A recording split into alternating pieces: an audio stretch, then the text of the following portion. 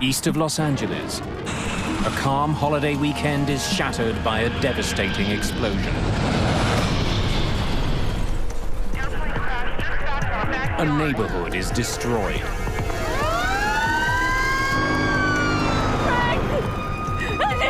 I turned and saw my house totally on fire.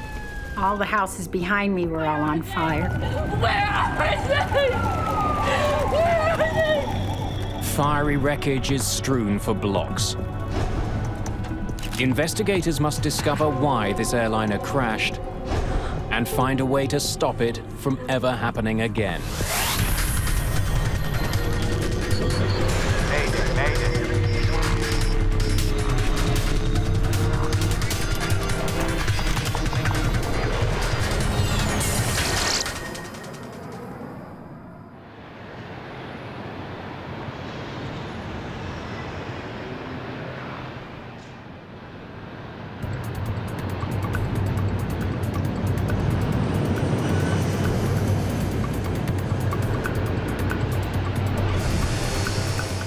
Los Angeles International Airport, LAX, is one of the busiest in the world. It's used by 40 million passengers each year. More than 1,500 planes take off and land every day.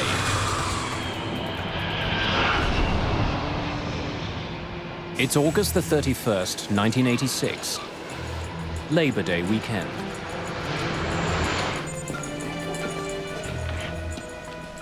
Today, a junior air traffic controller, Walter White, will be handling some of that traffic. Let's go.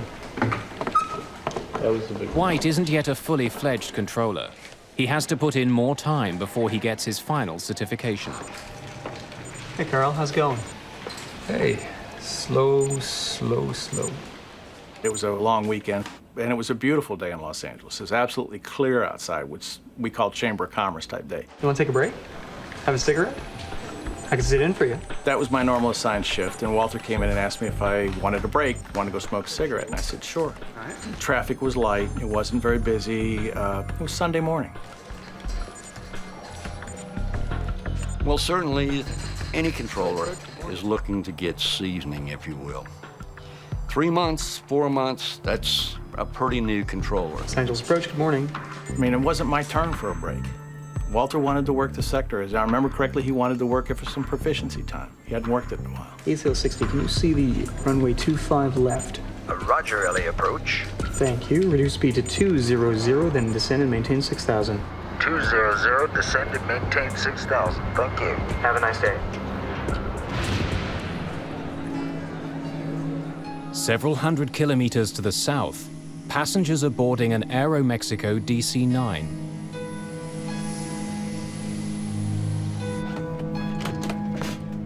Dr. Donald Wong and his sons are returning from a highly successful fishing trip. Jason, I think we should put it up in the kitchen. They caught an enormous sailfish, Your mom will love it. which they plan to display at home. Labor Day weekend was the last weekend before school was to start. Donald decided that it would be fun to take the boys fishing down in Mexico, to go deep sea fishing, which he'd only done one other time in his life. This would be a father-son bonding weekend. And it was also the first time that they had traveled without me.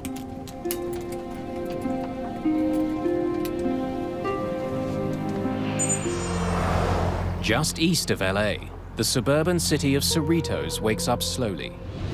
In the 1970s, this bustling community had been one of the fastest growing in Los Angeles County.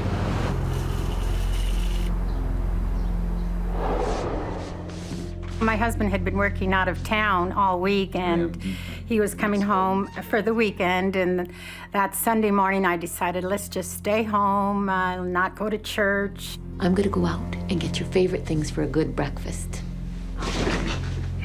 Javier, go and take a shower. And I left to go to the grocery store. In the home was Alex. He was 14. His twin sister, Angelica. She was asleep. He was asleep still. And Javier, that was my 16-year-old, and my husband.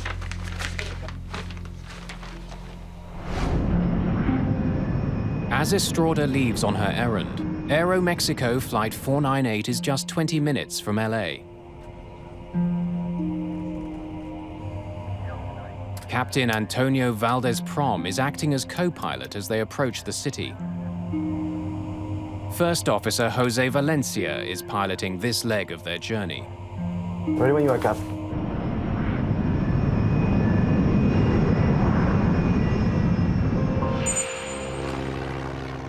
About 22 kilometers south of LAX sits the Torrance Airport.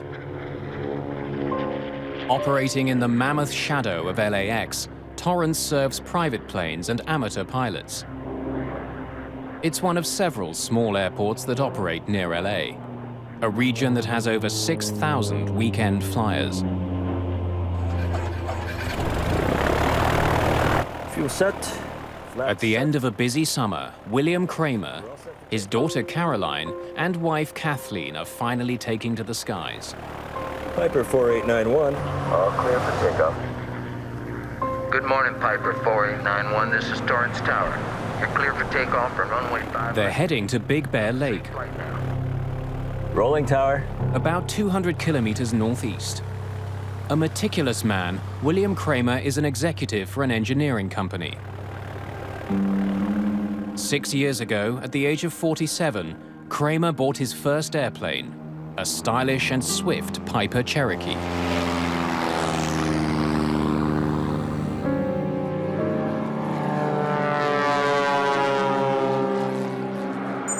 Wings West 5225, Los Angeles approach, depart Seal Beach, heading 320. Expect a visual approach, runway 25 left. Report airport in sight. Thanks. Walter White's job as arrivals controller is to make sure incoming planes keep well clear of each other. He's directing them to land on one of two runways. Aerial approach, runway 25 left. Thank you. Southeast of LAX, the crew of Aeromexico Flight 498 is still a few minutes from their first contact with Walter White. But in the skies above Los Angeles, a deadly series of events is about to unfold. Dozens of people who have never met will be bound together forever in a tragedy that will affect everyone who flies. Airspeed.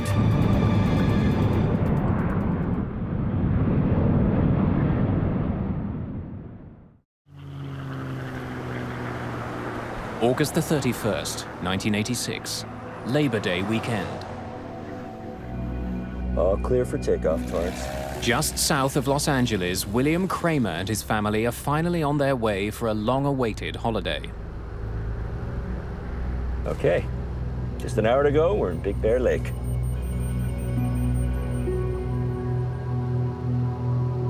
The reporting, visibility of 14 miles today. Pretty good. As the Torrance Airport recedes behind him, Kramer begins climbing to 3,000 meters on his way northeast to Big Bear Lake.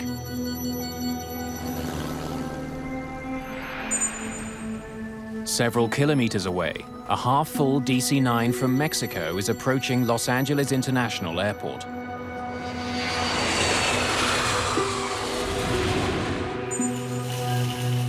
Less than 2,000 meters below them, Teresa Estrada is driving home with the groceries for a holiday breakfast. Her husband and 3 children are waiting just a few blocks away.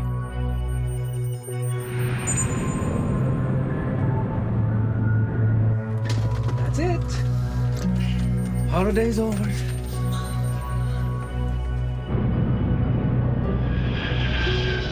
PSA 1765, 12 plus, 1 mile southbound. It's not a busy morning, and one by one, arrivals controller Walter White guides his planes in safely. Report airport in sight.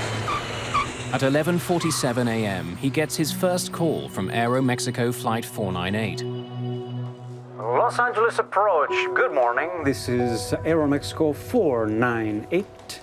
Aeromexico 498, Los Angeles approach, 25 left, final approach course. Do you have information? Aeromexico Flight 498 is now officially inside what's known as the Terminal Control Area, or TCA.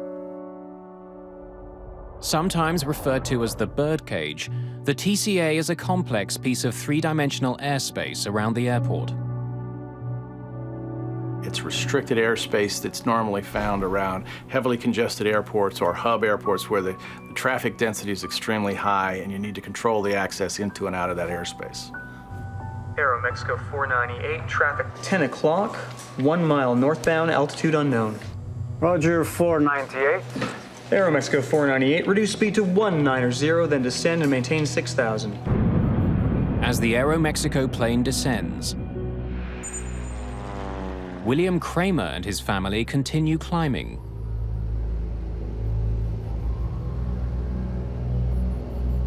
I hope it's like this when we get to Big Bear. We should be able to see the ocean by now. Hon, take a look at the map and look around the 4-5 and see if you can see any kind of landmarks that we can use. Oh, what am I looking for? This is Aeromexico 498. Walter White is keeping his eye on the Aeromexico jet when his attention is abruptly drawn to another plane that's just appeared on his radar. It's not one he's expecting.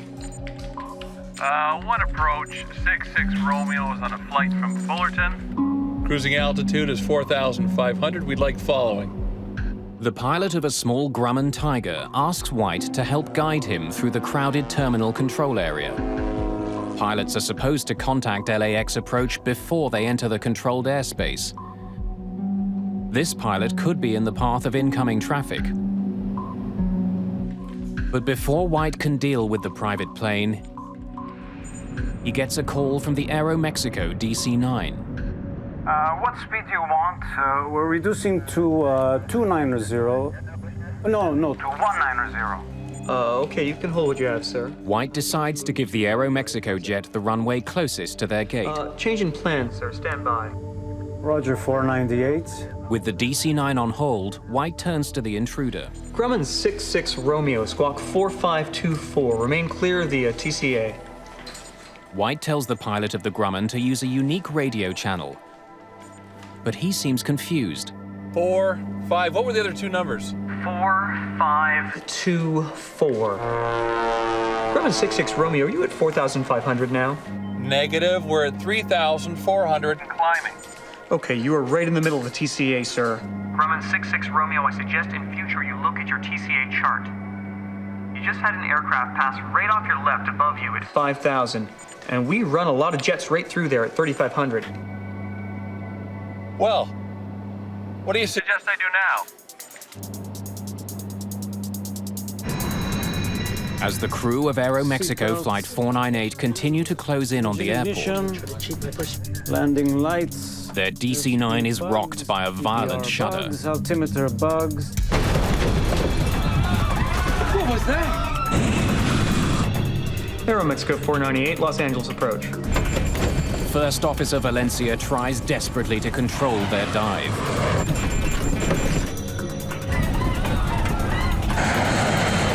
Aeromexico 498. Los Angeles approach. This can't be.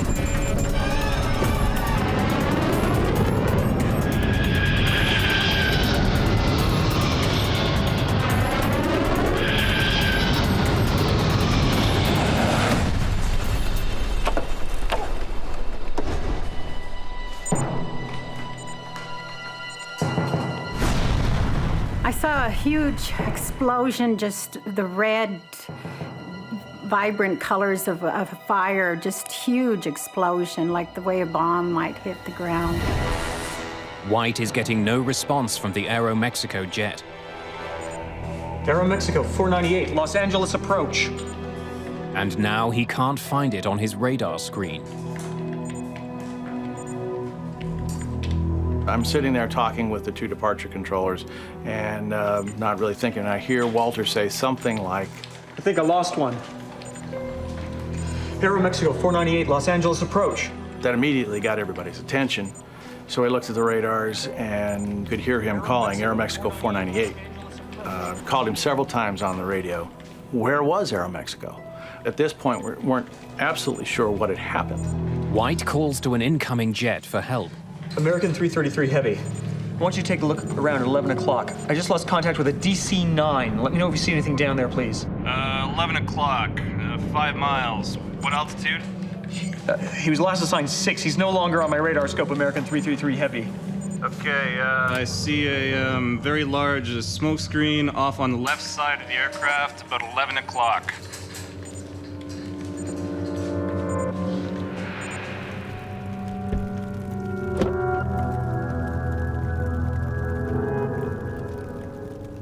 I went down the street to go to my house, and I saw a woman's head, that her body had been cut in a diagonal, and she was just laying there.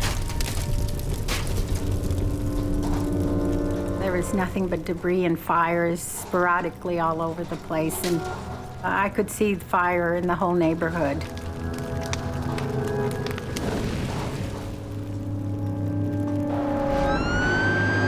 Nearby, an engine from a local fire station had been on a training exercise led by Fire Captain Larry Hambleton. All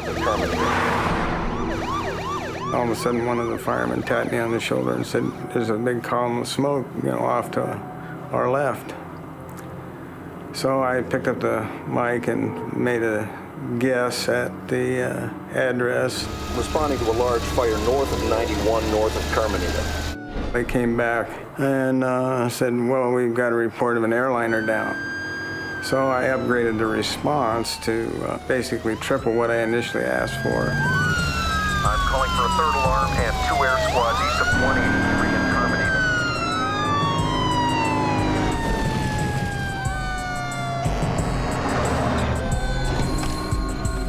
As we approached, I realized that in addition to the aircraft parts in the street, there were people, body parts, which changed the complexion of the whole thing.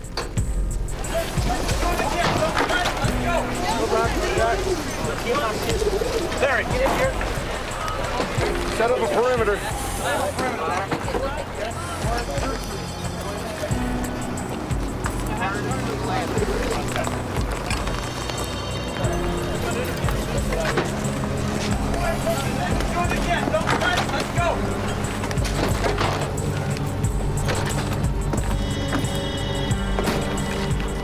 Hello? Hello? Can anybody hear me?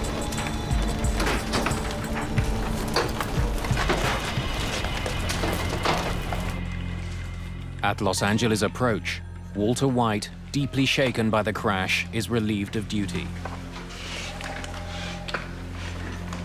I remember watching Walter get up and walk out of the room by himself.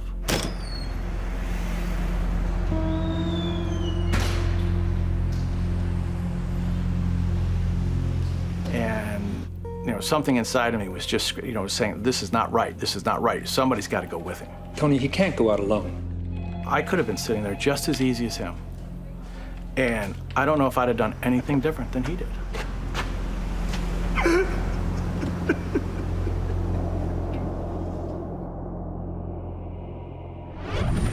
you're out in this area, you'll see a large plume of white and black smoke, and that's the air crash site about 3 miles west of Fullerton Airport, not far. Helicopter news crews are quickly on the scene. They're using for medevacing.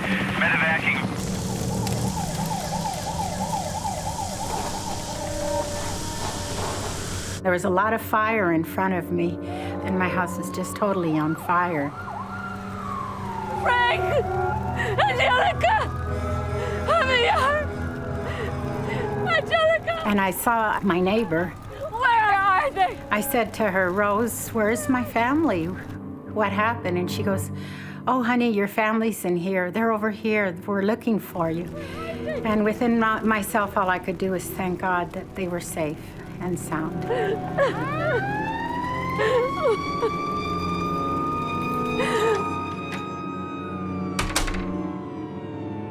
She took me into her home, and I saw Alex. Alex! Alex! What happened? Where's Angelica? Where's Angelica? I don't know. Where's Javier? Where's Papa? I don't know, Mom. I'm sorry. I don't know, Mom. And he started crying right away and said, "Mom, I'm sorry. I'm the only one that came out alive." And all I could do was hug him.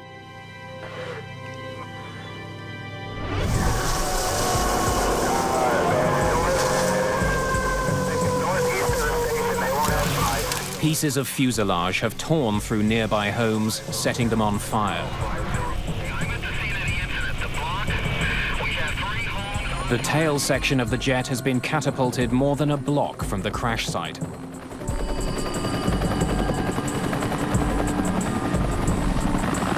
Hello? Is there anybody in here?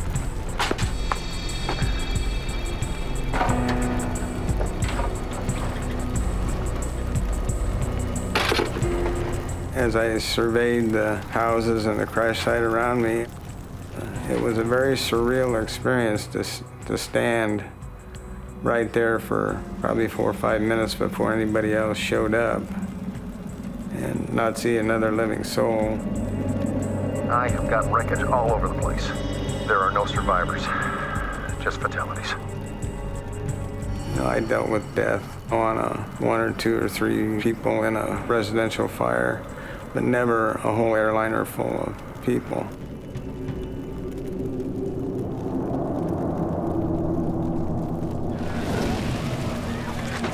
Let's go to work, guys.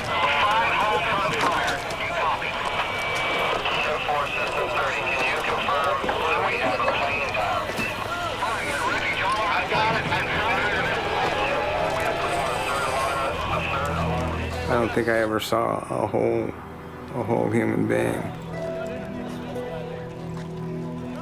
I gave him the job of finding body parts and wrapping them or covering them with yellow rescue blankets. No matter where it was, ever so small or whatever, you know, a hand or a torso or a leg or whatever. That became life to us. It was treated with respect. My memory of the incident is in a muted shade of brown. It's not black and white, it's not vivid color. You know, the grass isn't green, you know, the houses don't have paint. It's all some muted brown shade. And I'm told that that's my brain's way of taking something violent and horrible and softening it a little bit so I can live with it and deal with it. This neighborhood has just been torn apart. Yellow sheets mark the bodies. I count 1, 2, 3, 4, 5, 6, 7, 8, 9, 10, 11 bodies right now. Oh, gosh. This neighborhood has just been devastated. 16 houses have been damaged, many of them completely destroyed.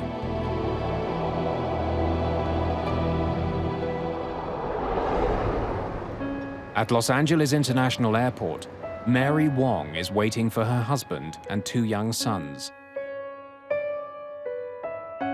I went to the airport to pick them up around noon and waited in that area outside of customs and waited and probably, you know, you're thinking customs might take a little while, but about maybe 12:20 or 12:30, I started seeing a man walk around with a pack on his back with a green cross.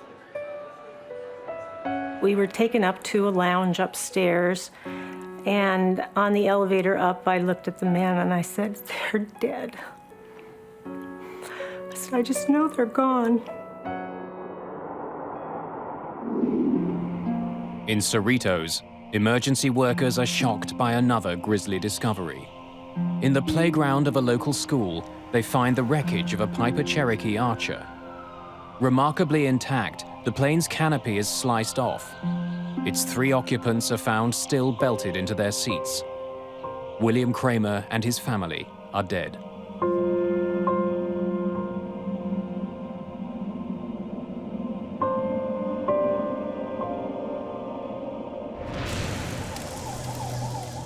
All the passengers and crew on Aeromexico Flight 498 are also dead.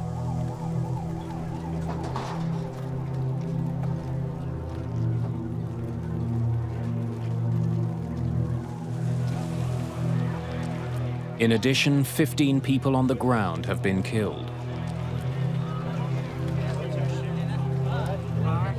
It's a horrifying situation. 2 planes have crashed into a California neighborhood. Something's gone terribly wrong in the skies above one of the busiest airports in the world. Now investigators have to find out exactly what happened. On the last day of August in 1986, a lazy Labor Day weekend is shattered by an enormous explosion.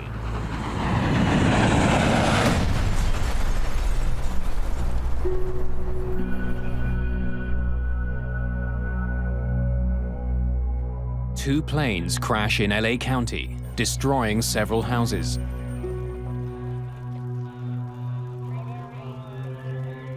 It's a grisly scene. Bodies are scattered throughout a devastated neighborhood. 82 people are dead.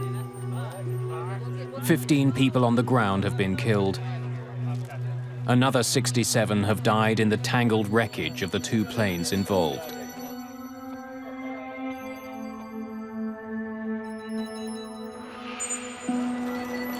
Investigators from the National Transportation Safety Board arrive that night. They include experts in human performance, flight systems, and air traffic control.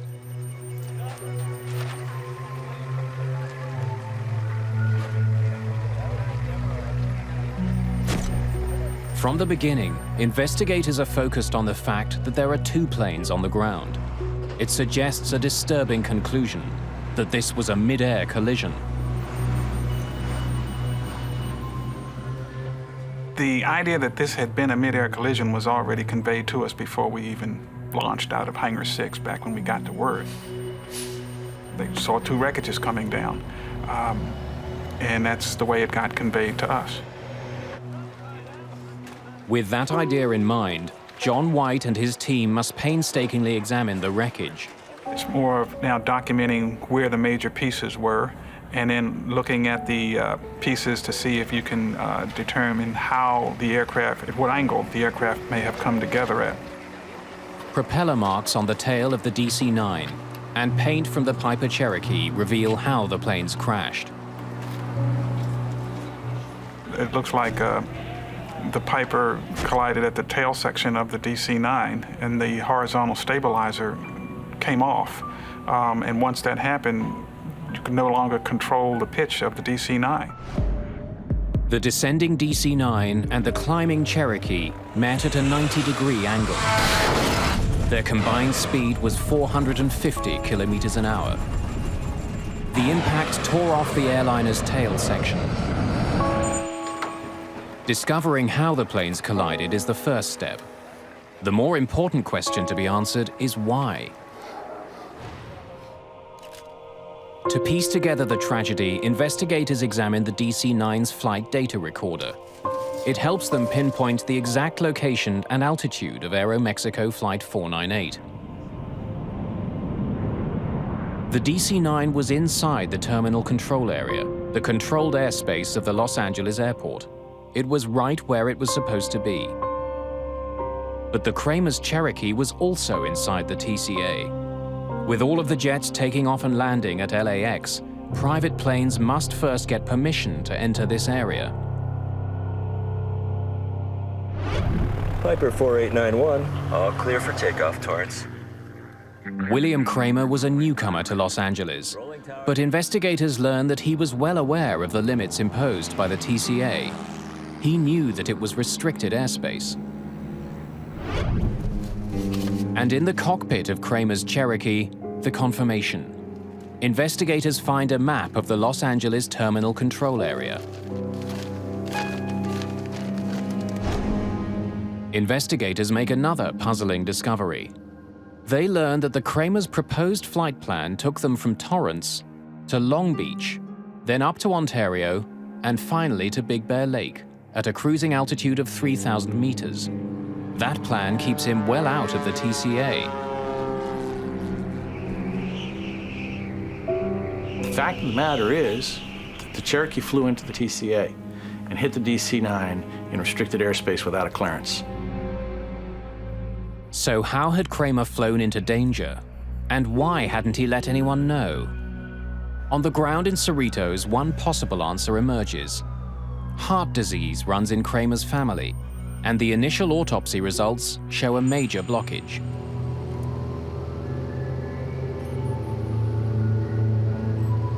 Are you all right, Bill? Yeah, I'm fine. Kramer may have suffered a heart attack on the flight, leaving the plane without a pilot.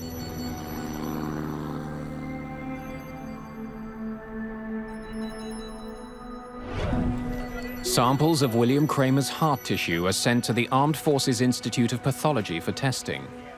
If he suffered a heart attack, it might explain why he didn't call in to LA approach. It's totally possible that he could have had the heart attack, fell back, pulled the airplane up, and that's why he didn't try and avoid the DC-9. But no matter why Kramer was flying in restricted airspace, Air Traffic Controller Walter White should have been able to see him. Kramer's plane should have appeared on White's radar. Before being questioned by investigators, White reviews the radio calls from that morning. He needs to be sure of what he said and what he saw. Richard Wentworth was one of the investigators who talked to White. At any time, did you see the Piper Cherokee on your scope? No. No, sir. The Piper's target was not displayed. It is my belief that it was not on my radar scope. He was positive that the aircraft was not there for him to see. NTSB investigators aren't satisfied with White's memory. While the radar data is being analyzed, news arrives from the Armed Forces Institute of Pathology about William Kramer's heart. Are you all right, Bill? Results from a detailed study of his body show that while he had advanced heart disease, William Kramer was not fighting a heart attack before the collision. Investigators must find another explanation for why the Kramer's flight went into the Los Angeles terminal control area. While he had submitted a flight plan, small planes like Kramer's Cherokee don't have sophisticated instruments. Like most private pilots, Kramer was navigating by landmarks like freeways. That meant keeping an eye both on the landscape below and the airspace around him. That's definitely the 405. Where is it again? Right there. John Andrews is an aviation expert who testified about the circumstances of the Cerritos disaster. The pilot of the Piper was navigating by visual landmarks, possibly attempting to follow parallel to a freeway, and that he had become confused about which freeway he should have been following. New to California, perhaps bewildered by the tangle of freeways below him, Kramer may have flown into the terminal control area without knowing it. There are no lines on the ground that says the TCA starts here and at this altitude. You have to look at a chart, you have to interpret that. Investigators are now confident they can explain why Kramer was inside the controlled airspace of the TCA. But when he finally gets a look at the air traffic control radar record, Richard Wentworth is convinced that Walter White should have been able to see the Piper.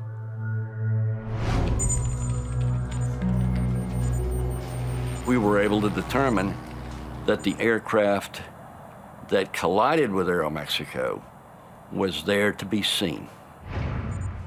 So why hadn't White reacted to the Kramer's plane if it was on his radar? When Walter White came to work that day, the arrival station was being controlled by Carl Grundman. Hey, Carl, how's it going?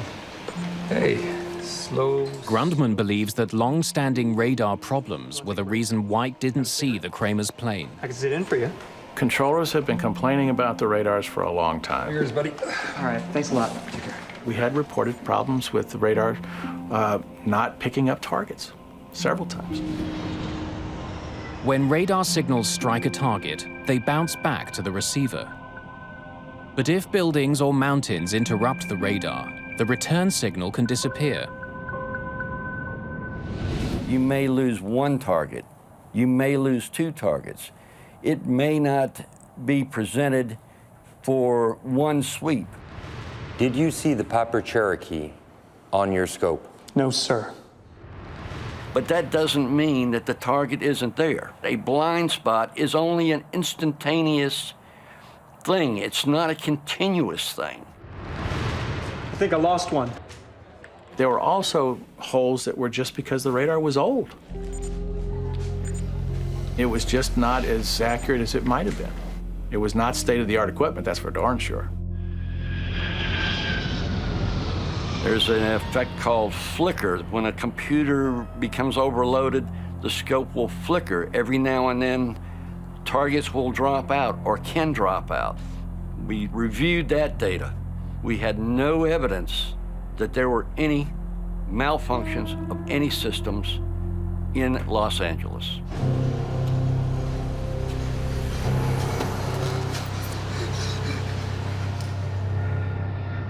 There is another possible explanation. If the Cherokee had appeared on the radar, White still could have missed it. Investigators focus on the other plane in the sky that day, the Grumman Tiger. Private planes are required to contact air traffic control if they're entering the terminal control area. But the Tiger was already deep into the TCA before it radioed Walter White.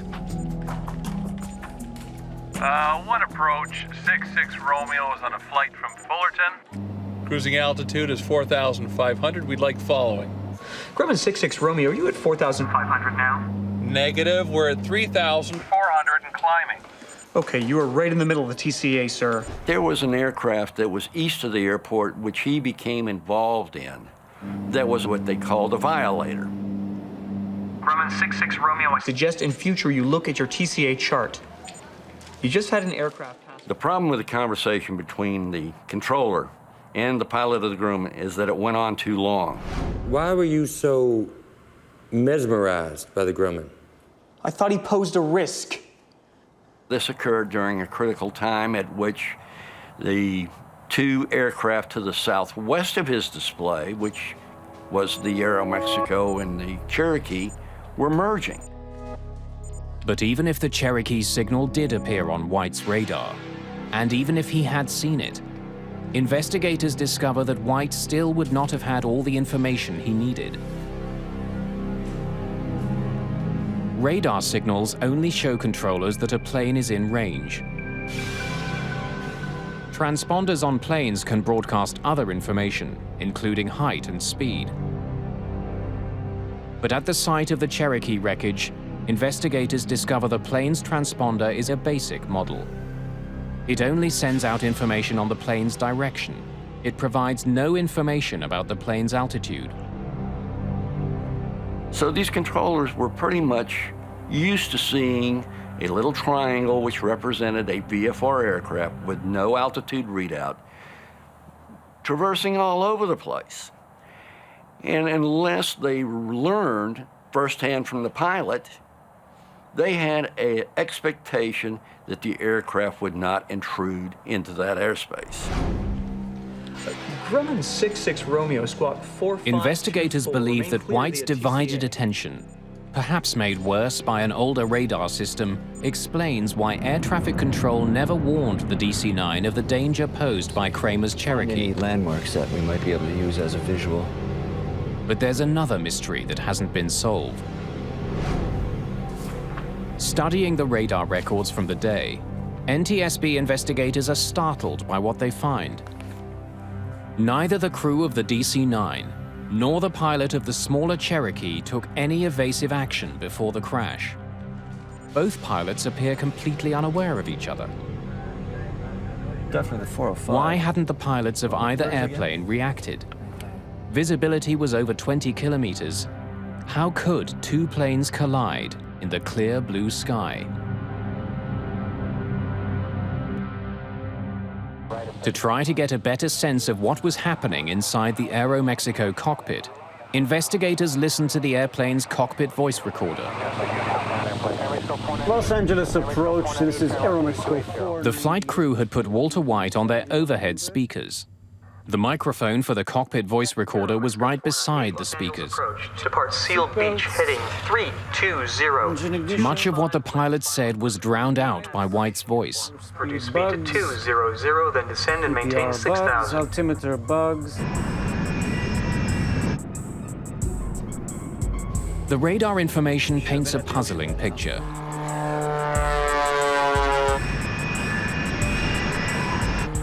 It indicates that for more than a minute, the Kramer's Cherokee was there to be seen by the Aeromexico crew. And if the Kramers had looked out of their right side window, they would also have seen the Aeromexico jet. But neither plane altered its course. Neither plane took any action to avoid the deadly collision.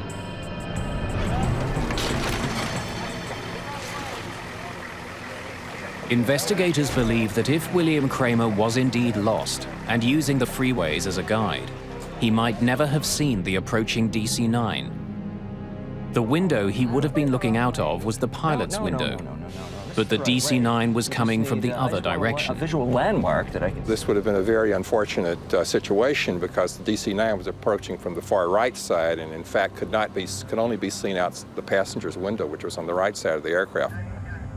For the crew of the DC-9, the very size of the much smaller Cherokee could have prevented them from seeing the plane before it was too late. In some cases, when the small aircraft is closing very rapidly, by the time the aircraft becomes large enough for you to easily see it, it's almost too late to avoid the collision. The FAA generally has taken a sort of as a rule of thumb that you need about 12 seconds in order to see an aircraft, decide that it's a threat, and then execute an avoidance maneuver. In the case of the collision at Cerritos, by the time the aircraft became large enough to see, you were down very close to that 12-second limit. In case after case of mid-air collisions, we find out that the aircraft gave no indication that they saw each other until the time they actually collided. The design of the cockpit windshield may also have contributed to the disaster. Hey, Maria. It's possible that during part of the approach, at least for one of the pilots, the aircraft was actually behind the center post, and unless the pilot moved his head back and forth to clear that airspace, unless he had a reason to do that, it's possible the aircraft was obscured during part of the time in which he might have had a chance of seeing the other aircraft. Ignition. The disaster over Cerritos revealed several tragic weaknesses in the air traffic control system. One of the most glaring was that pilots could not be relied on to see and avoid each other. They'd need new technology to keep a mid-air collision from happening again.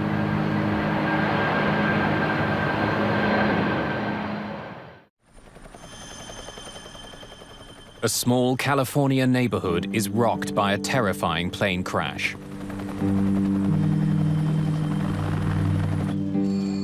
"82 people are killed when a private plane slams into a large passenger jet.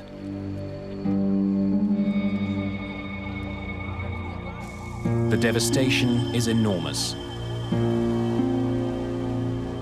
More than a dozen houses are damaged, several leveled completely.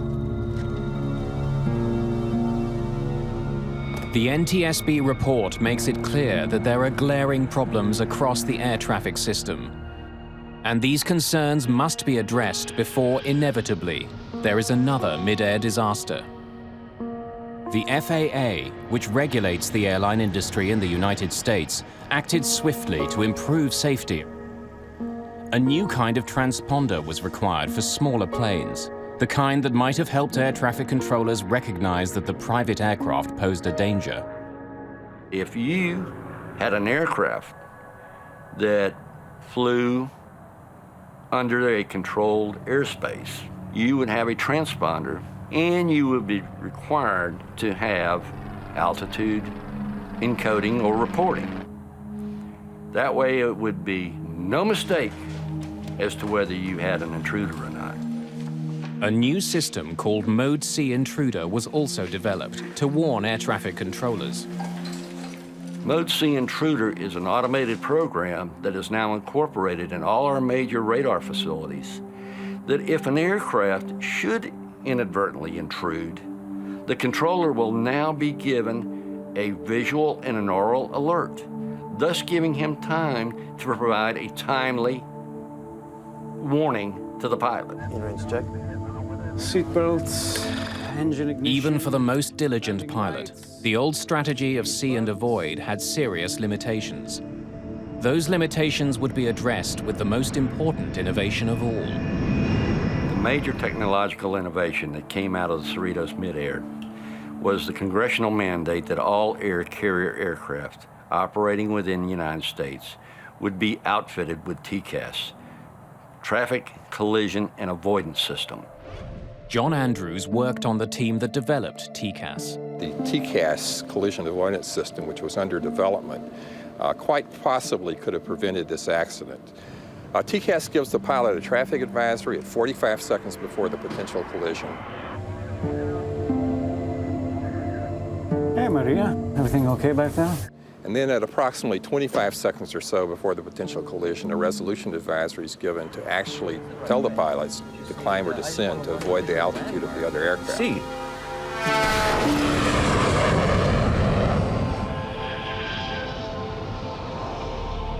Today, commercial airlines around the world use TCAS.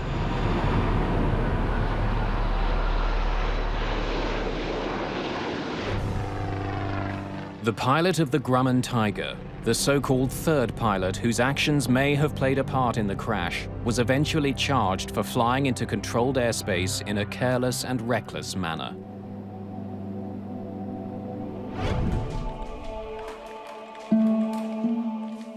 For Walter White, the effect of the disaster over Cerritos could not be overcome.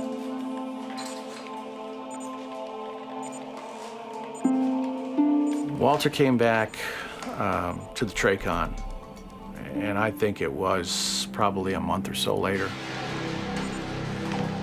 And I can't give you exactly how long he stayed there, but it wasn't very long. And he just got up and said, no, no thank you.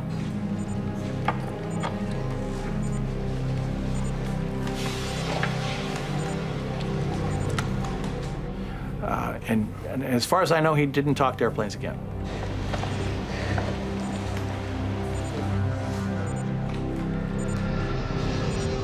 Within a year of the incident, the old radars at LAX were replaced.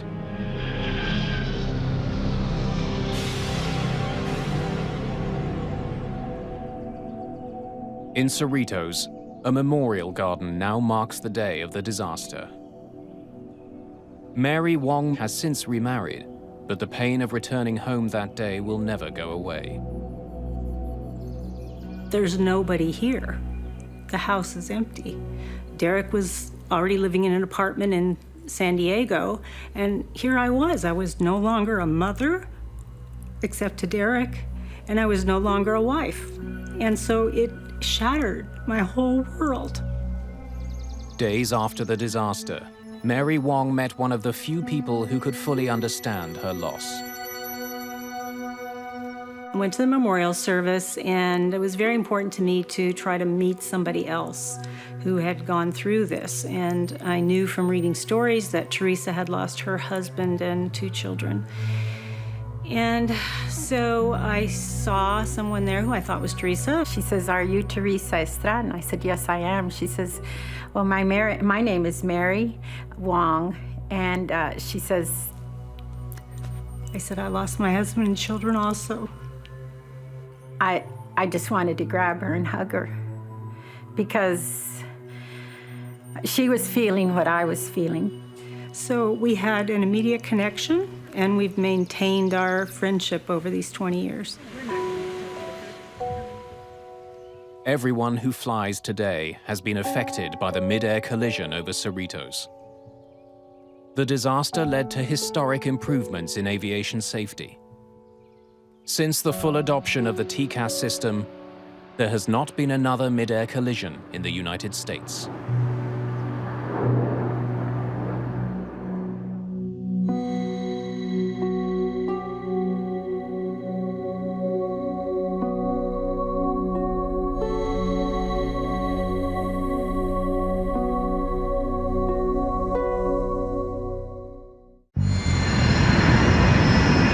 Pull down and turn to your right.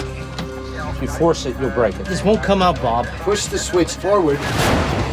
A single light bulb is preventing a modern jetliner from landing. Screwing around with a 20-cent piece of light equipment on this plane.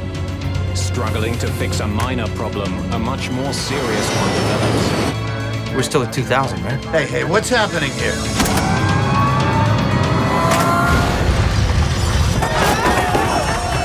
The plane crashes in a remote swamp. Those who survived the crash face a new danger. The swamp has filled with jet fuel. No one light a match! Eastern 401 was a pivotal accident in aviation history. The crash would point investigators to an astonishing danger lurking in all commercial cockpits.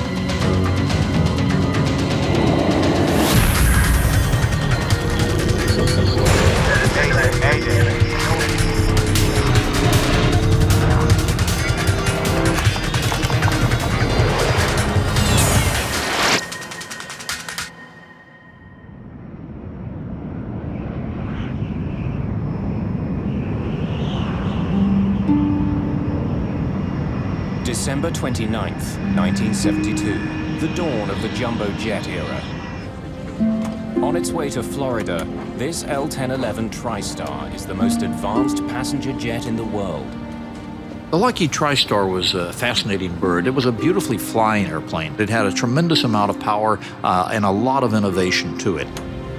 The cabin of this Eastern Airlines jet is large and quiet. The service is first-rate. Bob Loft is the captain for Eastern Airlines Flight 401. He's been with the airline for more than 30 years. His first officer is Albert Stockstill. His second officer is Donald Repo.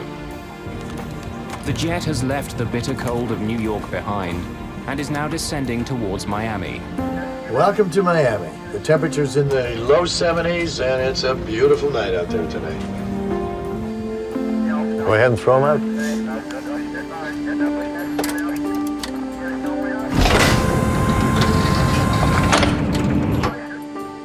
Angelo Donadeo is an off-duty Eastern Airlines maintenance expert. He's catching a ride back to Miami. There are 176 people on board tonight's flight. Most are heading south for New Year's.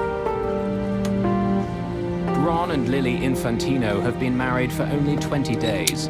They've just spent Christmas with his family. The seatbelt sign came on as normal. We're in a final approach. I look out the window there and I could see lights at the airport. Close to midnight, the plane begins its approach to Miami International Airport. Stockstill flies the plane, while Repo performs a landing checklist. Radar? Up, off. Hydraulic panels checked. 35, 33. Gear down. The captain notices a problem. Bird, is that handling? No nose gear. The light showing that the nose gear is locked hasn't lit up. I'm gonna raise it back up. The gear might not be all the way down. Loft tries again. The sound of the landing gear echoes through the plane. It makes a pretty loud grinding noise. If you've flown very much, you're familiar with that sound. So they did that several times. The pilots did that several times, and we weren't alarmed. It's just one of those things that happens sometimes, and we just kind of looked at each other and said, great, we're gonna be late getting home. Still no light. Loft isn't sure if his front landing gear is locked. If it isn't, landing could be disastrous. Tower, this is Easton 401. Looks like we're gonna have to circle. We don't have a light on our nose gear yet. Eastern 401 Heavy, roger. Pull up, climb straight ahead to 2000. Go back to approach control, 128.6. You want me to test the lights or not? Yeah, check it. Flight engineer Repo performs a test nicknamed the Christmas tree. It lights up every warning light in the cockpit to see if the bulbs are working. The nose gear indicator light fails the test. The bulb is probably burnt out. But there's a slim chance of a double failure. Both the light bulb and the landing gear could be broken. Bob, could you just jiggle the light? But the troublesome bulb is out of the captain's reach. On the ground, air traffic control directs Flight 401 to climb to 2,000 feet and circle away from the airport until the problem is solved. You want me to fly, bro? What frequency did he want us on, Bert? 128.6. I'll talk to him. It's right above that red one, isn't it? Yeah, I can't get at it from here. Wow. Yeah, I can't make a pull out either.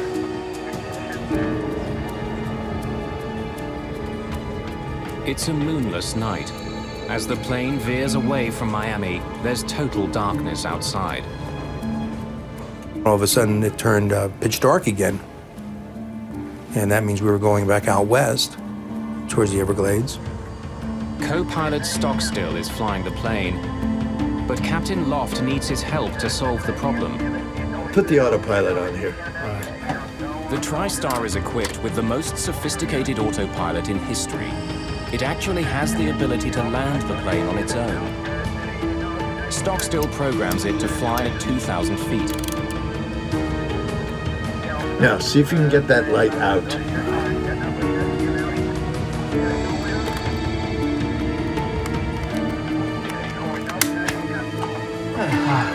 The light is finally removed.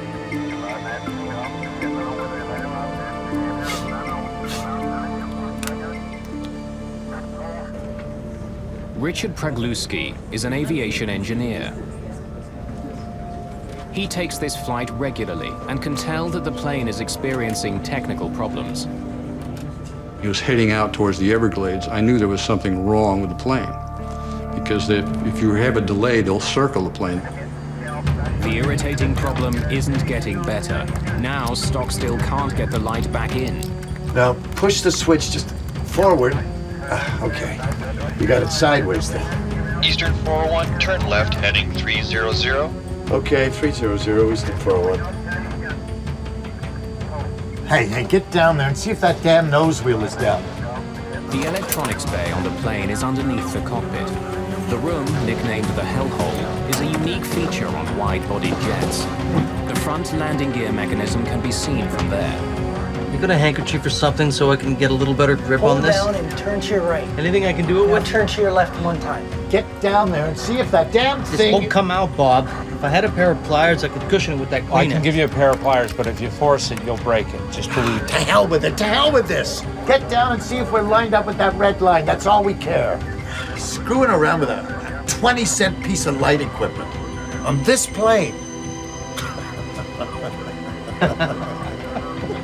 As the crew struggles to fix the problem. In the cabin, Richard Pragluski sees something peculiar out of his window.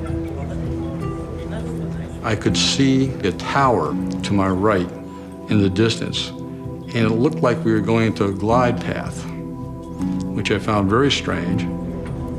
Pragluski has noticed something the pilots haven't. The plane is getting closer and closer to the swamp below.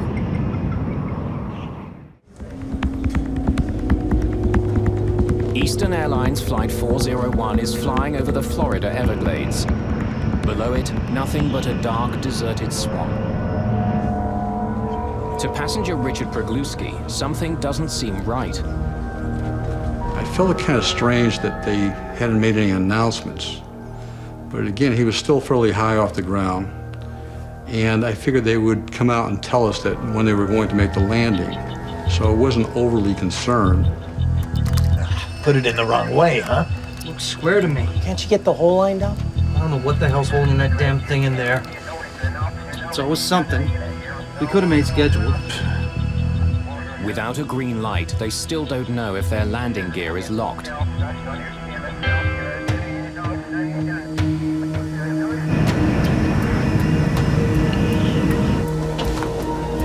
Flight engineer Don Repo is now in the belly of the plane.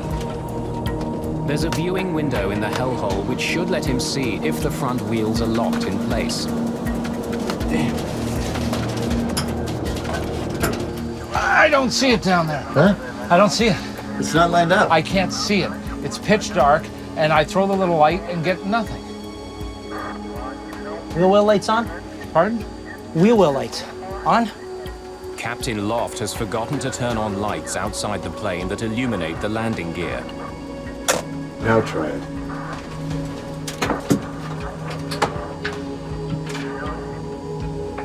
United 737, terminating 010.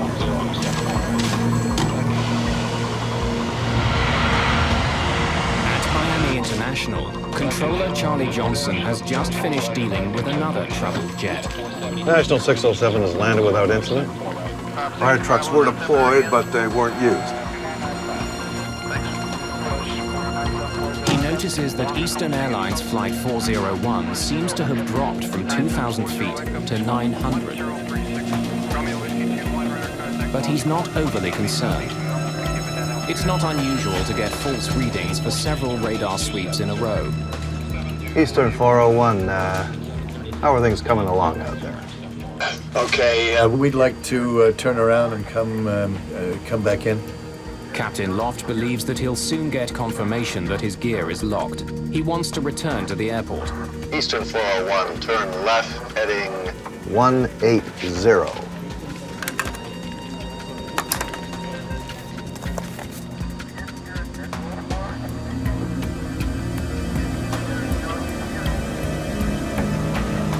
The plane is heading west, away from the airport.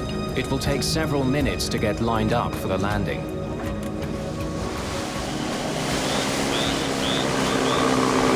Deep in the Everglades, Bob Marcus is hunting frogs with a friend.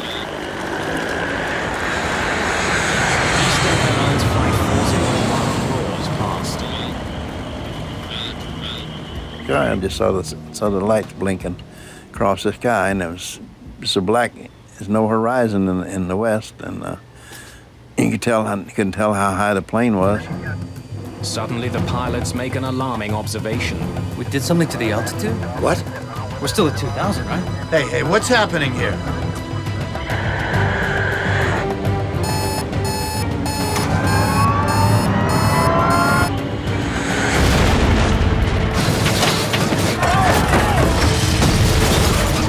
I see the lights in the cabin just flickering on and off, and I heard a noise. It was a violent whipping sensation. Then all of a sudden, all hell broke loose.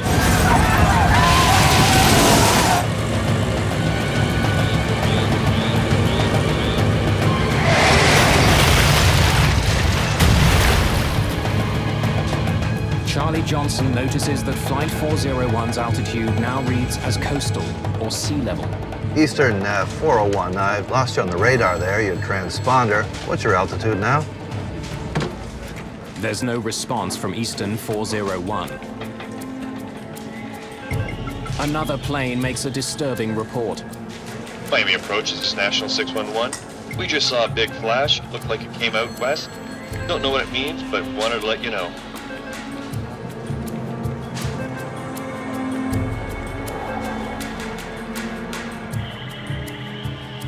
In a dark, remote swamp, those who survived the crash find themselves in a nightmare.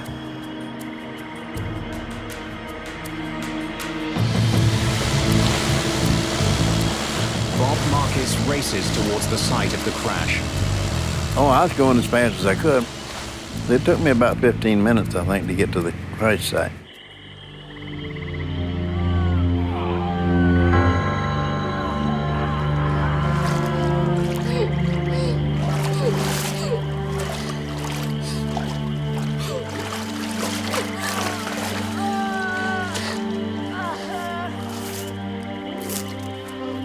Remarkably, Richard Pregluski is alive. I knew I was badly injured because I could see my clothes hanging from my body. I had almost no clothes on the upper half of the body, and I could see skin coming down my arms.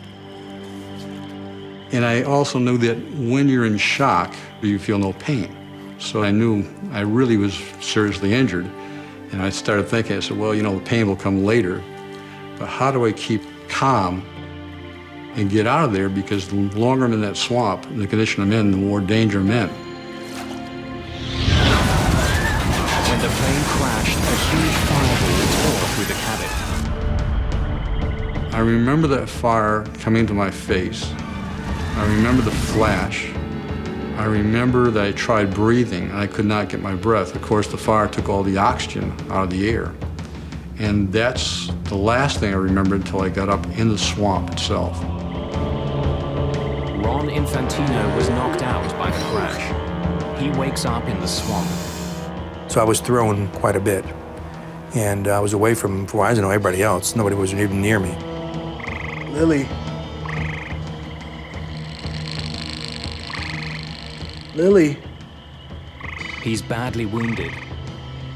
His new wife, Lily, was sitting next to him, but now she's nowhere to be seen.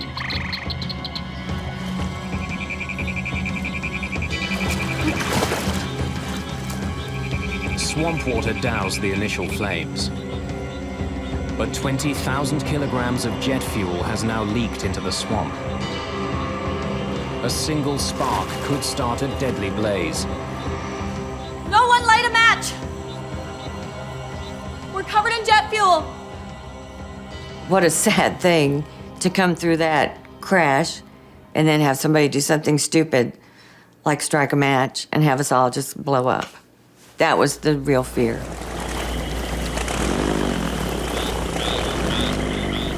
Hoping to help the survivors, Bob Marcus jumps into the swamp.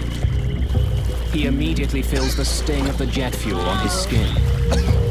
It burnt my legs. I had to treat my legs for burns for about a week. Marcus quickly spots a survivor who's in grave danger. The badly wounded man is still strapped to his seat. He's on the verge of drowning. And his head kept dropping down in the water. He came up, he said, "Help me. I can't hold my head up much longer," and then dropped back down in the water. So I helped him, I pulled him up. Don't worry. I got you.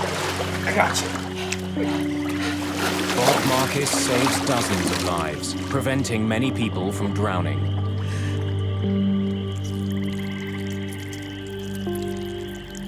Isolated from the other survivors and unable to move, Ron Infantino now has a new reason to fear for his life. After a while, the alligators and the snakes, you could hear them in the weeds coming by, and you could hear the croaking of the alligators because they started to come back to their natural habitat. And as far as I'm concerned, if a gator came up to me or a snake, I was dead meat because I couldn't defend myself at all. And then I heard Christmas caroling. Silent night, holy night, all is calm. To rally the survivors' spirits, Trudy Smith and others sing Christmas carols. We knew instinctively that we weren't going to get out of there in a hurry because nobody knew where we were. In the middle of the swamp, midnight. So what else are you going to do?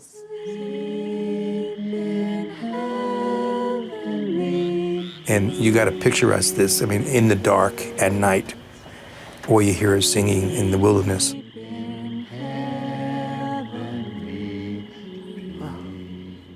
It was like being on the Titanic going down type of thing, you know? It was unbelievable.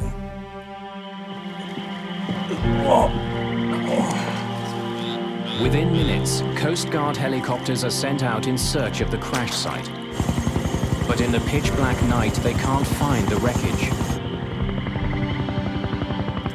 Bob Marcus tries to signal the distant helicopters. But I could see where they were, and they were going the wrong direction.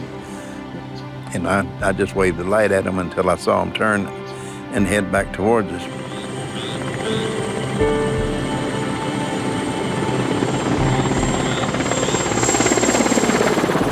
It seemed like we'd been in the swamps for a really long time when we heard a helicopter, and it was such a welcoming sound because that means somebody knows that you're there.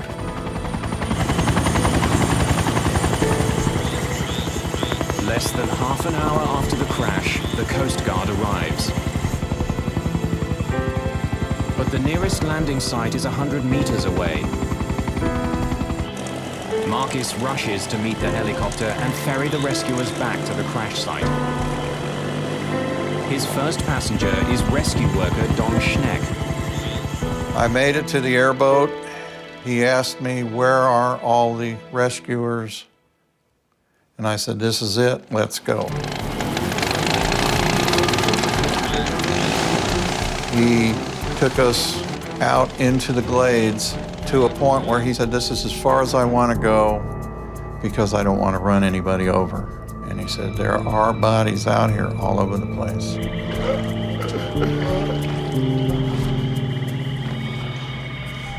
Don Schneck starts searching for survivors.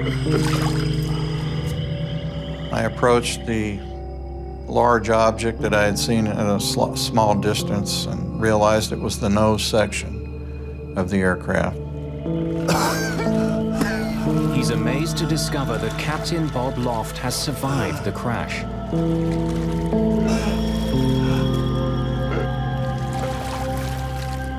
He was in bad shape. He had lacerations, so I knew he had broken ribs. I could tell he was in shock, so I calmed him down, told him, I'm the only one here right now, but they're coming. Just hang in there. I'm going to die. He told me that, and I argued with him. Anything to keep anything going. It just made me feel so inadequate because it was just me. I turned around and I looked back towards Miami and thinking, where in the heck is everybody? And at that time when I looked, I must have seen 50 lights coming. And I went, thank God. First Officer Bert Stockstill was killed during the crash. Captain Bob Loft soon dies at the scene.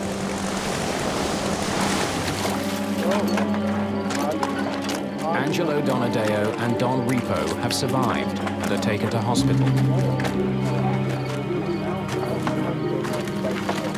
In all, 77 people survived the crash. 99 people are killed. By dawn, all the wounded have been transported to Miami hospitals. Ron Infantino is one of the many who are struggling to survive. Priest comes over and does the last rites. So right then I knew I was in bad shape. And it's a scary thought. And of course at that time I'm still asking for Lily, you know, had they seen her? It was such a madhouse there that night, you can imagine. Lily. Where's Lily?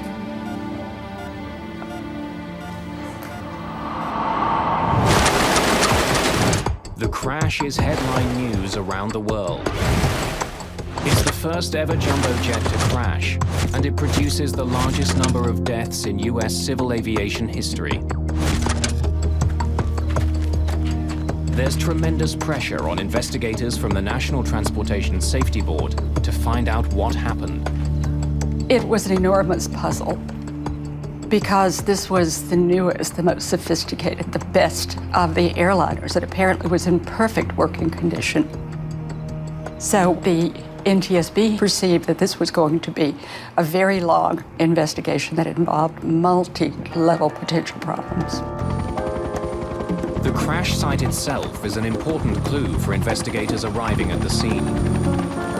The trail of debris is enormously long.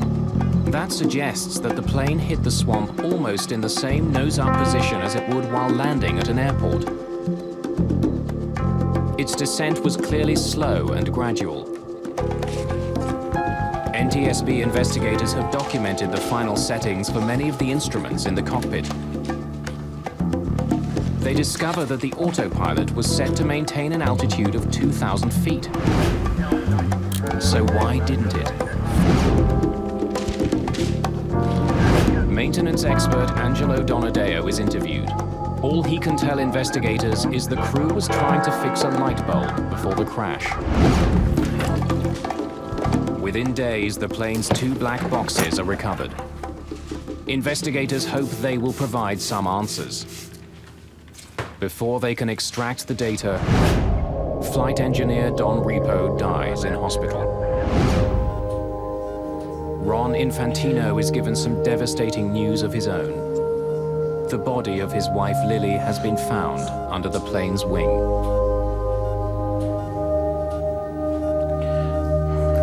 She was just a wonderful person. I was 27 years old, and she was the same age, and it was actually my first love.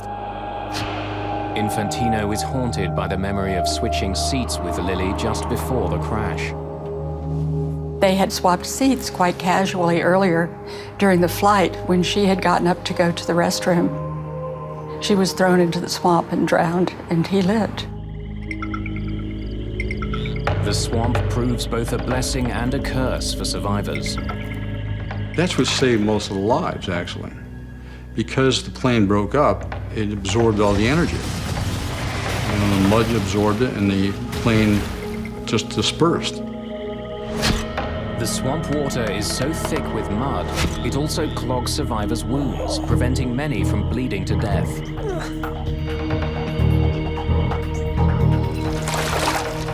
But there's a deadly new threat facing some survivors. Their wounds have become infected, contaminated by a deadly organism found in the black mud of the Everglades. The organism produces an infection called gas gangrene. It can kill a person in just 2 days. Gas gangrene can only be destroyed in a hyperbaric chamber. It's a pressurized container that gets filled with high levels of oxygen. The oxygen gets forced into the wounds and kills the bacteria. 8 of the surviving passengers are infected with gas gangrene. Hyperbaric chambers must be found for all of them. The only other way to save patients is to amputate the infected limb. Ron Infantino's arm is badly infected. Doctor came in and says, well, we've diagnosed it as gas gangrene. He says, we got to take your arm off immediately or have to get you to a hyperbaric chamber. Unfortunately, he says, the only hyperbaric chamber is at Mercy Hospital, and that's all been taken advantage of. Unless doctors can find a chamber soon, Infantino will lose his arm. While doctors search for a chamber for Ron Infantino, investigators examine what's left of the plane. They test its flight controls, engines, instruments, and its electrical and hydraulic systems. The plane was virtually new. It was in perfect condition. There was no mechanical reason found that would have caused the crash. In fact, some parts of the plane are in such good condition that the NTSB gives them back to Eastern Airlines so they can be installed on other airplanes in its fleet.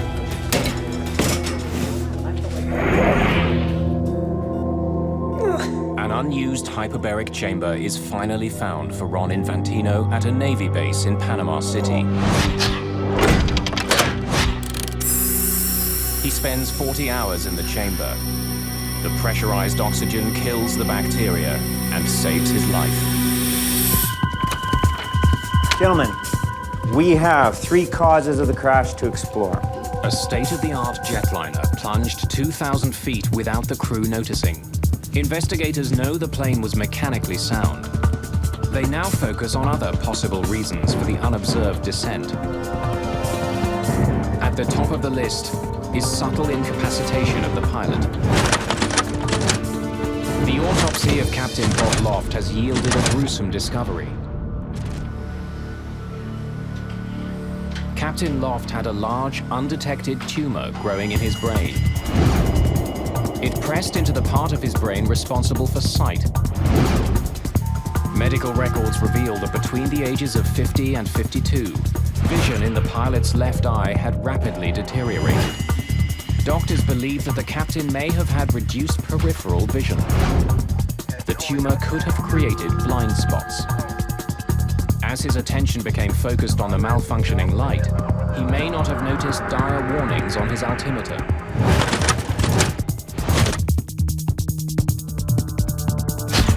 investigators consider a stunning possibility.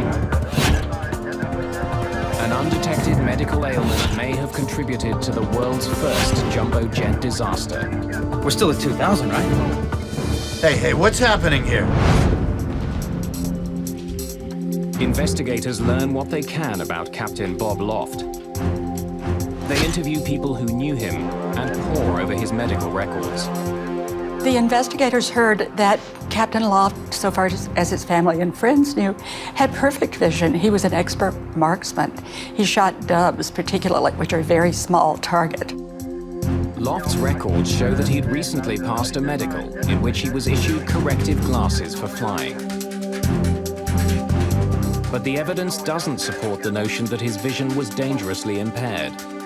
He was 55 years old, and who gets to be 55 without wearing reading glasses? Not many. Dr. Joe Davis, who did the autopsy, told me that even though the tumor was pressing on areas of his brain that control vision, there was no reason to think that it had yet begun to affect those. He felt it had nothing to do with the accident. Investigators still don't know why Flight 401 started descending in the first place. Put the autopilot on here. Could the autopilot, which was supposed to keep the plane at 2,000 feet, have malfunctioned? The plane's computers survived the crash. They're removed and examined. 11 days after the crash, the autopilot computers are installed on another TriStar. It flies the same route as Flight 401. The autopilot holds that plane at 2,000 feet. So why hadn't it on the night of the accident? Investigators will need to explore other leads to find out. There's another question that dogs this investigation. Why didn't the Miami Tower alert the crew that their plane was dropping? The world's first three-dimensional radar had recently been installed there. It meant that controller Charlie Johnson knew the location, altitude, and speed of Flight 401.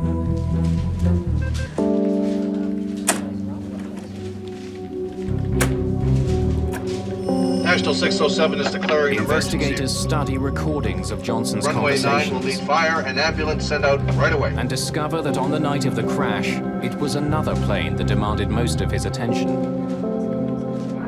National Airlines Flight 607 was coming into land just ahead of Flight 401. That flight was having its National own 607 landing is gear declaring an problems. emergency. Runway 9 will need fire and ambulance sent out right away. As he focused on the emergency, Johnson handed Flight 401 over to another controller. But just as National 607 came in for its emergency landing, the other controller phoned Johnson and handed Flight 401 back to him. Eastern Heavy's coming back to you. Unsafe nose gear. No. At the time, Flight 401 was already over the swamp. Johnson had 5 other planes to monitor. He was also dealing with the aftermath of his emergency landing. National 607 has landed without incident. Trucks were deployed. That's when he but noticed they that weren't Flight used. 401's altitude had dropped to 900 feet. The way the radars work, still to a certain extent this happens, but back then it was even worse. Coast mode was a very well-known phenomena. I mean, you might lose the target for 2 or 3 minutes in terms of the altitude reporting part of it, and it goes and gives you some weird altitude, and then boom, it's right back where it should be. But the controller didn't stop there, and this was really to his credit.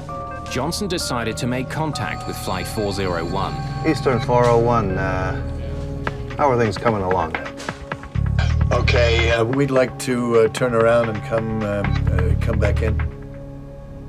Eastern 401, turn left, heading 180. After that brief exchange, Johnson assumed there was no problem. Eastern 401, how are things coming along? Okay, Investigators conclude that at that moment, Controller Johnson was the only one who could see that the plane was losing altitude. Why hadn't he passed that information along to the crew? US government regulations for air traffic controllers provide the answer. It simply wasn't part of a controller's job. At the time of the crash, the FAA required approach controllers to maintain a separation of the airplanes. It did not give them a duty to maintain the altitude of the airliner with regard to the ground. Now investigators try to determine how the plane's own warning system failed to alert pilots to their growing danger. The L-1011 is equipped with an alarm that sounds if the plane goes 250 feet above or below the altitude selected by the pilots. As investigators replay the tape from the black box, they clearly hear that alarm sounding in the cockpit as the plane passed through 1,750 feet. Did you hear that? How did they miss it? Investigators closely examine the cockpit transcript to try to understand how the alarm was missed. Put it in the wrong way, huh? Swear to me. Investigators noticed that just before the alarm sounded in the cockpit, warning the crew that the plane is too low, both pilots were completely absorbed with the landing gear light. The conversation also tells investigators that the flight engineer was below in the hellhole. The warning chime came out of a speaker at his workstation. Investigators begin to realize that the two pilots were unable to hear a perfectly audible alarm because they were focused so entirely on solving another problem. That chime, which is clearly heard on the cockpit voice recorder, was not registering in the minds of all the men on that flight deck. Not because they weren't trying to pay attention, but because they were tunneled in on this one problem. That's what we do as humans. Investigators now focus on crew distraction as a likely cause of this accident. Several instruments would have displayed the decreasing altitude. The major question was, why were the pilots so preoccupied that they were not looking at the instrument panel? They had to look at the human beings. They had to look at the interaction. They had to look at why no one was paying attention to the airplane as it began to creep out of 2,000 feet. That was scary territory in 1972. Investigators interview a number of pilots and make a startling discovery. Pilots admitted that they placed a lot of trust in the modern new autopilots flying their planes. They may have become overly dependent on the technology. Put the autopilot on here. Investigators suspect that the Eastern crew was so confident in their autopilot that they didn't monitor their instruments as closely as they should have. Now, see if you can get that light out. Once the autopilot was on, none of the pilots paid attention to actually flying the plane. Still got to find out why that plane went down. Investigators still haven't determined the most crucial piece of information. If the autopilot was working, why did the plane dive into the swamp? We did something to the altitude? What? The pilot's conversation clearly shows that they hadn't deliberately started descending. We're still at 2,000, right? Hey, what's happening here? So why did it happen? The answer comes in a dramatic form when the NTSB conducts a public hearing in Miami 2 months after the crash. Before the hearing, an Eastern Airlines pilot named Daniel Gellert wrote the chairman of the NTSB offering to testify on his own behalf. He had flown the TriStar L-1011 and noticed some abnormalities. The world of airline piloting in 1972 was hostile to a pilot going around his chief pilot and his airline and raising his hand to the NTSB and saying, hey, wait a minute, I've had an experience too, because airlines were far more insular than they are today. Gellert tells the hearing that during a recent flight on a TriStar, he had accidentally dropped a map on the cockpit floor. As he bent down to pick it up, he nudged his control column. He noticed immediately that the plane's autopilot had been affected. The part of the autopilot controlling altitude had been turned off. The NTSB discovers that Gellert's experience is shared by others. In fact, 17 days after the accident, Eastern Airlines tacked a notice onto a company bulletin board and also mailed it to all of its TriStar pilots. The bulletin warned against accidentally bumping the control wheel.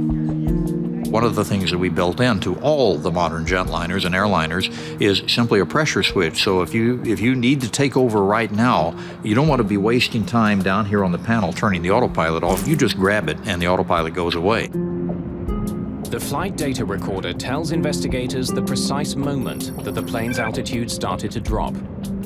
It was 11:37 and 8 seconds.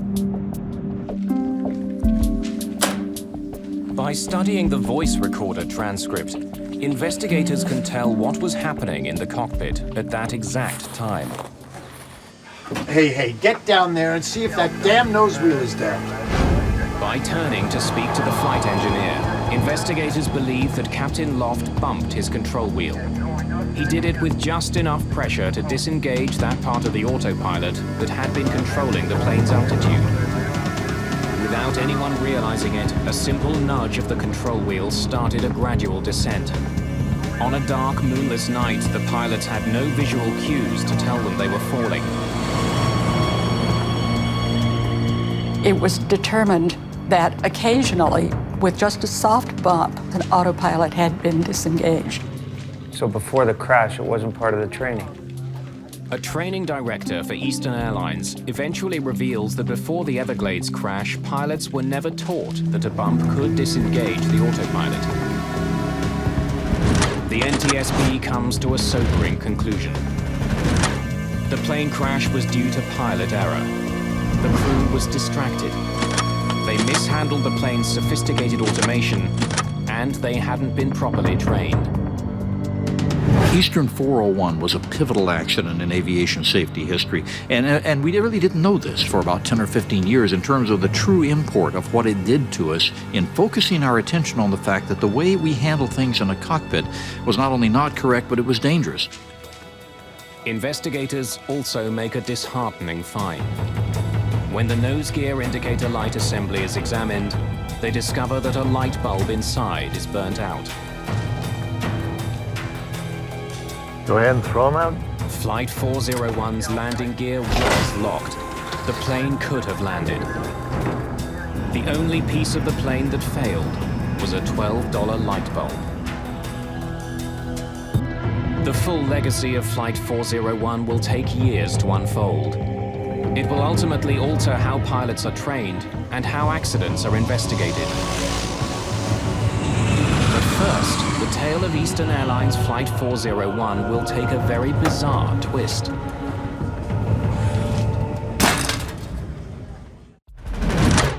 As far as the NTSB is concerned, the investigation into Eastern Airlines Flight 401 is over.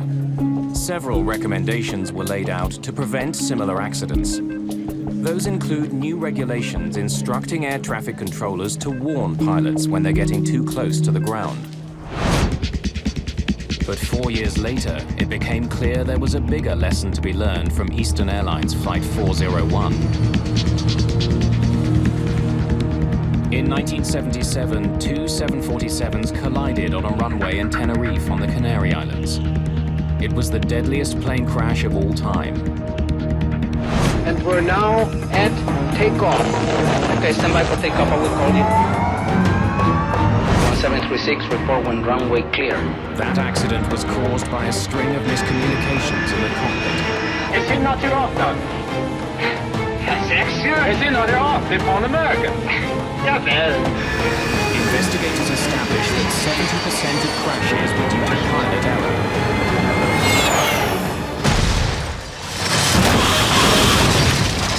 Both of these accidents, Tenerife and 401, what you see is crews dedicated to doing a good job, but not realizing that they're human, not realizing how many things can go wrong if you don't appreciate how human beings fail. By the late 1970s, NASA began to explore a new behavioral science designed to reduce pilot error. And pilots be on the lookout for any different from behavior when we acquire. It's called Crew Resource Management, or CRM. Crew resource management simply means that we're not going to have one pilot leading and everybody else following. It means that the captain has to be a leader and listen to and interact with his subordinate crew members, and the subordinate crew members have to speak up. Decades later, Flight 401 is taught in aviation courses around the world as a textbook example of poor CRM. The problem was that we did not teach Bob Loft or Stockstill or any of these folks at the time that when something goes wrong, the commander's first responsibility is to maintain aircraft control and either do it himself or assign somebody. We're up to 2,000. You want me to fly, bro? What frequency did he want us on, Bert? 128.6. I'll talk to him. On Flight 401, Captain Loft did not clarify who should be doing what. Instead, all 3 crew members worked on the same problem. Bob, could you just jiggle the light? It's gotta come out a little bit and then snap in. With the co-pilot flying, the captain commanding from the left seat, you already had cross purposes here. It's right above that red one, isn't it? Yeah, I can't get at it from here. And you had a light quadrant the captain couldn't quite reach, and the co-pilot could, but the co-pilot's flying the airplane. You've just set them up for a major problem, and guess what? Systemically, we never taught them what to do. Today, CRM also trains flight crews not to be intimidated by one crew member's mood. You got a handkerchief or something so I can get a little better grip on this? Anything I can do it with? Get down there and see if that damn This thing... won't come out, Bob. So if the leader is having a problem, in this case with a light bulb, Okay. You got it sideways now. and he's really irritated at it, and the co-pilot has now made the problem worse. The co-pilot's not going to be happy with himself over that. I don't know what the hell's holding that damn thing in there. Don Repo is not going to be happy that he got downstairs to try to solve the problem, and he couldn't see anything, and he's got to come up and report that. I don't see it. They're all tense. It's not lined up. I can't see it. And when you get a crew like that tense, it's not to turn around to the captain and say you shouldn't have done that. But this is part of the evolution of what air safety has now learned and been able to teach so many other industries. The enduring legacy of Flight 401 is the delegation of specific tasks in the cockpit. The result is fewer crashes. There was also much more bizarre fallout from this crash. It seemed that the crew of Flight 401 was haunting other Eastern Airlines flights. For some time after the crash, flight crews and passengers report seeing lifelike apparitions of Flight 401's crew.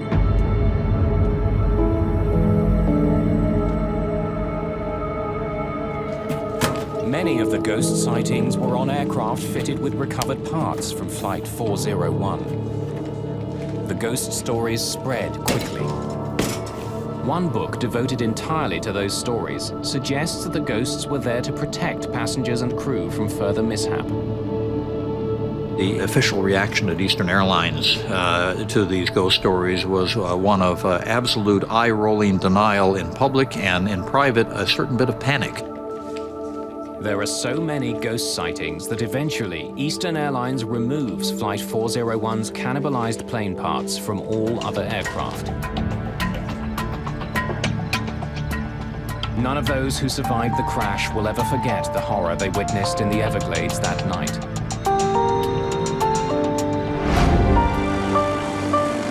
And 35 years after their ordeal, many of them returned to that swamp to finally recognize the heroic efforts of Bob Marcus. They have found us. We're here today to recognize and to say thank you. Many of the ones who lived because Robert Marcus was there with his airboat. He saw them drowning and decided that the thing that he could do would be to save the ones he could save.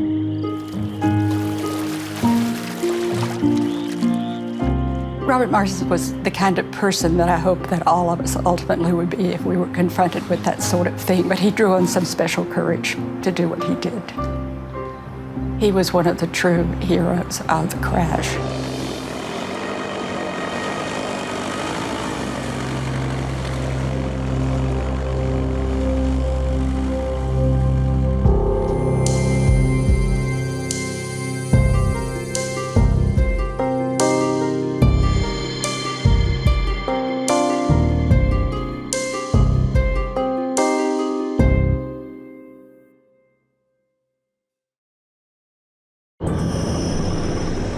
A 747 plummets towards the Pacific Ocean.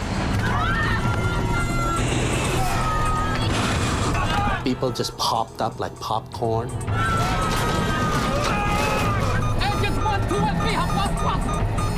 This airplane is totally out of control. It is going to crash. In 2 minutes, China Airlines Flight 006 drops 10 kilometers through the clouds. Airspeed 270, 280, 290. The plane begins to tear itself apart as it spirals towards the sea. And I closed my eye. I thought I was gone. Altitude 15,000 feet, 12,000 feet, 10,000 feet. Emergency, emergency.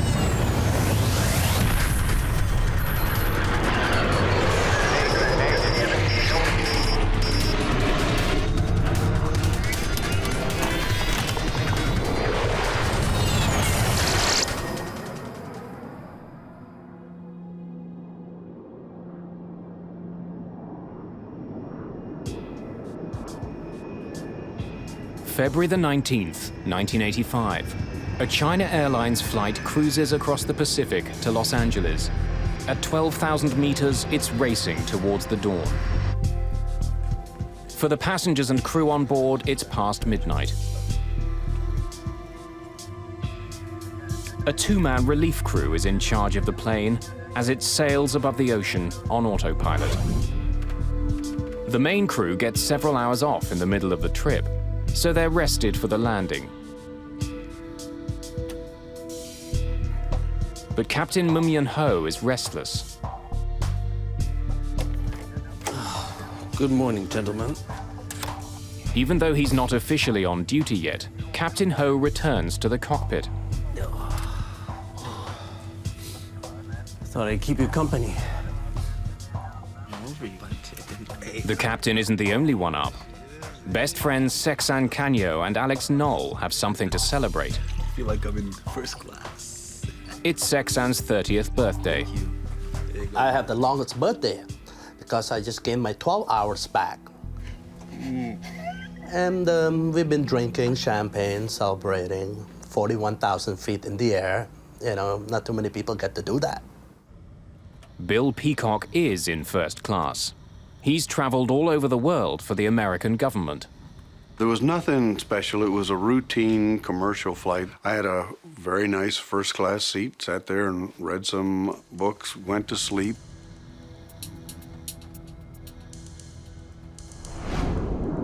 By now, the plane is nearing the coast of California.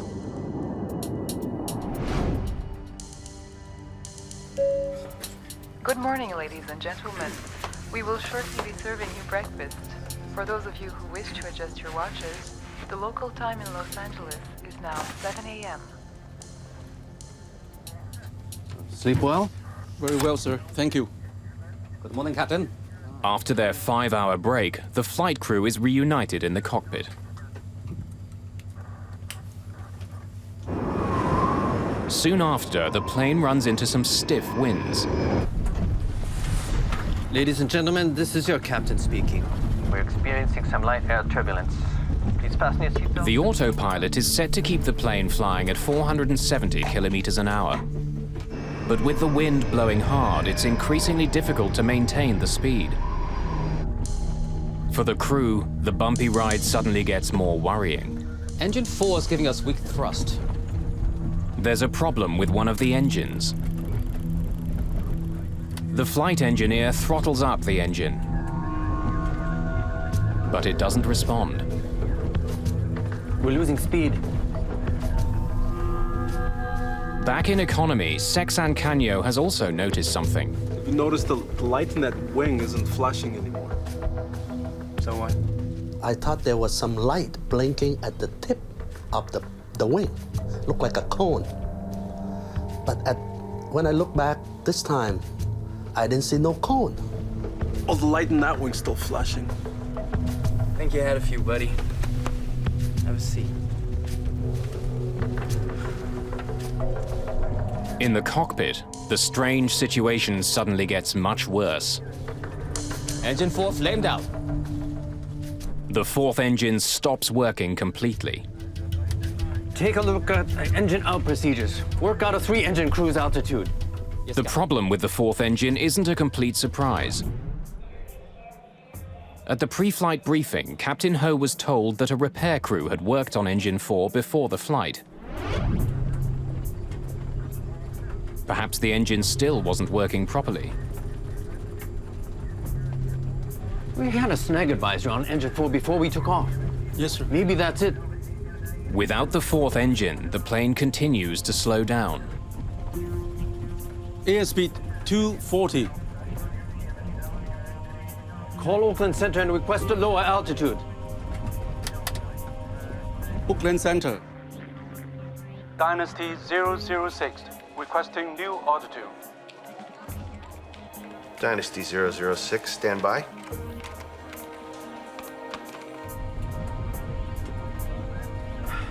Reignite engine 4. Yes, Captain. At this altitude, there isn't much oxygen, so the chances of a successful relight are slim.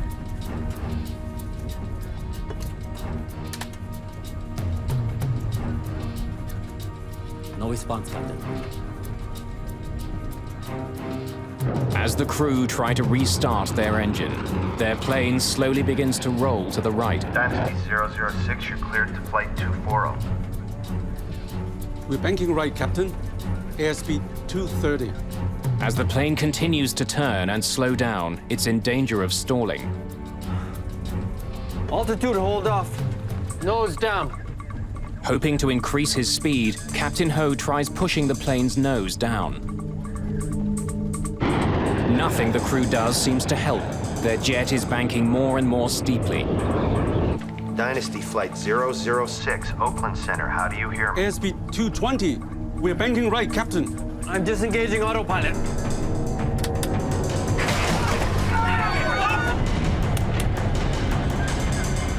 For the first time, Captain Ho takes manual control of the plane.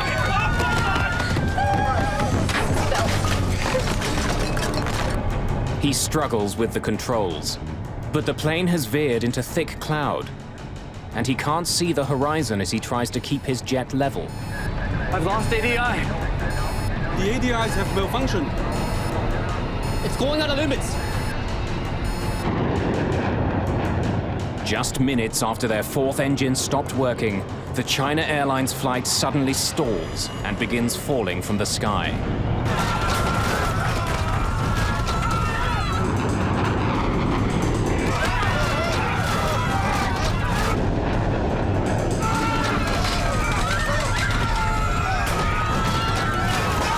People just popped up like popcorn, hitting the cabin, and all the tray was flying. Hot tea, pots, noodles, and all the luggage in the compartment were hitting people. You could hear rivets popping. It sounded like bullets were hitting the outside of the aircraft, which, you know, we're out in the middle of the ocean. Nobody's shooting at us. At that time, we didn't know we were going to live or die. China Airlines Flight 006 is out of control and hurtling towards the ocean.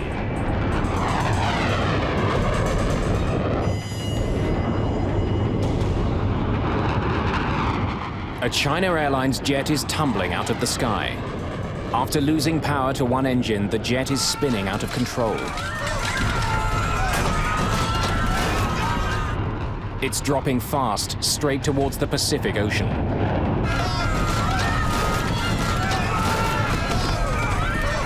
You can see the stewardesses, all these people who didn't have their seatbelt on, they were flying.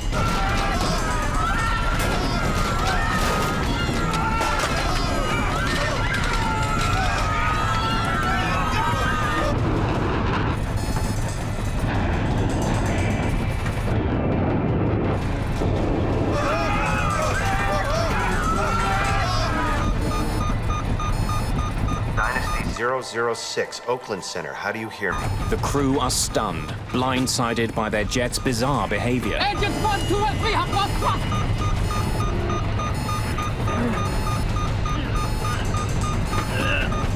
No respond, Captain! Dynasty 006, Oakland Center, how do you hear me? Airspeed 270, 280, Dynasty 006, Oakland Center, how do you hear me? Struggling against the plane's wild motion, the flight engineer tries again to restart his fourth engine.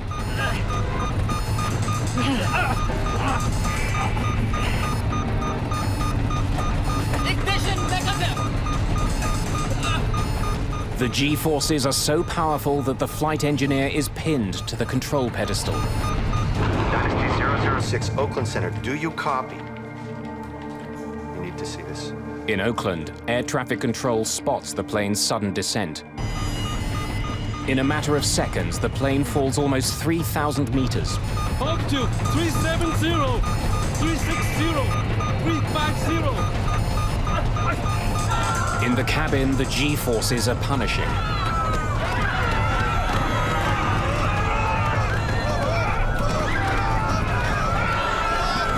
And I closed my eye. I thought I was gone. I thought the plane just blew up in the mid-air. The plane is about to exceed its maximum speed. Approaching VMO. Tumbling madly through the clouds, the 747 finally starts to pull out of its nosedive. As the plane rights itself, the G-forces change direction. The passengers are pressed to the floor, feeling 5 times their normal weight.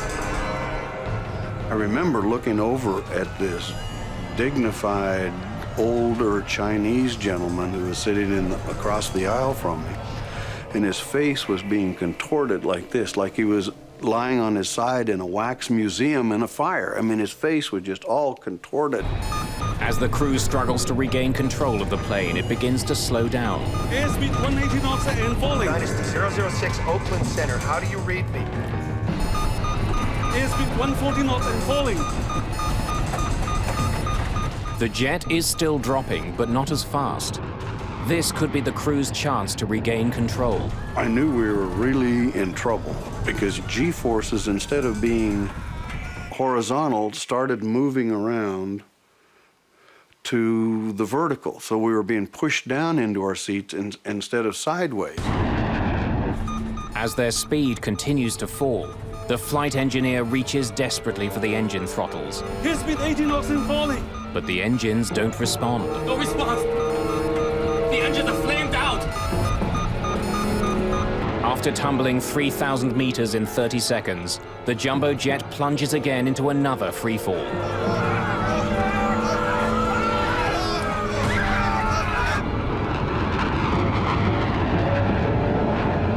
And the second time when it went down, this time it's plunge. I mean, it went down.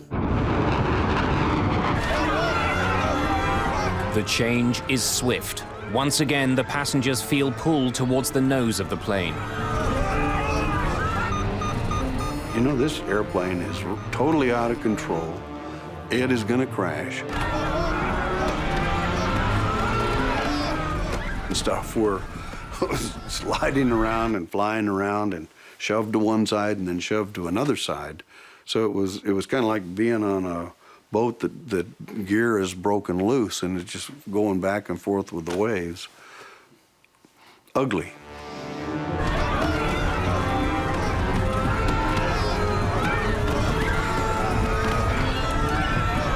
My stomach was up to my throat. You smell people urinating in their pants. I really made peace with the Lord. And I said, to myself, I said, I've really had a wonderful life. If this is the end, I'm ready to do it. Up to 250. Airspeed 290. As the plane spins towards the ocean, the airspeed increases rapidly.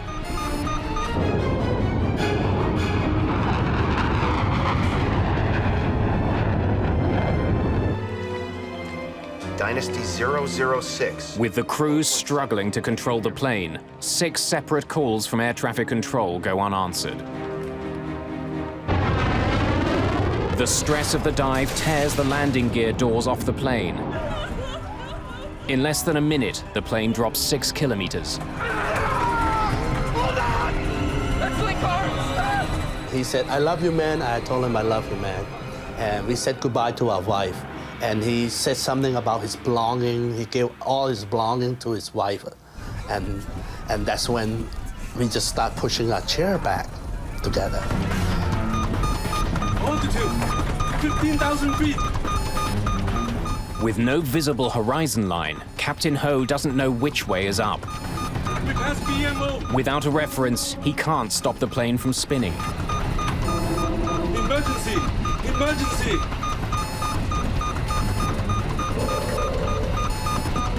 After blindly plunging thousands of meters, the plane finally breaks free from cloud. And when this thing was falling down, it looked like you have a magnifying glass and you went like that, and all of a sudden the white water break becoming closer and closer, faster and faster. It's like incredible, and we thought we were going to die. Altitude, 12,000 feet. As he struggles for control, Captain Ho has only 30 seconds before his crippled plane smashes into the ocean.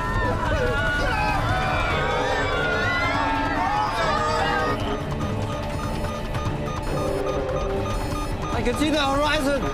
Altitude, 10,000 feet. For the first time since beginning his harrowing descent, the captain can now use the horizon line as a reference in leveling the plane. As he tries to pull the plane out of its dive, the passengers pay the price. Their bodies are forced into their seats, battered by another dramatic change in direction. You know, the G-force was so strong, and I weighed 200 pounds, so my weight was almost 1,200 pounds. It's a race against time, and the plane starts to win. ADI is coming back. As the plane finally begins to level, the attitude indicators return to normal. ADI is coming in. More importantly, as mysteriously as the incident began, 3 of the plane's engines regain power. Engines 1, 2, and 3 are coming back. Engine 4 still negative. Reignite engine 4. Yes, Captain.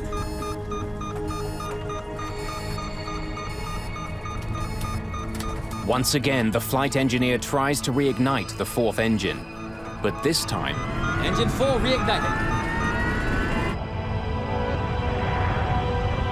For the first time in minutes, the plane is flying under control.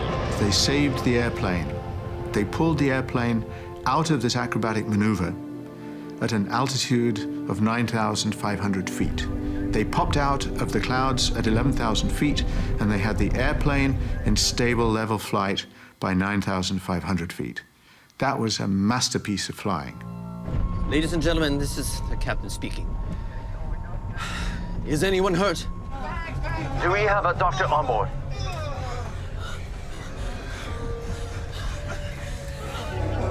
There's a gentleman sitting behind me, all splattered with blood from hitting the compartment. So we kept flying, and next thing I knew that the whole plane was quiet, real quiet. Nobody talked very much. If they talk, we're whispering, because we don't know, we still don't know we're gonna live or die. Dynasty 006 fell off my screen, but she's back now. A new controller, Brian Campbell, has taken over control of Dynasty 006. Dynasty 006, Oakland Center, do you hear me? Can you fly the plane? 006, we are flamed out. We are... Emergency. We are 9,000. 9,000. Roger, roger. We have radar contact. Oakland Center, Dynasty 006, we can control the aircraft. Roger, roger. Less than 10 minutes after the start of their problems, everything seems normal again. Request radar vectors to return to course. There really is nothing I can do to assist. He's the pilot, he's flying the airplane. I'm going to give him a safe altitude to descend to. I'm giving him a destination. It appeared to me that he was well in control of his aircraft. Dynasty 006, Oakland Center. Are you declaring an emergency? Do you want to divert to San Francisco? Negative, Oakland Center. Condition normal now. We will continue to Los Angeles. Air traffic control clears the plane to climb to 10,500 meters. But a new problem soon arises. Roger, Oakland Center. Captain, our landing gear is down and warped. Can you bring them up? Negative. The hydraulic fluid in System 1 is empty. For some reason, the plane's landing gear is down.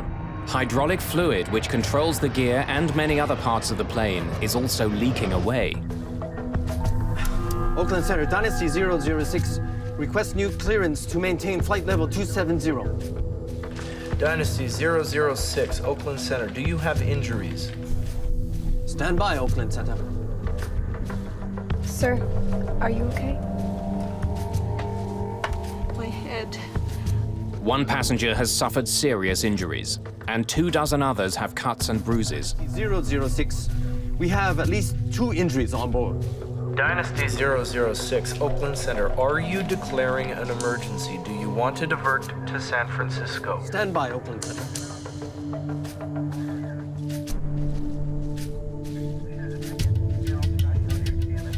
Oakland Center, Dynasty 006. We're declaring an emergency. We request a direct route To San Francisco. Well, they cleared all the other airplanes out of the way. They gave him clear runway, so nobody was waiting. Didn't have to wait for anybody else. He went straight in for a landing. Dynasty 006, Oakland Center. You are now cleared. You are free to descend at pilot's discretion. Captain Ho not only has injuries on board, the plane itself has been severely damaged. His rear elevators, which help control the altitude of the plane, don't seem to be working.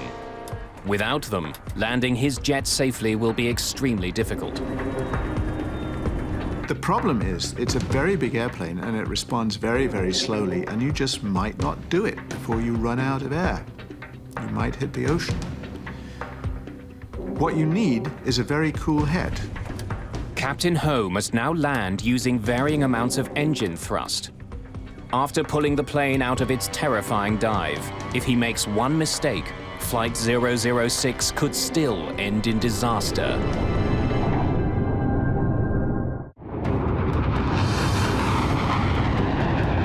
Nearing the end of a trip across the Pacific Ocean, China Airlines Flight 006 falls suddenly from the sky. No response! The engines are flamed out! Emergency! Emergency! After a terrifying plunge, the crew manages to wrestle the plane level again. But the jet is badly crippled. The elevators aren't working. Without them, Captain Ho has to land mostly by reducing power to his engines. It's a controlled fall towards the runway. As we came in, we flew over the house in Atherton where I had lived, where my kids had been born. And I looked down and said, boy, this is fitting. If we don't make it down, or if this plane explodes on landing because it's been so badly torqued and ruptured, you know, at least I got to see that.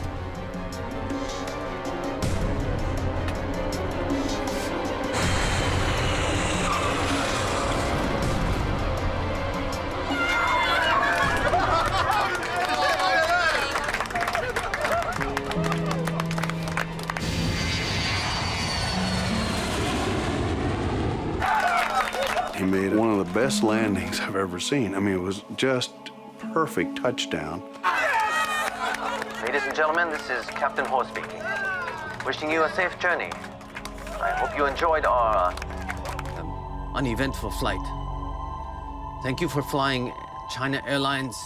I thought he was a hero. He saved our life. I mean, how can we fell we didn't know how far we fell at that time. And we thought he was a hero and everything was fine.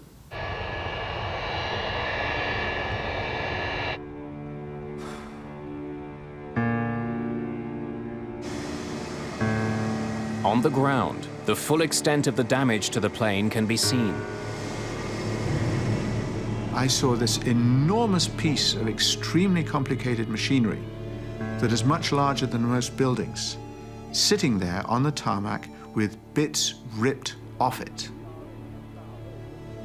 Parts of the entire tailplane at the end were ripped off, as though a tornado had come through or a crane had been in and ripped pieces out of it. It was a very sobering experience. It's clear why the crew had such a hard time landing the plane. Enormous chunks of the tail are missing, either torn off by the stress of the dive or crushed when the landing gear doors broke loose.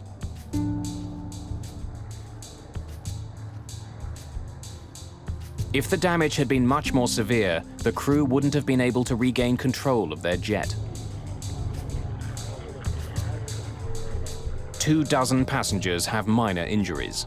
Only one requires hospitalization, but is soon released. A near disaster was avoided. But what had gone wrong in the first place?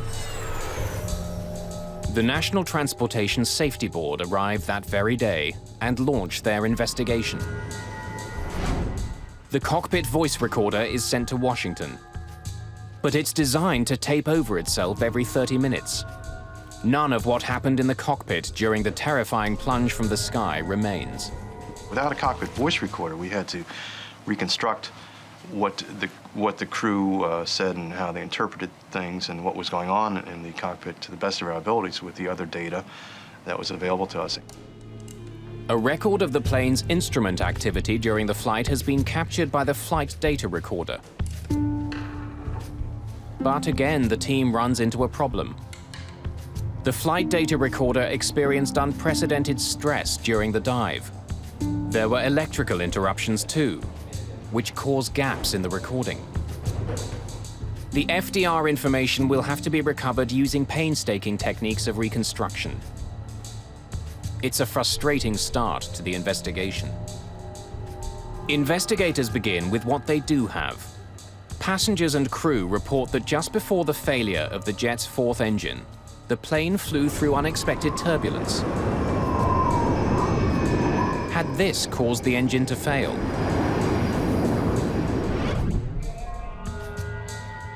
Satellite weather maps revealed that there was indeed heavy air turbulence over the Pacific. But it wasn't severe enough to cause engine failure. The jet's 4 engines are tested and studied. Even after the horrific dive through the sky, they're found to be in working order. However, given the previous history of problems with Engine 4, it receives particular scrutiny. They had an anomaly with one of the engines. They believed that the engine had flamed out or that there was something seriously wrong with the engine. The wear on a small throttle valve trimmer is measured. It's worn down by only 4/1000th of an inch, but that's enough to restrict the fuel flow to Engine 4. Engine 4 is giving us good thrust. Investigators determined that at 12,000 meters, Engine 4 did indeed deliver weaker than normal thrust. It's known as a hung engine. The aircraft logbook reveals that Engine 4 had been written up on 2 previous occasions just the week before. Perhaps the engine wasn't properly fixed, which led to the China Airlines mishap. The NTSB decided to dig deeper into the history of maintenance on Engine 4. We had a snag advisor on Engine 4 before we took off. Yes, sir. Maybe that's it. But after weeks of investigation, the NTSB concludes that the engine didn't need to be replaced. All the repairs were done according to the book. A faulty engine was not the cause of the accident. And even with the loss of one engine, the plane shouldn't have been in immediate danger. Engine 4 flamed out. A 747 is designed to fly on only 3 engines. The loss of thrust on a 4-engine airplane is a minor event. It's an event, you have to take care of it, but the airplane is easily retrimmed and the airplane will fly on 3 engines with no difficulty. We're banking right, Captain. Airspeed 230. The airplane is perfectly capable of flying. It's not as efficient because it's got this big, round, drag-producing device out there, not producing any thrust. But given that it's not going to get quite so many miles per gallon, otherwise it's perfectly flyable. Take a look at engine out procedures. Work out a 3-engine cruise altitude. Yes, Captain. There are standard procedures to follow in the case of an engine failure. But the crew of the China Airlines flight hadn't followed them. They tried to reignite the engine immediately instead of descending. Reignite engine 4. Yes, Captain. They attempted to restart much too high. You are supposed to attempt to restart an engine only below 30,000 feet. They were at 41,000. What is a little curious to me is why they didn't use the normal relight procedure. They were starting to try to relight the engine at altitude, and that would likely not relight. No response, Captain. It's a mistake, but it shouldn't have led to the plane spiraling out of control. So how had a manageable problem turned into a near disaster? I've lost ADI. The ADIs have malfunctioned. It's going out of limits. To get more information on what was happening in the cockpit, investigators interview the flight crew. I heard the captain report the ADI was lost. And then I saw the standby ADI was also going out of limits. The crew tell investigators that their ADIs, which measure how level the plane is, weren't working. They could have said, this can't possibly be right. And looking at their indicators, can't possibly be right, and therefore they must have failed. The attitude indicator had indicated a position so implausible that it looked like it had to be a failed instrument. This couldn't be what the plane was really doing. But in fact, when the ADIs are studied by the NTSB, they're all found to be perfectly normal. When we started banking right, engine 4 was already flamed out. We started to descend faster, and engines 1, 2, and 3 also failed. Engines 1, 2, and 3 have lost thrust! NTSB investigators are even more confused when the crew tells them that all of their engines had failed. No response, Captain! With the exception of engine 4, the flight data recorder indicates that the other 3 engines were working the entire flight. Ignition negative! If the engines had all failed, there would have been a host of other problems, such as cabin depressurization, but that didn't happen. Engines 1, 2, and 3 are coming back. Finally, when we descended lower in altitude, 1, 2, and 3 came back, and we were able to reignite engine number 4. Engine 4 reignited. At the end of the dive, the crew had the plane under full power. It was a remarkable recovery. But to investigators, it's a puzzle. The story the crew is telling doesn't match up with the evidence they've uncovered.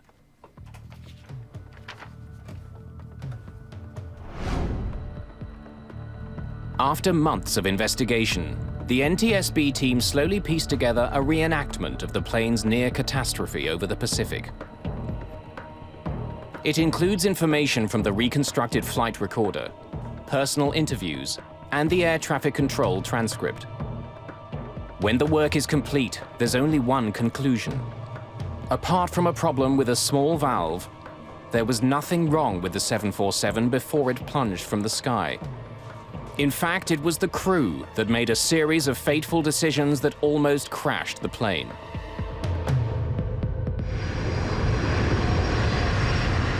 Just after 10 o'clock Pacific time, engine 4 starts to lose thrust. Engine 4 is giving us weak thrust. The flight engineer struggles to fix the problem. But investigators discover that he doesn't take one of the most basic steps he should have. He leaves the engine's bleed air valve on. The bleed air valve takes air generated by the engine to help cool the plane. When an engine isn't working properly, the valve is supposed to be closed, so the engine can use all available air to restart. It's a little puzzling that the flight engineer didn't shut off bleed air. And in my mind, the most likely reason for it is that he didn't expect to be told to restart the engine at 41,000 feet. And so when the captain instructed him to try some restarts, he just kind of wasn't ready with his checklist. He was doing something out of order. And that's why it didn't occur to him to shut down the bleed air. The end result is that the engine, which is slow to start, won't start at all. Unwittingly, the flight engineer has started a ticking clock. Engine 4 is slowly losing its ability to stay lit. We're losing speed. With more engine power on the left wing than the right, the China Airlines flight begins turning. In order to keep it from turning to the right, the proper thing to do would have been to step on the rudder. That would have produced a twisting force, so to speak, that would have overcome the imbalance of the engines. But instead of adjusting the rudder himself, Captain Ho continues to let the autopilot fly the jet. The autopilot is designed not to move the rudder. The autopilot can adjust the ailerons and spoilers on the plane's wings, but these flaps aren't strong enough to overcome the imbalance that the plane is experiencing. Without the help of the rudder, the plane's turn becomes steeper and steeper. Now, it's possible that he'd forgotten that the autopilot didn't use the rudder. He may have been assuming all along that the autopilot was just flying the airplane the way a human being would have, which it wasn't. Engine 4 flamed out. Investigators discover that after losing power to his fourth engine, Captain Ho continues to leave the autopilot on. He doesn't take complete control of the plane. He doesn't adjust the plane's rudder with his left foot. Airspeed 240. He didn't use the rudder to compensate for the lack of thrust on the right outboard engine. The airplane started to lose speed, and one thing led to another, and in the end, it was really that little error of airmanship, the failure to step on that left rudder pedal, that triggered everything else. Reignite engine 4. Yes, Captain. Rather than taking control of flying the plane, Captain Ho's attention seems to be focused on his engine problem, something that his flight engineer could handle on his own. No response, Captain. It's really critical that attention be paid to flying the airplane. But it's happened over and over again in aviation that the crew gets focused on a problem with a system, in this case an engine, but it could have been a light bulb, it could have been any other malfunction. And if everybody's focused on that and nobody is flying, then they're not prepared for what's happening to the airplane. The plane enters a critical moment. It's about to flip on its side and enter a nosedive. The NTSB believes that the captain was concentrating on his airspeed indicator, but seemingly fails to notice the instrument directly beside it, his attitude indicator. This instrument would have warned him that his plane was starting to roll alarmingly to the right. They concentrated on one part of the phenomenon and lost the full picture. And as they lost the full picture, they lost apparently a very important part of any instrument flying, which is the scan. You look at all of the primary instruments, one after the other, and whatever is going on, you look at them all constantly. During the plane's nosedive, it flies through thick cloud.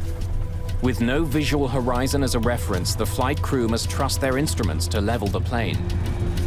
I've lost ADI. Instead, what investigators believe happened is that the crew became spatially disoriented. They decided that their instruments were failing. They simply didn't believe what they were seeing, and they thought they had lost their attitude instruments. They hadn't lost their attitude instruments. The airplane was, in fact, embarking on an aerobatic maneuver. The most probable reason for all three crew members believing something so unlikely as that all attitude indicators could malfunction in the same way at the same time is that the way in which they malfunctioned was so unexpected and strange that it didn't seem to correspond to any possible thing that the airplane could be doing. The airplane had in fact rolled over on its back and gone into a vertical dive, and that's something that Boeing 747s don't typically do. As the plane begins tumbling towards the ocean, another critical lapse in judgment occurs. The standby ADI was also going out of limits. I tried to restart. During interviews, the flight engineer told the NTSB that all 3 of the plane's working engines failed. We started to descend faster, and engines 1, 2, and 3 also failed. But the flight data recorder shows that, in fact, they were still working. In the heat of the crisis, the engineer had made an enormous mistake. Engines 1, 2, and 3 have lost thrust. The investigation reveals that as the plane fell, the thrust in each engine was indeed reduced dramatically.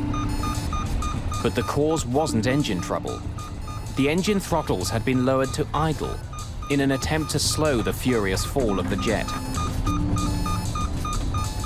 It was something the engineer missed in the chaos of the dive. You can understand why the flight engineer might have been confused about this situation if he had not seen the captain pull the power to idle on the engines. He would reasonably assume that the fact that they went to idle was a problem rather than intentional. Investigators also believe that they know why the engines didn't give the crew more power when the engineer tried to throttle them up. The cold temperatures at 9,000 meters would stop them from responding quickly. No response, Captain! But in the heat of the moment, the engineer could have taken their slow response as another indication that they failed. The NTSB discovers that indeed gauges in the generator panel behind the engineer showed that the 3 engines were still firing. Ignition negative! But the gravitational force became so powerful, the engineer couldn't look back.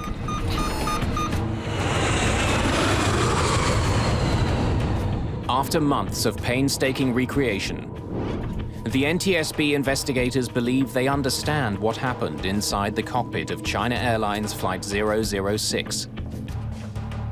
But what they don't understand is why. The crew's medical records are examined. Was there something wrong with the captain that might explain the bizarre behavior? Nothing turns up. You know, it wasn't just the 3 Stooges who, won a trip on a 747 or something. It was a trained crew, highly experienced, thousands of hours. How could an experienced crew make so many fundamental mistakes? The investigators find the answers in the hours before the incident. What they uncover is a potential danger that affects pilots around the world.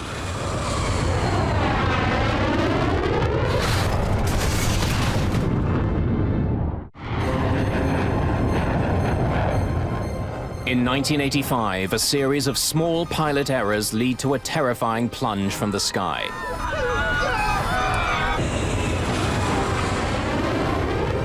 Spinning wildly out of control, a China Airlines flight tumbled 10 kilometers towards the Pacific Ocean.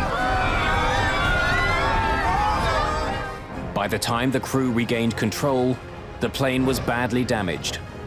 Amazingly, everyone on board survived.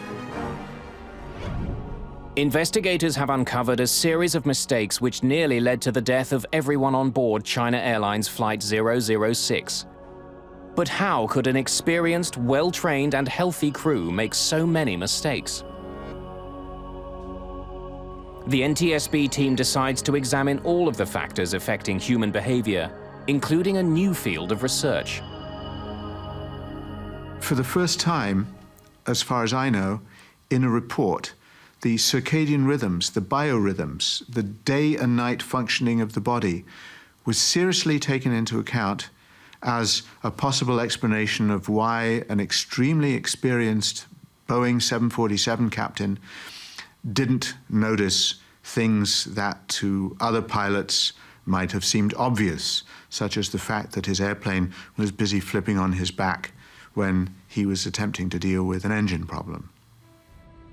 Although Captain Ho had the required 15 hours off duty before flying that day, the NTSB investigators take a closer look at the captain's schedule before the night of the flight. I do not think I was fatigued. I can't say I slept well during the flight. This accident occurred at what would be about 2 a.m. local time.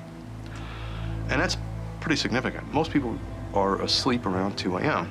So this incident occurred at a point in his what are called circadian rhythms in his body clock, where he would be at his deepest sleep. I remember also that he had gone back there was a crew rest area on the 747, and he said he'd rested for 5 hours and slept for 2. But another thing I remember from his interview is he said, you never really sleep well on the airplane. Captain never sleep well during the flight. I worked many years for this airline, but I never had this problem before. That seemed like a very true statement. You know, it's hard to get a really solid sleep on the airplane, particularly if you're the person in command, as he was. So, putting it all together, we saw this was an experienced crew, a qualified crew, and they were flying on a schedule that would make them susceptible to some of the negative or adverse effects of fatigue. During 6 flights in the previous 6 days, Captain Ho had covered a total of 18 time zones. Thought I'd keep you company. The NTSB research suggests that desynchronisis, or jet lag, may have been a cause. And I think all these factors certainly would have contributed to his being performing at less than his full potential at the time. Investigators also take a closer look at the very machinery that is supposed to make long-distance flying easier. Take a look at engine out procedures. Work out a 3-engine cruise altitude. Yes, Captain. We have people in the front of airplanes because we believe that in circumstances which nobody has foreseen, the human being in the front of the airplane can react creatively, can solve a problem that nobody has thought about before in real time. And automation can't solve problems that nobody has thought about before in real time in quite the same way. The NTSB concludes that possibly fatigued from air travel and bored by the monotony of his tasks, We're banking right, Captain. I'm disengaging autopilot. the captain relied on his autopilot for too long. When he should have taken direct control, he hesitated, trusting his systems. That is obviously a failure. The crew didn't behave as they should have behaved. Pilot error. As a result of the China Airlines near mishap and other incidents around the same time, aircraft manufacturers began to rethink the design of their automated systems. The idea of the automation is that it's going to help the human do the human's job. It's going to help the human take the airplane from the gate to the gate at the other end, and it's going to help along the way. Boeing makes use of this particular incident to say we still want the crew to have full authority so that they can move the controls as far as it's physically possible to move them and to manage the airplane, even if it may bend the airplane. It is better to do that than to restrict the pilot's authority and then have him guess whether or not he's in charge or the computer's in charge. Whatever mistakes the flight crew made that day, they did succeed in their ultimate task. They flew the airplane well. They did an excellent job with the approach afterward. They were careful with the airplane. They knew the airplane had been damaged. They didn't know the severity of it. They were gentle with the maneuvering and yet tested enough to make sure that they wouldn't get themselves in further trouble as they made the approach to landing. The one big thing they did right, and one only ever needs to do one big thing, is they saved the airplane. And in principle, that's all you ever need to do right when something happens to your airplane. You need to save the airplane and you need to save the passengers, and that's what they did.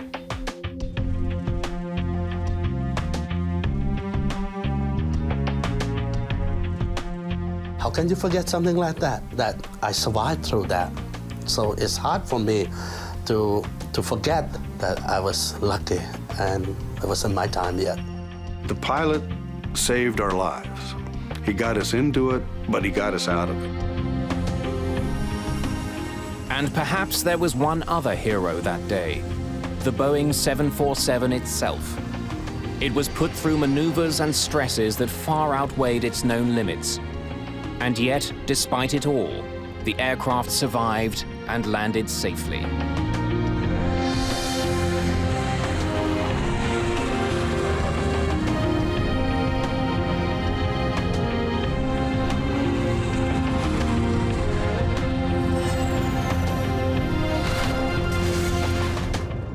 Alpha Lima Whiskey 301 Santo Domingo A coming. Boeing 757 disappears from Alpha radar Lima with Whiskey 189 people on 301 board. Santo Domingo. The plane's wreckage is soon found at sea. There are no survivors to say what happened. This accident was the first major loss of a Boeing 757 aircraft. Investigators find no clues in the wreckage. Only the plane's black box can tell them what happened. The tape raises a perplexing question. 301 Santo Domingo, come in, please. My airspeed indicator is not working. What's happening? How had the failure of one single instrument caused the crash of one of the world's most sophisticated jetliners?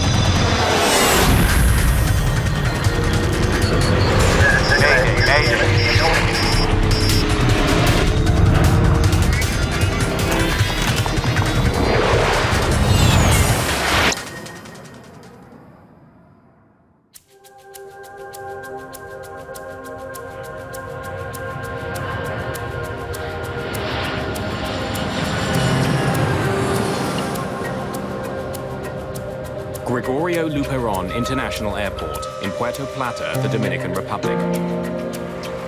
February the 6th, 1996. The small Caribbean island is a popular winter getaway. A group of German tourists has been delayed. There are mechanical problems with the jet that was supposed to take them back to Frankfurt. The airline has arranged to lease another plane for the flight. The replacement jet is owned by Turkish charter company Bergen Air. They have a 757 that's been sitting on the tarmac for almost 3 weeks. But it takes several hours to get the plane ready to go and to get the Turkish crew aboard. By 10:15 p.m., the plane and most of its crew are at the gate.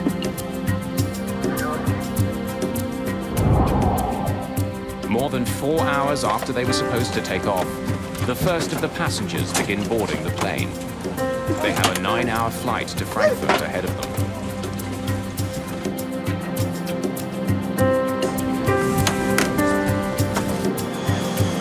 Alpha Lima Whiskey 301. Request Shortly after 11:30, Bergen Air Flight 301 is given permission to leave the gate. Pushback granted.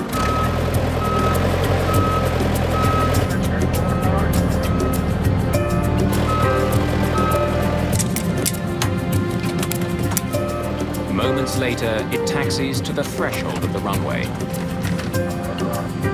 Cabin crew, take your seats, ready for takeoff. Cabin announcement is completed. Exterior lights. First Officer Aykut Gergin is new to the 757 with fewer than 75 hours in the plane. Before All in takeoff, the last checklist 3 completed. months. Thank you. Ready for takeoff.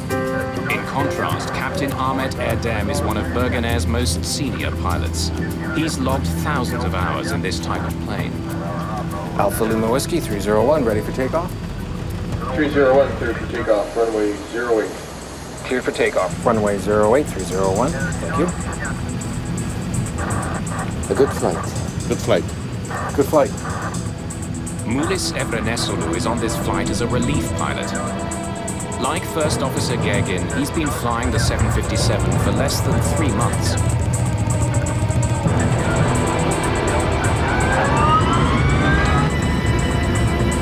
As the plane accelerates to takeoff speed, a light rain begins to fall. Power set. Here, check. First Officer Aykut Gergin watches his airspeed indicator for a routine instrument check. As the airplane's accelerating to takeoff speed, the first officer calls 80 knots. 80 knots. Check. The captain, in theory, should verify that his airspeed indicator also reads 80 knots. My airspeed indicator is not working. The captain's airspeed should read the same as his first officer's. 120. But the readings do not match. Is yours working? Yes, sir. You tell me. Erdem wants his first officer to tell him when the plane hits takeoff speed. V1. At 150 knots, the plane hits V1, the point of no return. Rotate. The captain must pull back on his column and get the plane in the air. Positive climb. Gear up. Positive climb. Gear is up.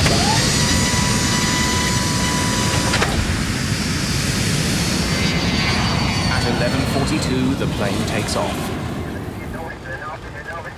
Seconds later, Captain Airdem's airspeed indicator comes to life. Is it possible to turn off the wipers? Okay. Wipers off. Climb thrust. Climb thrust. First Officer Gergin reduces power to the engines for a gradual climb to cruising altitude. 301, Airborne 45, switch over Santo Domingo, 1243. 1243, bye-bye, sir. Climbing through 2,500 feet, Santo Domingo, good evening. First Officer Alpha Lima Gergin Whiskey, establishes 301, contact climbing with the island's main tower in Santo Domingo. Alpha Lima Whiskey 301, climb and maintain 280. Center autopilot on, please. Center autopilot, as command. Thank you.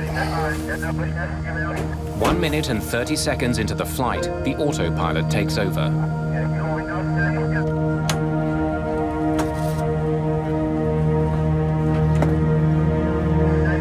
Onboard computers now make all the calculations and adjustments necessary to keep the plane climbing safely.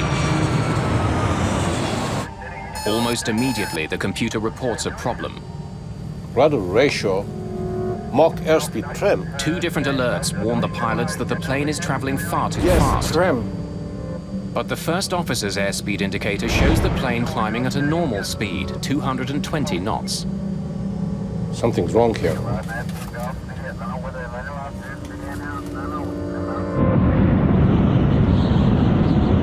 Unaware that there are any problems, the controller directs Bergen Air Flight 301 to continue climbing. Alpha Lima Whiskey 301, report Pokek. Okay, 280, I'll call you over Pokek. 301. Okay, there's something crazy. Do you see it? In the cockpit, the situation gets more confusing. The first officer's airspeed indicator shows that the plane is flying much too slowly. Mine shows only 200 now, and decreasing, sir. But the captain's gauge shows the plane flying far too fast, 325 knots. Both of them are wrong. What can we do? Let's check the circuit breakers. Yes, sir.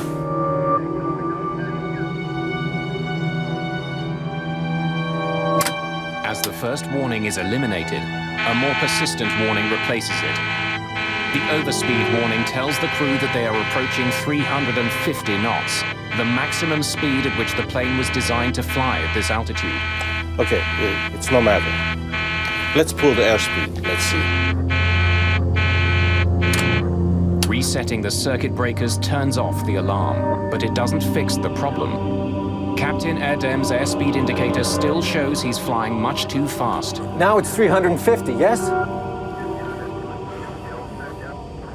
Confused by the conflicting information, Captain Airdem decides to do what the plane wants. He slows down. Let's take that like this. With terrifying results. The 757 is sending out warnings that are confusing the crew. Bewildered, the crew struggles to solve the problem. The lives of 189 people depend on them getting the answer right. Shortly after taking off from the Dominican Republic, Bergen Air Flight 301 is in trouble. The cockpit is filled with an ominous sound, the stick shaker alert. A stick shaker warning is a warning of imminent stall. It means that the airplane is about to attain a speed so low that it cannot sustain flight. The alert is so serious that it actually shakes the pilot's control columns. Combined with a loud rattling, it's impossible to ignore. To add to to the crew's confusion, the plane begins to vibrate and dip wildly.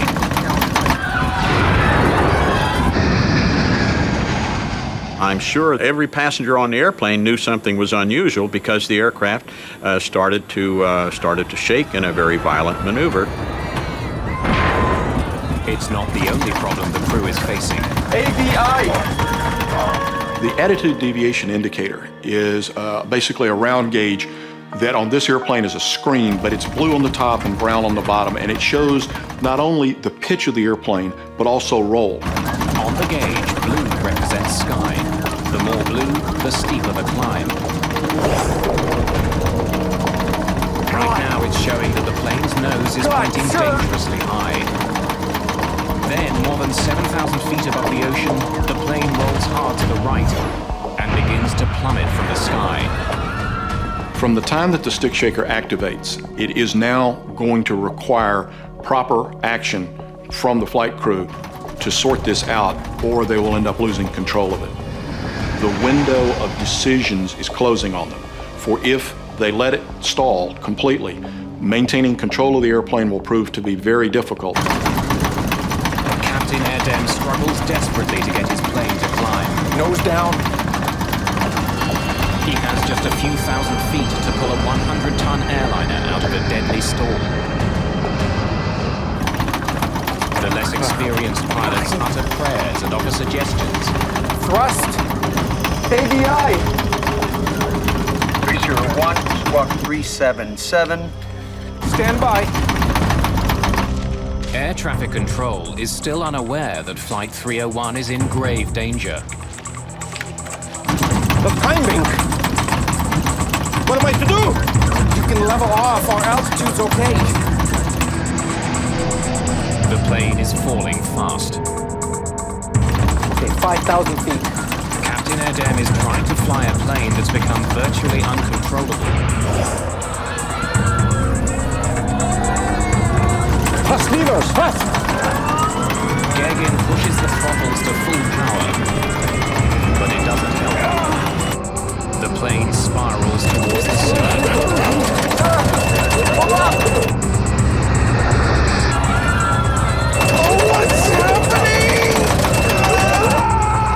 Alpha Lima Whiskey 301, Santo Domingo, come in, please.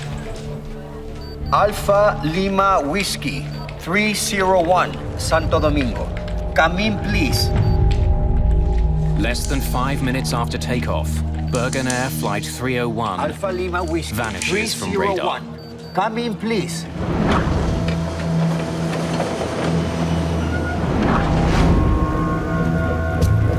The Dominican Navy begins searching for the missing plane and its passengers. En la ruta me imaginaba siempre que iba lo que me iba a encontrar. Pensaba que iba a encontrar gente gritando, gente llamando. They discover something very different. The strong smell of jet fuel hangs over the water. Pieces of wreckage float on the waves. Yo pensé dentro de mí, realmente no hay nadie sobreviviente aquí. No había sobrevivientes. Y no veíamos los cuerpos, pero pensé que el avión se había desintegrado realmente en el agua, con el golpe. Within hours, more than just wreckage begins floating to the surface.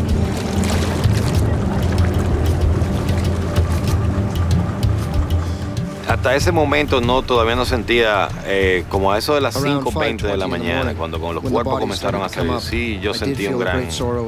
En mi corazón sentí una honda pena realmente. Me sentí que no sabía si iba a sacar fuerza para poder hacer el trabajo en ese momento. The search continues by the light of the next morning. American and Dominican rescue ships scour a 1,300 square kilometer area for survivors. None are found.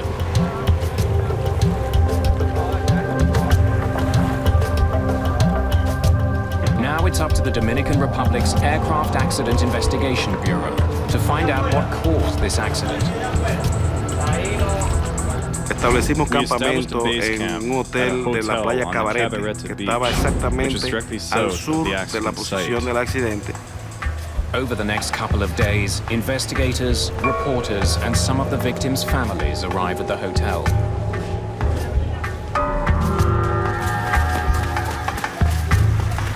Nearby, evidence of the disaster reaches the Dominican shores.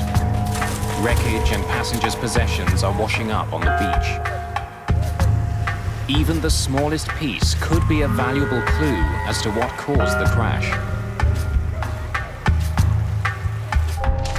The USA's National Transportation Safety Board agrees to assist the Dominicans with their investigation. Welcome to Dominican Republic. I'm Manuel Sufron. They send an investigator to Puerto Plata. We could see that this was going to take some international cooperation to get to the bottom of the event. Robert McIntosh will also provide support from the NTSB's Washington offices. Any signal from the recorders? This particular accident was the first major loss of a Boeing 757 in the water. There was added urgency because the aircraft was going into the livery of many American-operated airlines and on the market for the worldwide passenger service. In order to understand what had happened here, we only had one key. That key was the black boxes. Like all commercial airliners, the Boeing 757 carries a cockpit voice recorder that records all the sounds in the cockpit, and a flight data recorder that records a wealth of information about the plane's operation during flight. We've got underwater locator beacons on these recorders. They work for 30 days upon immersion. But the ocean where the plane crashed is over 7,200 feet deep. Necesitábamos localizarla antes de que los localizadores se apagaran. And we also needed to remove them before the data was damaged by salt water. So we were in a race against time. Entonces estábamos en una carrera contra el tiempo. The NTSB enlists the help of the US Navy, who hire a submersible called the Curve. CURV stands for the Cabled Underwater Recovery Vehicle. It's a tethered vehicle. It has an umbilical, and it's controlled by an umbilical. It's not autonomous. The Curve is essentially a remote-controlled submarine, which can work at depths no manned submarine could handle.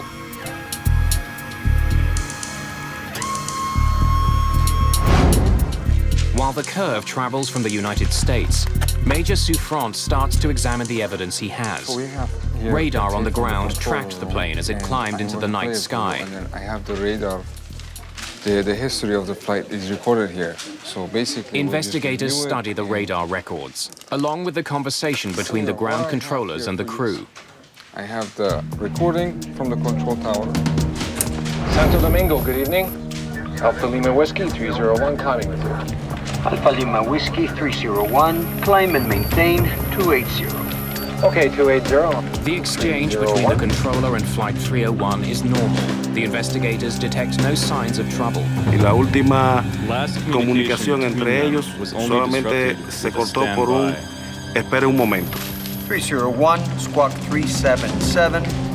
Stand by. As you heard, there's no reason why this plane went down. What had caused something to go wrong to interrupt the flight path of the aircraft so rapidly? Certainly, it was a good question for us.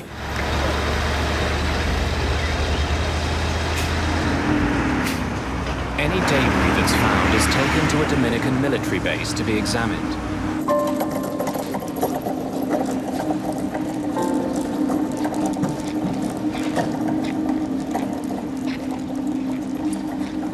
Investigators comb through the wreckage they've recovered. Pieces of the cabin, life vests, even part of the landing gear have all been found.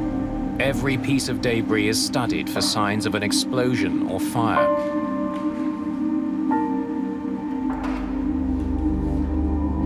Investigators also check if any of the life vests are inflated.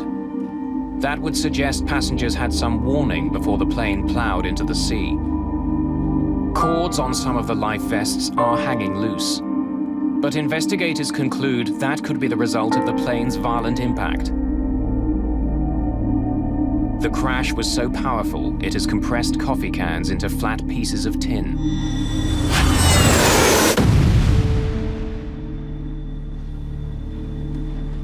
The wreckage tells investigators that the crash of Bergen Air Flight 301 was sudden and violent.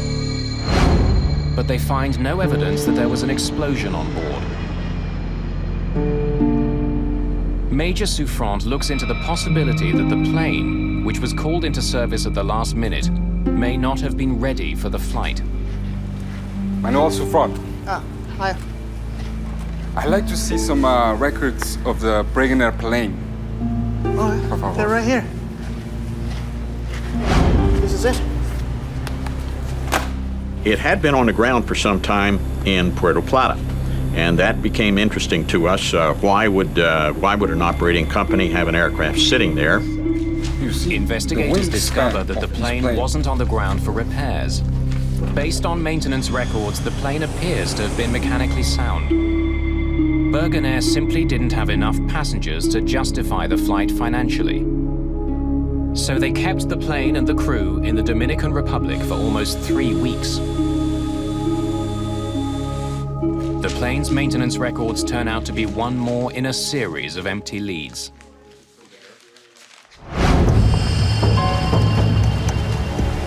The Curve arrives in Puerto Plata Harbor. On February the 28th, more than 3 weeks after the crash, it slips below the waves, looking for the remains of the Bergen Air jet.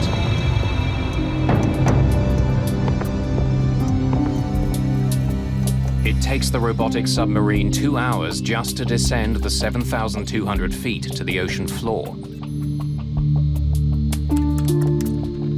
From there, it sends back images of the wreck of Flight 301. The cockpit pretty much was sitting upright, and it was pretty much the nose of the plane, you know, and you could see the front part of it. It was obviously banged up and cracked and fragmented. The clues investigators need to solve the mystery of this plane crash lie somewhere amongst the plane's twisted wreckage. The flight's black boxes are the top priority. The Curve quickly picks up the signal from a pinger on one of the units. Operators must now maneuver the sub towards the sound. They have to be able to see the boxes to pick them up with the robotic arm. It takes just 90 minutes to find the first black box. The first one was sitting out in the open. Okay, it was where they could see it, and they picked the first box up. They grabbed a hold of it, and they just kind of tucked the arm up in place, you know, so that they wouldn't lose it. The second black box is also heard, but after almost 2 hours, the Curve's cameras still can't see it. You know, they knew it was right there, and they were searching around a debris pile, and they could not physically see it, you know, with the cameras of the vehicle. So as they went around a couple times, they started, you know, lifting metal up and moving pieces out of the way, and then they did find the second box under some debris.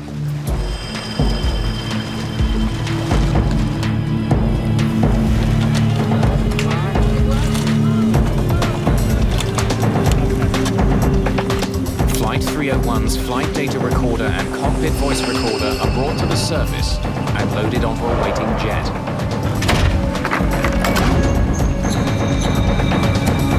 Within hours, the black boxes are at the NTSB labs in Washington, D.C. Technicians prepare to extract the precious data from the boxes. Investigators hope it will tell them what happened aboard Bergen Air Flight 301. They'll soon uncover a stunning miscommunication between a seasoned pilot and his plane.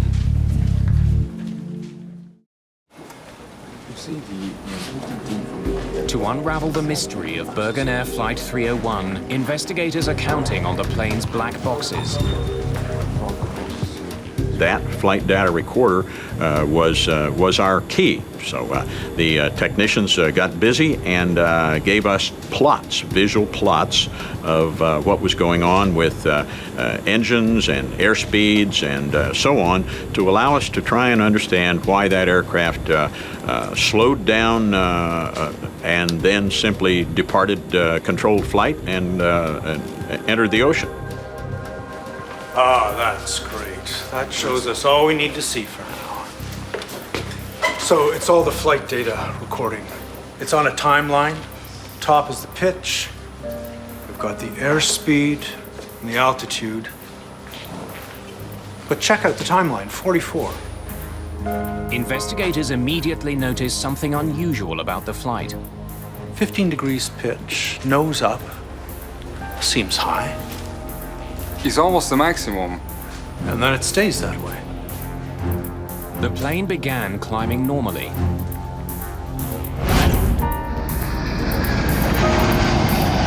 Center autopilot on, please. But investigators noticed that shortly after the autopilot was switched on, the plane's nose pitched upward. They also see that the plane's airspeed seems much higher than it should be. 350 knots. It can't be right. Oh, there's definitely something wonky about the airspeed numbers. This brought us to the question of perhaps we should be looking over on the other side at the cockpit voice recorder and see what kind of information was coming from there. Can you cue that up and play it? Investigators soon start filling in the missing pieces of the puzzle. 80 knots? My airspeed indicator is not working.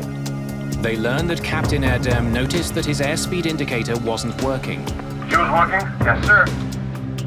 You tell me. V1. Rotate. But Erdem didn't think the problem was serious enough to abort his takeoff. The tape reveals that once they were airborne, the crew quickly became overwhelmed by a series of warnings. Rudder ratio, Mach airspeed trend, something to investigators, the captain seems to become increasingly bewildered by the messages he was getting from his plane. Mine shows only 200 now, and decreasing, sir. Both of them are wrong. What can we do? Investigators don't know why the captain's airspeed indicator wasn't working. They do notice that the captain's gauge came back to life as the plane started to climb. Okay, it's no matter. Let's pull the airspeed, let's see. It's a telling discovery, which leads investigators to focus their attention on the device that feeds the gauge's airspeed information. The pitot tube. A pitot tube is an airspeed sensor, a pipe open at one end that responds to air pressure. When the plane travels forward, an increase in air pressure inside the pitot tube causes the airspeed indicator's needle to move. My airspeed indicator is not working. But if a pitot tube becomes blocked, it can send faulty readings to the plane's gauges. Blocked pitot tubes have been a factor in previous plane crashes. In 1982, a Boeing 737 crashed in heavy snow in Washington, D.C. shortly after takeoff. The pitot tubes were blocked with ice.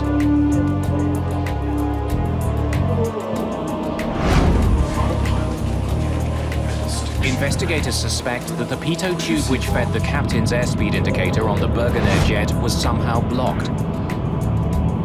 But they know ice can't have blocked the tubes of a plane taking off from a Caribbean island. We don't know why it was blocked, but it presented a very, very interesting situation to us. We started carefully looking at what could cause that kind of thing to happen. Senor!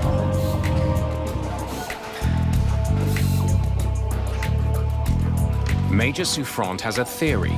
He returns to question the airplane's mechanics. Senor Souffrant. We are done with these, thank you. I'd like to ask you some more questions about the Bergen airplane. Souffrant suspects the mechanics may have taped over the pitot tubes during maintenance. It's a common procedure, but if the tape wasn't removed, it could have caused the deadly accident. Maybe a piece of tape was left on accidentally? No, sir. They didn't have to be taped. We never did anything with the pitos. Did you put the pitot covers back on them when the maintenance was finished? It didn't have any covers with it. We didn't take any off, and we didn't put any on.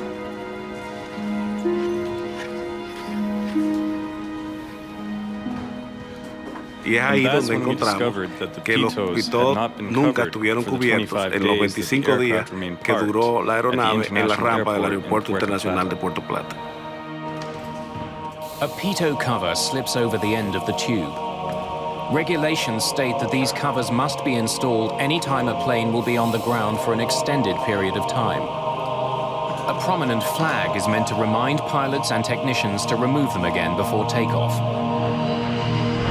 Investigators find that the Bergen Air pitot tubes were never covered, and somehow the uncovered pitos had become blocked.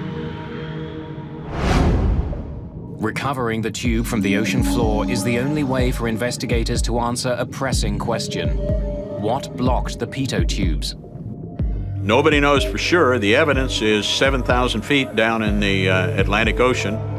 But even if the pitot tubes were blocked, how could it have caused the crash of a modern jet and the death of 189 people? It's not like a car where you have only one speedometer. In this kind of an aircraft, you have a total of 3 airspeed indicators, and there's a flight data computer which is computing the velocity in relation to the ground. I'd like to welcome you all this afternoon. As you know, I'm Bob McIntosh. Using information from the black boxes, the NTSB pieces together a real-time animation from liftoff to the final moments of Flight 301. This is the indicator. The captain actually realized that his speed indicator was not working. Is yours working? Yes, sir. The big question for investigators is how could one faulty airspeed source result in a crash?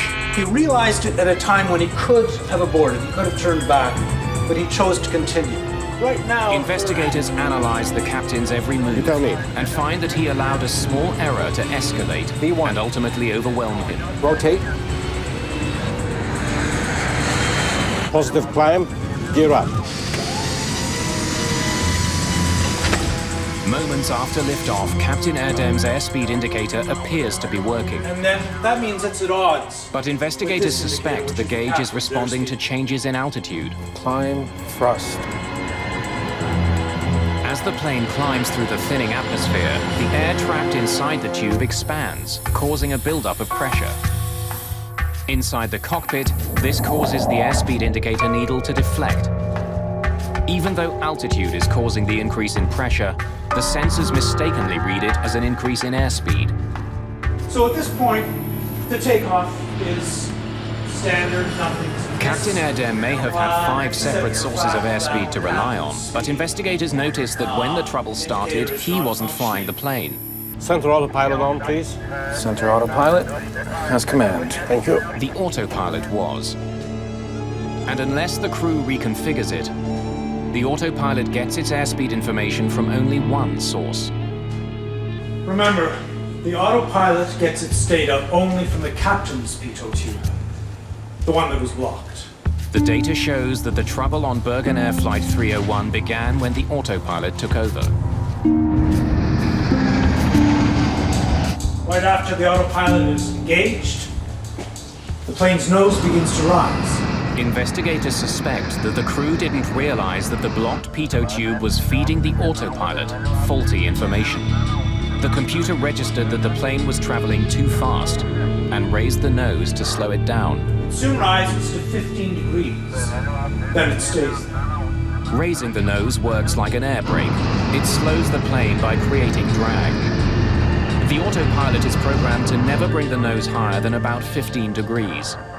Any higher, and the plane would slow down too much and stall.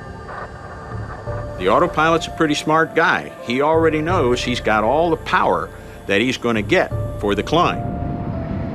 The only thing for the autopilot to do is raise the nose. And it raised the nose of the airplane to its limits of authority. But the autopilot was reacting to faulty information. Moments later, it sent out 2 different warnings. Rudder ratio, Mach airspeed trim. That the plane was traveling too fast to be controlled safely. And the airplane begins picking up warnings, rudder ratio, a variety of things that the airplane is sensing problems. Okay, there's something crazy here. Do you see it? Yes, there is something crazy. Mine shows only 200 now, and decreasing, sir. Both of them are wrong. Investigators realized that Captain Erdem wrongly concluded that both airspeed indicators were malfunctioning. In fact, his first officer's gauge was always correct. The plane was traveling much too slowly. What can we do? Captain Erdem no longer knows which instruments to trust. Let's check the circuit breakers. As they saw these caution lights, they decided they were going to start pulling some circuit breakers. That would be rather strange. The actions of trying to reset circuit breakers is something that pilots of older generations aircraft have learned via experience of sometimes being able to get an errant system back functional. Resetting the circuit breakers turns off the alarm. But that needle continued to climb around the clock face until it activated the overspeed warning. The autopilot system sent yet another warning that the plane was traveling too fast. But the reality was just the opposite. The plane was slowing down. At this point, the overspeed indicator is on. They're going slow, they think they're going too fast, and confusion is set in. Let's pull the airspeed. That's when Captain Erdem made the gravest error of all. You can see that he now pulls back on his throttles. Investigators realized that at the plane's already slow speed, pulling back on the throttles was disastrous. The crew got the most severe warning that a plane can send out. And that's when he gets the stick shift. He's got a tactile sense coming through his flight controls that literally shakes the stick and says, "You've got to lower this nose." In a matter of seconds, Captain Erdem was first warned that his plane was traveling too fast, and then that it was traveling dangerously slowly. They're in direct opposition of each other, and two warnings that you would never expect to get one right behind the other. The autopilot is programmed to always disconnect when the stick shaker activates. It's up to the pilot to get the plane out of the stall. Once the autopilot reached its limits of authority, it said, "I've done all I can do. I'm out of here." When the autopilot disengaged, Captain Erdem suddenly found himself in control of the plane at the moment of his greatest confusion. If you watch the plane at the top of the screen, the cockpit recordings lead investigators to a stunning conclusion. ADI! Captain Erdem may not have recognized that his plane is about to stall, but the relief pilot behind him did. ADI! This additional pilot intervened to say, "ADI, ADI." In other words, look at that ADI and put yourself where you would normally see the nose of the aircraft. 5 degrees nose high, 10 degrees. So when the reserve pilot says ADI, he is attempting to focus the captain's attention to roll and pitch, which are becoming problematic. The relief pilot wanted Captain Erdem to recognize that the plane's nose was pitched dangerously skyward. Investigators can hear First Officer Gergen trying to convey the same message. Nose down. At this point, the first officer is actually trying to lead the captain to some solutions, but not actually take control of the airplane. What the 757 desperately needed was airflow over the wings to generate lift. The only way to get that was to point the nose down and dive. What puzzles investigators is that the first officer had a control column identical to the captain's. He could have pushed it and brought the nose down himself. He may have been able to save the plane. But he didn't. Instead, he and the other Turkish crew member continued offering suggestions to their more experienced but overwhelmed captain. The climbing! What am I to do? You can level off. Our altitude's okay. The recording shows that Captain Erdem ignored valuable advice that could have saved the plane. And in the Bergen Air case, there's a case of a relatively junior first officer looking at one of the most senior captains on the airline. It is not culturally appropriate for him to say, "I'm going to take the airplane away from you." Instead, he tries to assist the captain, to lead the captain, but leave the captain in command. Other cultures, other training, other airlines may very well have required the first officer to physically take control of the airplane. I think the social atmosphere in the cockpit will prevail to revere age and experience to the point where it can kill somebody. And in this case, it looks like it did. The flight data recorder reveals that instead of pushing the nose down, Captain Erdem tried to get more speed from his engines. At this point, the crew goes to full power. Fast levers, fast! At the angle the plane was falling, the engines couldn't get enough air. Applying full power was more than they could handle. The left engine quit first. In a state of utter confusion. With the right side at full throttle, the airliner swings around as though its left wing were caught on a branch. The airplane goes into a classic full stall where the nose drops, it falls on a wing, which is now a very life-threatening condition. The 757 itself makes the situation worse. Like many modern jets, it uses a so-called swept wing design. The wings angle slightly backwards to reduce drag and increase fuel efficiency. But the design has a downside. One of the characteristics of swept-wing jets is they get less and less stable. They're much harder to fly as they approach stall.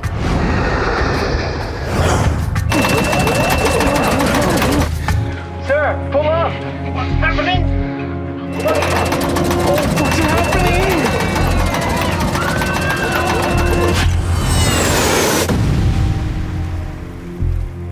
To maintain control of a swept-wing jet with no more altitude than they had in this condition is very, very problematic, and they are not successful when the airplane goes into the water.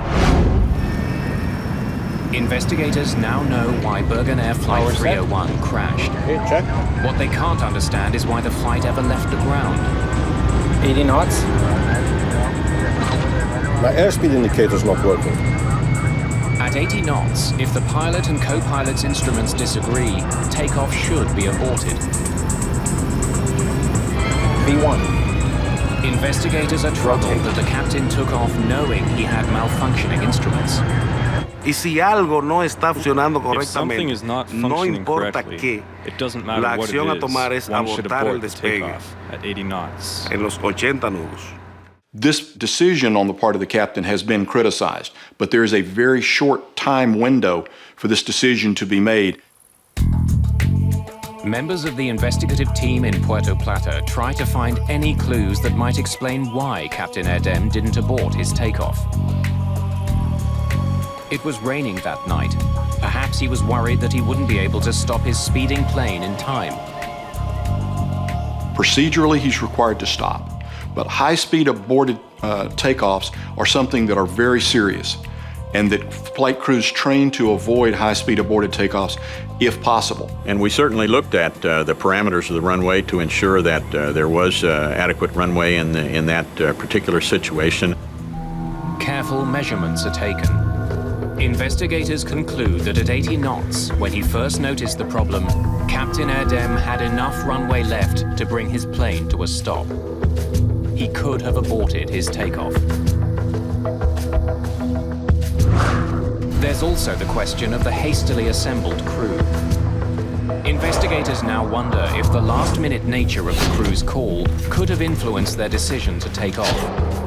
Bergen Air started with a crew that probably didn't expect to fly that night. They didn't have adequate rest.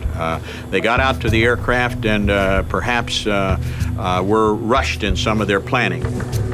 Investigators consider the possibility that the crew, who had been away from home for more than 2 weeks, were simply too eager to get home.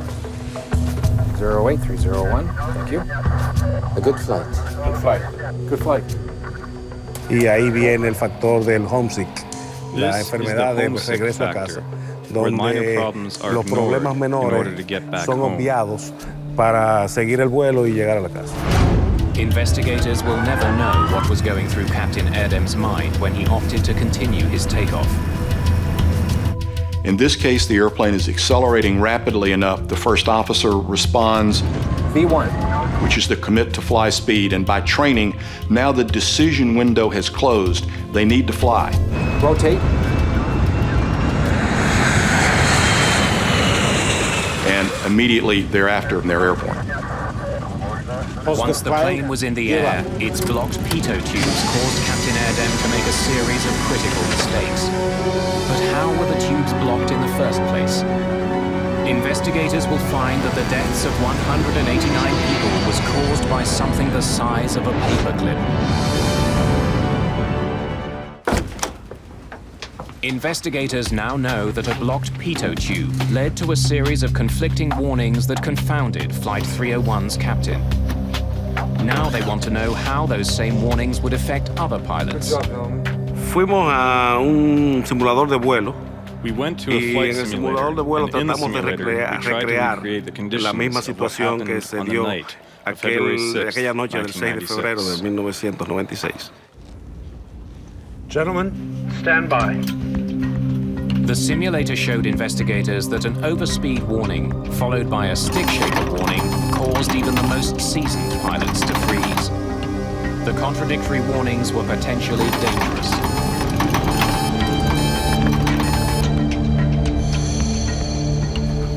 When the stick shaker activated, it was very unnerving.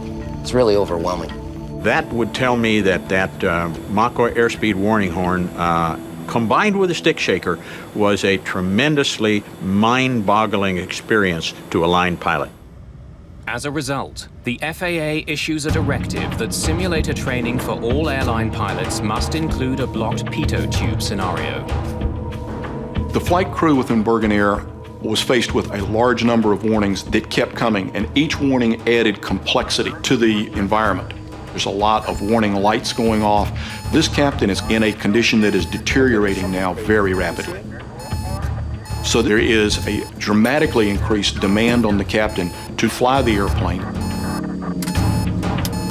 The FAA asks Boeing to change some of those warnings. Those changes include the addition of a new warning, which tells both pilots that their instruments disagree, and the ability for pilots to more easily silence troublesome alarms. Finally, Boeing modifies its planes so that pilots can easily choose which pitot tube the autopilot is using for airspeed readings.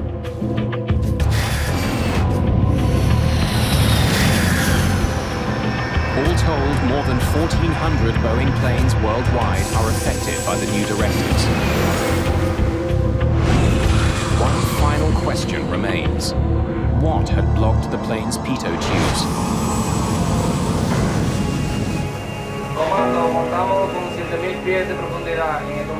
Investigators conduct an extensive search for Bergen Air Flight 301's pitot tubes. They are never found. But at Puerto Plata's airport, they don't have to look far to find the likeliest suspect. It's not ice, and it's not dirt.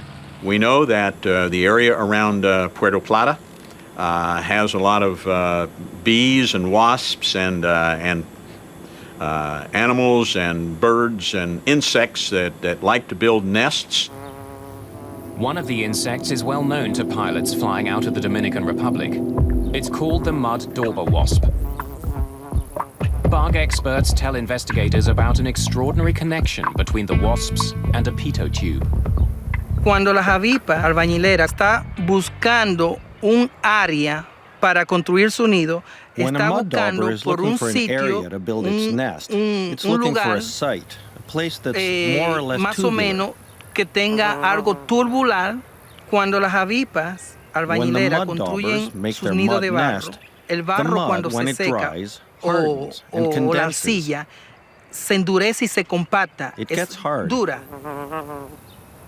Mud dauber wasps are squatters that make their nests in available places, like crevices in homes, or even the pitot tubes of planes. La razón del que el avión estuviera tanto día parado en el aeropuerto, 25 días, es suficiente tiempo para cualquier especie de las avispas albañileras construir su nido en los pitot tubes. Investigators can only conclude that mud dauber wasps blocked the uncovered pitot tubes that fed the captain's airspeed indicator, which caused it to malfunction. They didn't put covers on the pitot tubes. So at some point in time, extended time, there was an opportunity to get something like a mud dauber in that pitot tube. Investigators have their answer. On February the 6th, 1996, a tiny insect led to a series of mistakes that brought down an airplane and changed the design of the world's most successful series of airliners.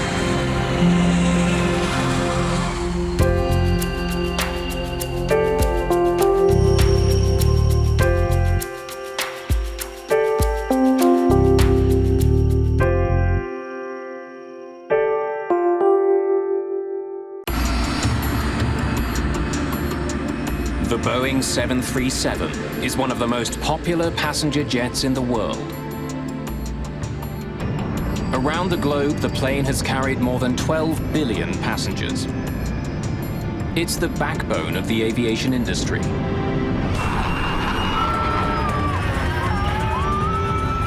But in 1991, something happened on board a 737 that sent shudders through the world of aviation.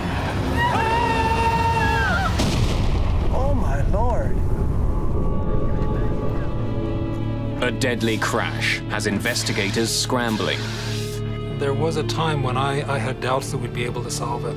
It was like he was tracking a serial killer. The hunt for answers will take 10 long and grueling years. The fate of the airline industry hangs in the balance. And the mystery isn't solved until more than 150 people are dead.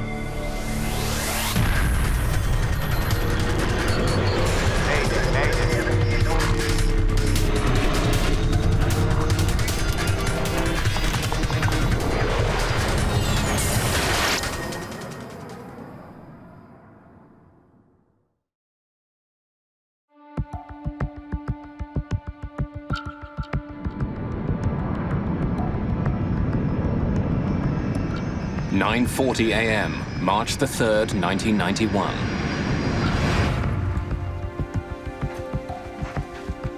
After a short 17-minute trip from Denver, United Airlines Flight 585 is on final approach into Colorado Springs. It looks like a perfect day for flying, but there's trouble in the air.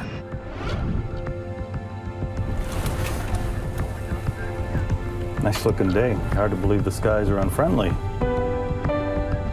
There's been heavy turbulence during the flight, and violent gusts of wind are forecast over Colorado Springs. Never driven to Colorado Springs and not gotten sick?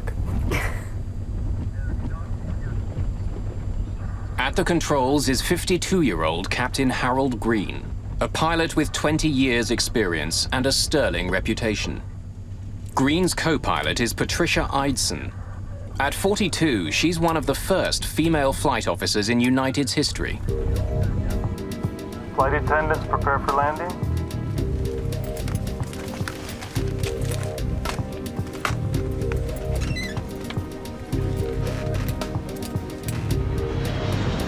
At Colorado Springs Municipal Airport, Air Traffic Controller James Rayfield is ready to bring Flight 585 in. United 585, report the airport in sight. Got it? Yep. Airport in sight, United 585. Lower landing gear. United 585 is cleared for a visual approach to runway 35. Weather conditions, wind 320 degrees at 16, gusting at 29. As its speed decreases, Flight 585 becomes more vulnerable to the turbulence. Eidson wants to know what other planes have experienced on landing. Any reports lately of any loss or gain of airspeed? Yes, ma'am. 500 feet, a 50-knot loss. At 400 feet, a 50-knot gain. And at 150 feet, a gain of 20 knots. Sounds adventurous, thank you. Starting on down.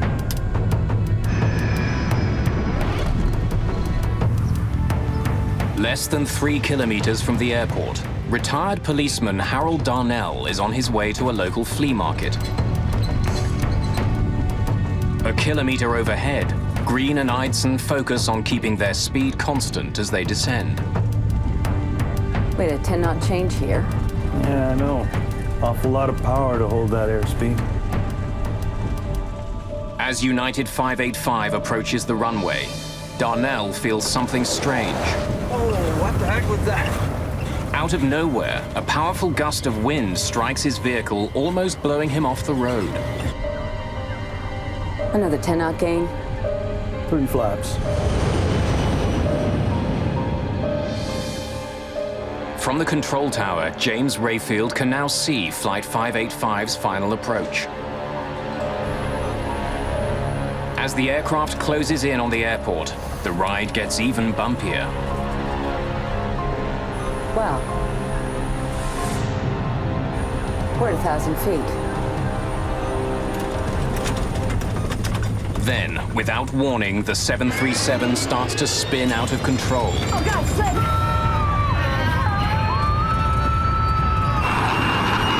15 flaps! 15! Oh no! Oh my God!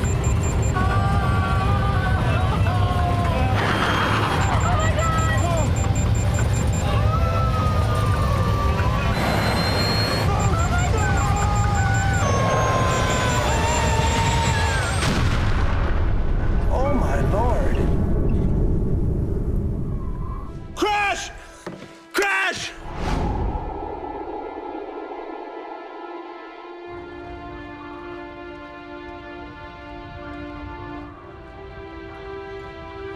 Rescue workers arrive within minutes, but there's almost no sign of the 737. The shattered remains of the 38-ton jet lie buried in a fire-blackened impact crater. The plane didn't skate or bounce, you know, like when a plane comes in normally and lands, it just nosed right in, and where it hits, where it stayed. And I came down here, and this is when I saw all of the, it was horrible. There are no survivors. All 20 passengers and 5 crew members are killed instantly by the high-speed impact and exploding jet fuel. In 10 violent seconds, Colorado Springs has become the site of one of the most mysterious air crashes in aviation history.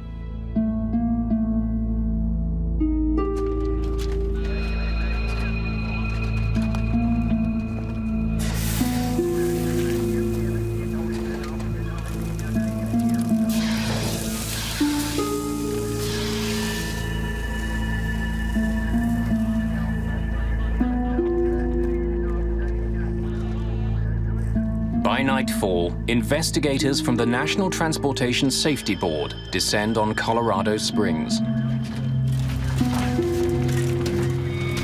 Known to insiders as tin kickers, NTSB investigators examine over 2,000 aviation accidents a year, at times by picking through the metal debris of fallen aircraft.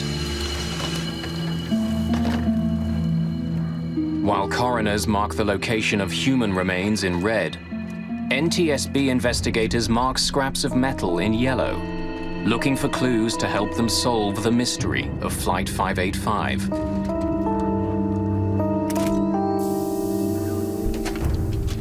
Like investigating a mass murder, it's a tough job walking onto a crash site.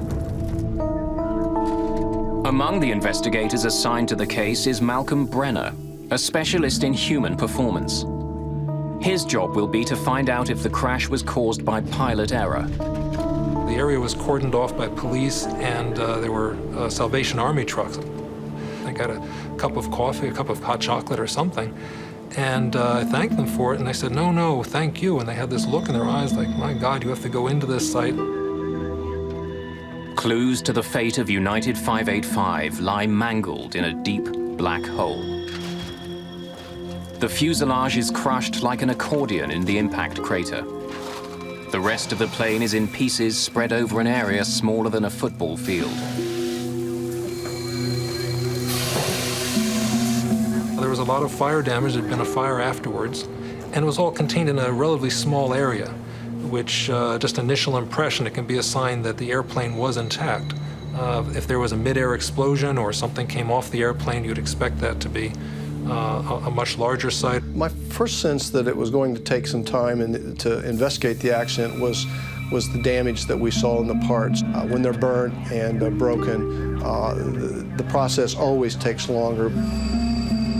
But with their work just beginning, members of the NTSB have no clue that the case of United 585 will become the longest crash investigation in aviation history.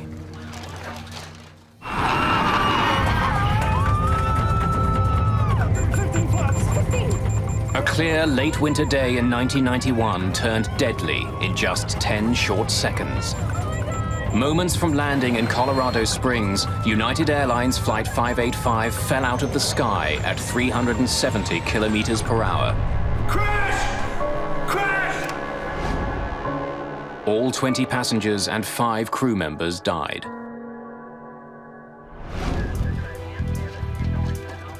The National Transportation Safety Board begins a painstaking investigation into the crash.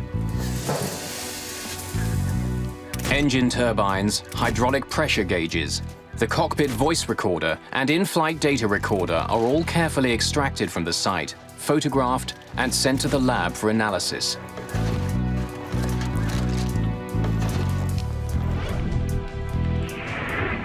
An important first step in the investigation is the analysis of the cockpit voice recorder. With pilot error a factor in 70% of air disasters, Malcolm Brenner's job is to see what role pilots Green and Eidson played in the crash. This crew was, and I felt this at the time, was one of the more impressive crews that I'd ever dealt with. There was a little bit of tension release, a little bit of humor. The captain said, "Never driven to Colorado Springs and not gotten sick?" The first officer suggested that they add extra speed as a safety margin. The captain agreed with it. It was good interaction. Got it? Yep. Airport in sight, United 585. Lower landing gear. This is a sense of an excellent crew, caught randomly, if anything. So again, that was my first impression, is that this would be consistent more with a hardware situation. As more about Flight 585 becomes known, mechanical failure becomes a serious suspect. Just seconds before it crashed, the plane rolled onto its back and spun wildly out of control. Investigators wonder if the sudden motion was caused by the plane losing an engine or a wing. From the state of the aircraft on site, it's clear that it was intact at the time of the crash. What investigators don't know is if the engines were still working at impact.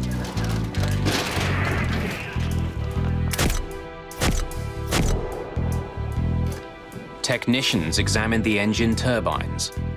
They discovered dirt has been drawn deeply into every crevice. These blades were clearly spinning and sucking in air at the time of impact.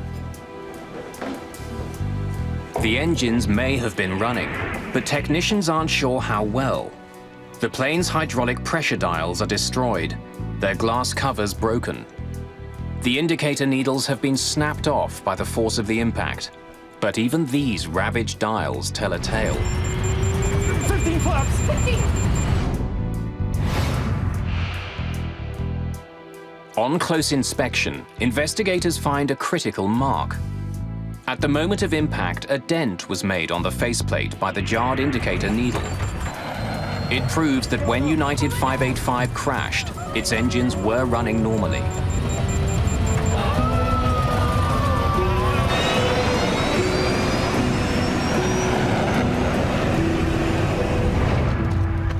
With engine failure ruled out, there seems to be only one other mechanical explanation for why 585 suddenly rolled over and then fell out of the sky. It appears increasingly likely that the plane had suffered a catastrophic problem with its flight controls. Investigators quickly become suspicious of the rudder at the back of the tail. We focused in after eliminating other flight control surfaces that we thought could contribute to the roll. We started looking at the rudder. Bring that up so I can take a look at it. Investigators begin their examination of the rudder on site, but the violence of the crash makes the job extremely difficult. Almost nothing left. Most of the plane's parts are too crushed or burned for testing, but a vital component is still reasonably intact. The Power Control Unit, or PCU. Used constantly during flight, especially during landings, the PCU performs like a car's power steering. When the pilot pushes on a rudder pedal, the PCU uses hydraulic fluid to convert gentle movements of a pilot's foot into the pressure needed to move the 737's enormous rudder.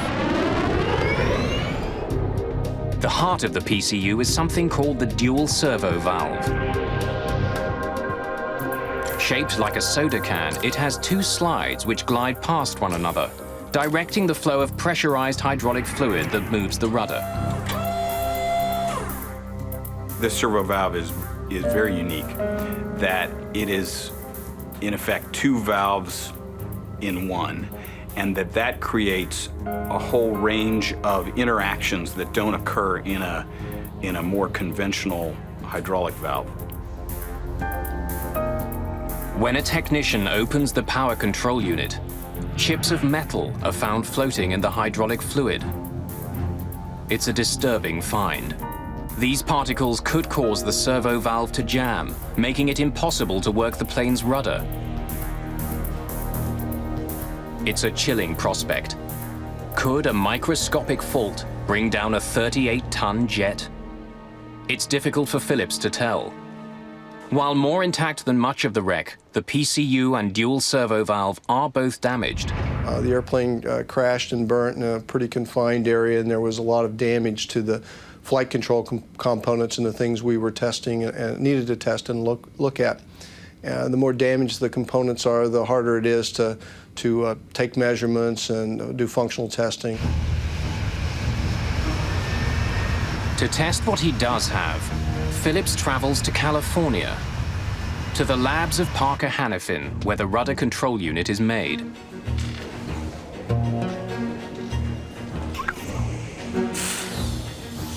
The curious metal chips floating in the PCU's chambers are dismissed. Phillips is told that filters keep them out of the delicate servo valve that directs fluid and moves the rudder. Nothing else is found that could explain any sudden movement of the rudder on Flight 585. We didn't have any absolute indication or information that we could point to that said the rudder power control unit, the servo valve, or any part of that flight control system caused that accident. Phillips still suspects a mechanical problem, but with no conclusive evidence that the PCU or servo valve caused the crash, he's forced to sign off on the tests. It's a pass.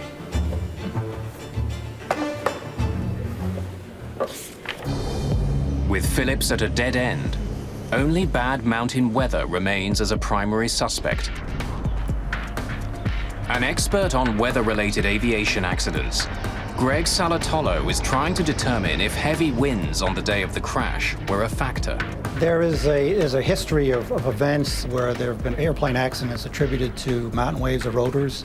In 1966, a BOAC 707 near Mount Fuji disintegrated in a mountain wave eroder. High winds crashing over mountain peaks leave so-called wind rotors in the lee side.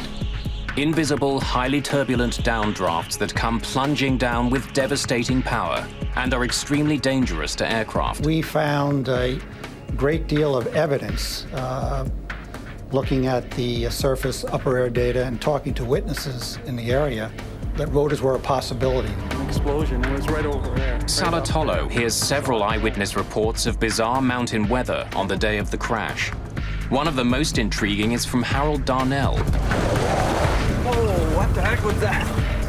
whose truck was struck by a powerful gust of wind just moments before 585 crashed. But as Greg Salatolo combs through his evidence, the theory that a wind rotor knocked the plane from the sky is getting less and less likely.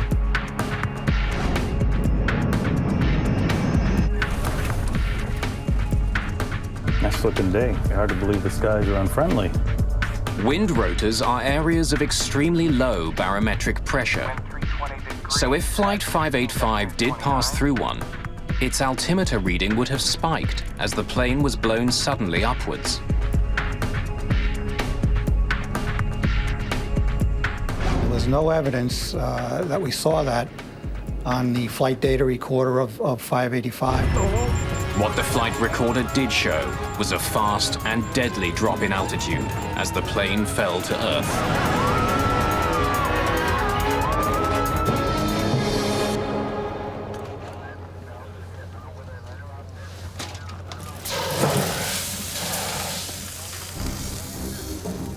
It's been 21 months since the investigation into the crash of United Flight 585 began. Almost 2 years in which the NTSB has studied the crew, the weather, the rudder, and thousands of other pieces of evidence. They've come up empty-handed. For only the 4th time in its history, the NTSB releases a report which doesn't reach a conclusion. The cause of the crash of Flight 585 is undetermined. We had put a lot of time and effort into the investigation, and we just weren't sure what had happened. It was like he was tracking a serial killer. He was frustrated that they had not solved 585. He did not want that to happen again. But almost 2 years after the report on 585 is released, the killer strikes again. At 7 p.m. on a clear, windless day, US Air Flight 427 is nearing Pittsburgh. Captain Peter Germano and First Officer Chuck Emmett are getting ready for their final approach. Folks, from the flight deck, we should be on the ground about 10 more minutes. Sunny skies, a little hazy. Flight attendants, please prepare for landing. I ask you to check the security of your seatbelt. Thank you. US Air 309, descend and maintain 6,000. As they close in on the airport, the pilots are on the lookout for another flight about 10 kilometers ahead of them. Looking for the traffic. Turning 100, US Air 427. I see the jet stream. As they pass through the turbulence left behind by the other flight, their jet suddenly and alarmingly rolls left. Hold on, hold on. Hold on, shoot! Nothing the pilots do seems to have any effect.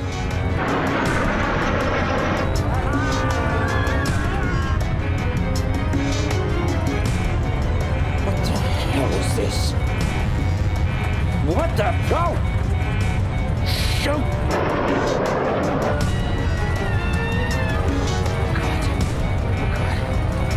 427, emergency!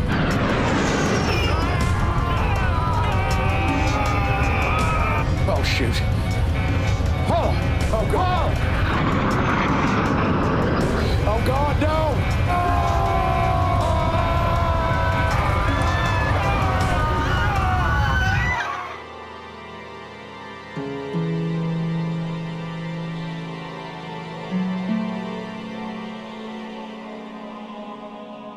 Rescue crews arrive quickly, but the fate of Flight 427 is tragically clear.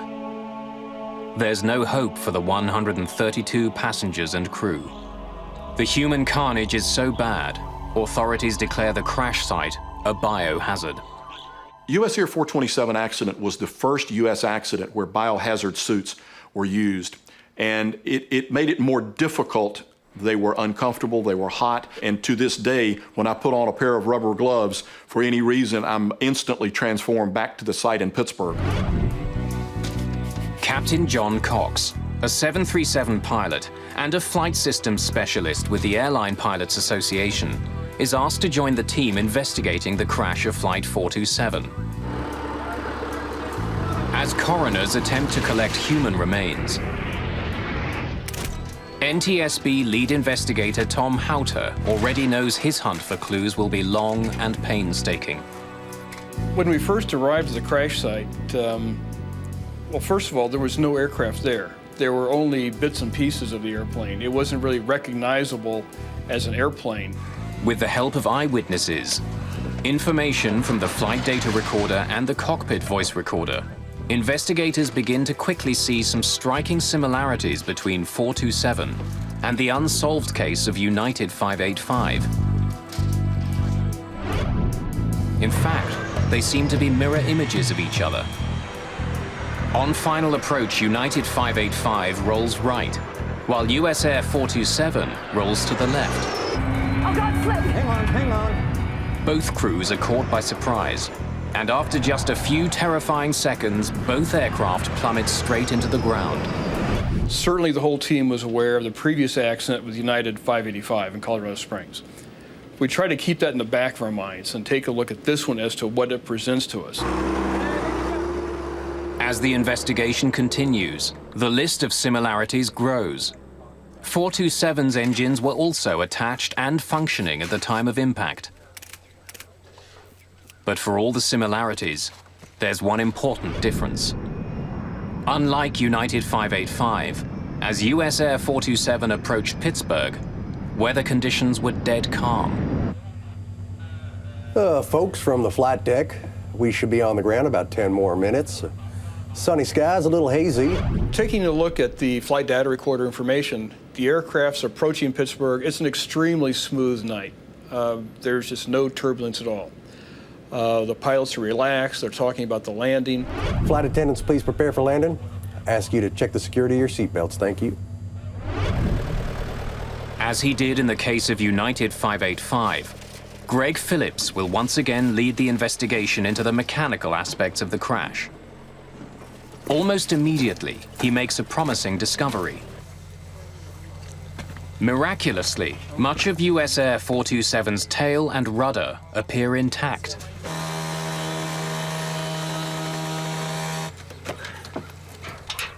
The hydraulic devices inside the tail have also sustained very little damage. Phillips and Houter prepare to send the parts to the manufacturer, Parker Hannifin, for testing as soon as possible. They need answers. Pressure on the NTSB to solve the accident is growing quickly. Not only are the crashes of flights 585 and 427 disturbingly similar, both of them involve the same kind of airplane, a Boeing 737. But with serious questions being raised about the plane's safety, billions of dollars, and perhaps the airline industry itself, are at risk. We couldn't live with the fact as investigators of having 2 unsolved 737 accidents. The airplane is in too much use, too wide a use around the world. It carries too many people every day. Unsolved was not an acceptable answer. If 427 was an undetermined accident, we could not find the cause of this accident, there was a great chance that if there was a third accident with the 737 fleet under similar circumstances, that the 737 fleet would have been grounded. Careful with it. The investigation into the crash of Flight 427 may be the most important in the history of the NTSB. But it won't be easy. Answers are still years away. In just 3 years, 2 Boeing 737s have crashed in the United States with no survivors. Site United 585. In both cases, the planes were moments from landing. Flight attendants, please prepare for landing. And in both cases, the planes were under full power, but the pilots were unable to control their jets.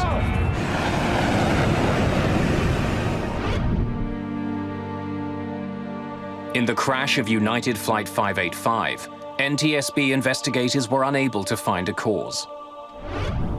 Now they're searching for clues into the second crash, US Air Flight 427.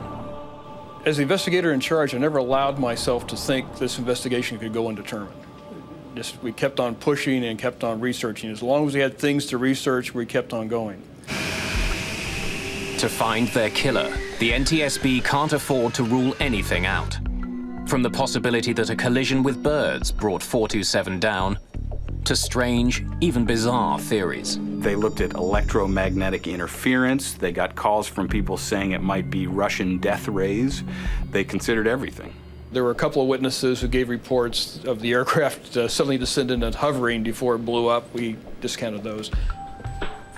But the investigation's primary suspect is the dual servo valve, part of the power control unit that moves the 737's rudder, and a suspect in the crash of United 585. Parker Hannifin made the valve. At its lab in California, investigators look inside the main cavity of the US Air power control unit. Just like in the earlier crash, they find tiny chips of metal floating in the hydraulic fluid. But once again, Parker and Boeing repeat their claim. filters designed to stop any debris from interfering with the delicate metal slides have done their job. Investigator Greg Phillips wants to be absolutely sure. If the chips were blocking the slides, they would have left tiny scratch marks behind where they rubbed against the metal. But Phillips can't find any. Another pass. Okay. Phillips has technicians put the servo valve from Flight 427 through as many tests as he can think of, trying to find a weakness. If he can find one, it could explain why 2 planes were ripped from the sky. But he comes up empty. That unit passed all its operational tests. There wasn't any indication that it had failed, and it operated within the parameters we expected it to. Once again, the investigators are forced to shift their focus back to the pilots. By studying the plane's flight data recorder, investigators know that the jet's rudder was deployed fully to one side, what's called rudder hardover. We were definitely focused on rudder, on hardover rudder, full rudder input for about 20 seconds. It can be caused either by hardware, something unknown in the hardware, or it can be caused by pilot input. First Officer Chuck Emmett, who was flying 427, did indeed step down hard on his rudder and then held it there while the plane plummeted towards the Earth. It raised a grisly question. Was he trying to fly the plane into the ground? And looking at this, and being a pilot myself, is like, this doesn't seem like rational behavior. What the hell is this? Human performance specialist Malcolm Brenner listens closely for evidence on the cockpit voice recorder. What the go? Shoot! In this case, they had microphones right by their mouths, and you can hear as well as in real life or better. You can hear breathing sounds. Yeah, I see the jet stream. The cockpit recordings indicate that Flight 427's troubles began at the moment it flew through the jet wake of a Delta Airlines 727 that had just passed in front of them. Both pilots are startled by the wake. I see the jet stream. The first officer breaks off at the end of a sentence. I see the jet stream, and there's no more discussion of the jet stream or anything else. They both focus. Something happened here. Captain says, "Sheesh." It was such a smooth flight that it was a momentary jolt that they just hadn't anticipated. And with that, the pilots got on the controls and immediately, put in a rudder input.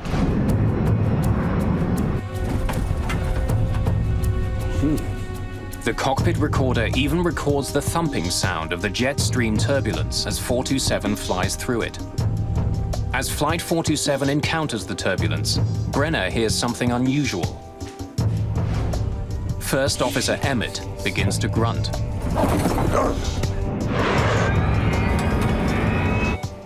The grunting is unusual.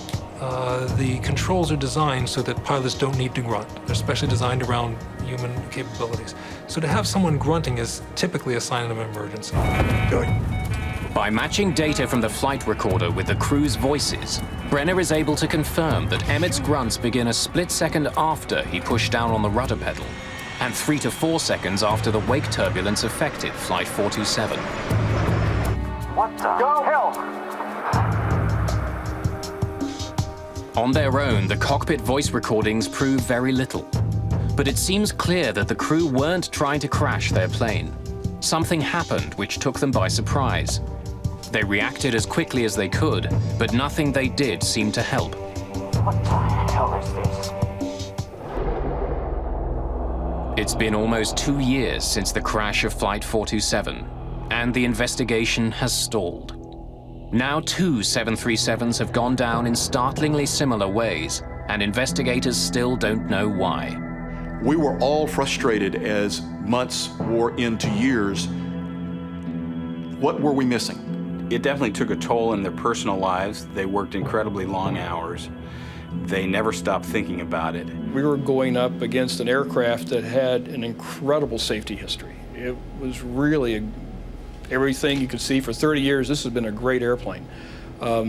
We were trying to prove that there was something wrong with the straight-A student. It clearly was on his mind. He, at one point, had a nightmare about it where he dreamed that he was in front of a congressional committee that was grilling him on now there had been a third 737 crash, and in Tom's dream, all the cameras were pointing to him, and a congressman asked, "Why didn't you ground the fleet?"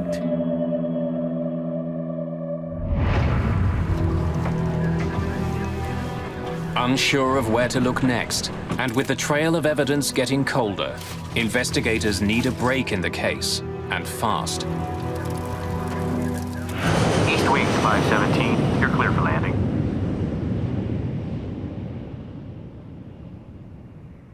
On June the 9th, 1996, they finally get the break they've been looking for. Captain Brian Bishop is on final approach to Richmond, Virginia, when, without warning, his east wind jet rolls sharply to the right.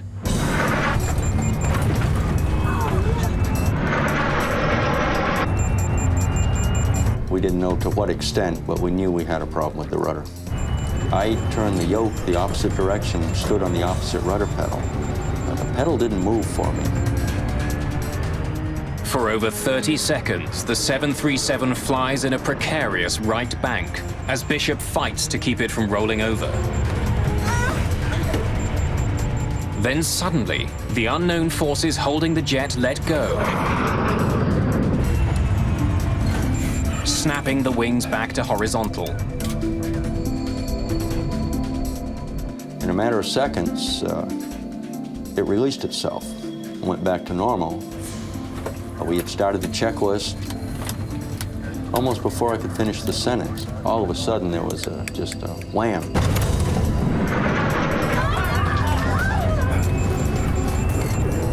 For a second time, the 737 is pushed onto its side. For 30 harrowing seconds, the 737 takes on a life of its own. Then, once again, as quickly as it began, the rollover stops. After the second time, I looked at the first officer and I said, "Declare an emergency." Tell the controller we have flight control problems.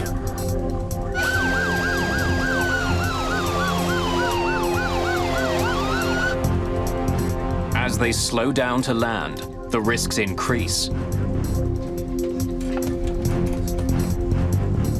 If a third rollover occurs, they won't have enough airspeed to recover. I did at some point tell my first officer to look out the window and find a dark spot.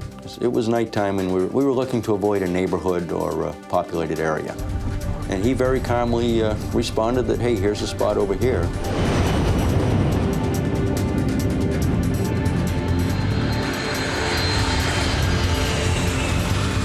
But there is no third rollover. Bishop brings Flight 517 in high and fast and lands safely. Taxiing in is when I realized my legs were shaking. We got the aircraft to the gate, and I did pick up the PA to make an announcement to try to explain what had just happened to these people. And on picking up their microphone, I realized there was nothing I could say to make this any better. And probably for the first time in a long time, I was at a loss of words. So I simply put the microphone down and let it go at that. But Bishop won't remain speechless for long. By the next day, the investigation team has arrived in Richmond. Flight data recorded it was undamaged, an airplane undamaged. We launched to the scene. The airplane literally didn't move, stayed at its location in the airport until we got down there. There were a lot of FAA, a lot of NTSB, and they all wanted to talk to us very badly. It gave the NTSB a tremendous break because suddenly they had a 737 that had had a rudder incident that was intact, and they had a pilot who was alive and who could talk about it. I think they were much happier to have the airplane than me. I think the airplane probably gave them more to research than I ever could. NTSB investigators quickly determined that what happened on board Eastwind Flight 517 is alarmingly similar to events on Flights 427 and 585. If they can discover why Bishop's 737 rolled over, they may be able to crack 2 mysterious and fatal accidents. And when we said, well, what happened? They said there was something wrong with the rudder pedal. The pedal wouldn't go down. I was standing on the rudder pedal and I couldn't get it to go down. My God. With Bishop's first-person testimony, investigators immediately zero in on Eastwind's rudder controls. The power control unit is removed, inspected, and then tested again and again.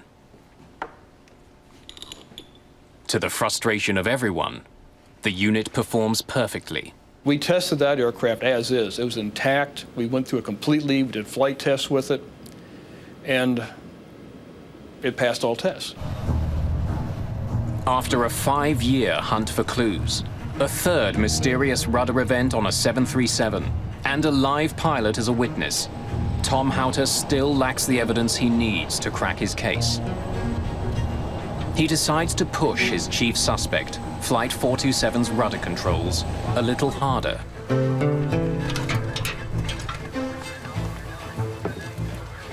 One fellow mentioned a test they had done in the military of a thermal shock, where if you had the actuator being very cold and put in very hot hydraulic fluid, it would cause it to react in strange ways. So we put together a thermal shock test. And this test was extreme, to say the least. On August the 26th, 1996, in Valencia, California, NTSB investigators gather to watch the torture test of US Air 427's PCU. After soaking it in dry ice, the PCU is blasted with nitrogen gas to simulate the minus 40-degree temperatures at 10,000 meters. Then it's quickly injected with superheated hydraulic fluid and given the command to start working. As we were standing there listening to the actuator move left and right, it stopped. And it was not commanded to stop. It just jammed. Stopped working completely. Take a look. Systems investigator Greg Phillips now asks that the valve be taken apart and scanned for scratches. They find none. Look at that. Doesn't leave a trace. It's a crucial breakthrough to solving an almost perfect crime. Not only have they proven that the valve which controls the rudders can jam, no evidence is left behind.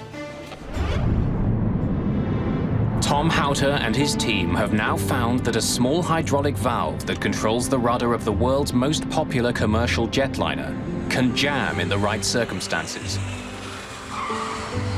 It's an ominous discovery, but incredibly, there's another shocking surprise in store for the investigators. October the 15th, 1996. For the last 5 years, the National Transportation Safety Board has been struggling to crack its toughest case. 2 completely separate but seemingly linked accidents. The crash of United 585 killed 25 passengers and crew. 3 years later, the US Air Flight 427 disaster took another 132 lives.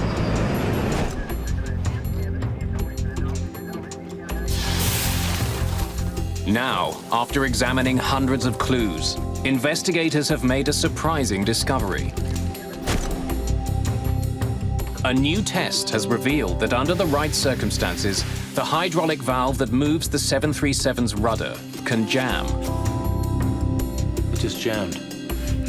But the surprises aren't over. The most important breakthrough came when a Boeing engineer, examining the data from that test, discovered some numbers that indicated the valve at that point had actually reversed. Whoa. It's a stunning revelation. Not only can the servo valve jam, but it can then function in reverse. It means that any time a pilot tries to correct a rollover by pushing on the rudder might turn in the opposite direction, causing a fatal accident. And the reversal is like driving your car.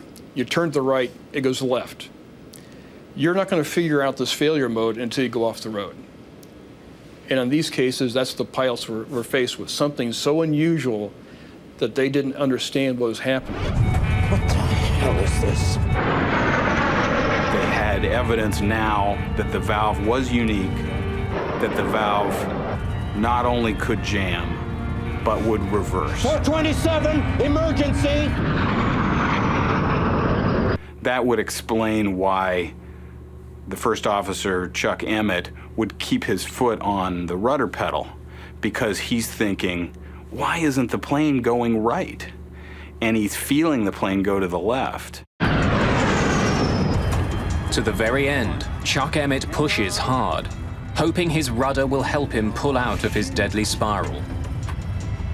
Tragically, he has no way of knowing that he's steering the aircraft straight into the ground. Ever driven to Colorado Springs and not gotten sick?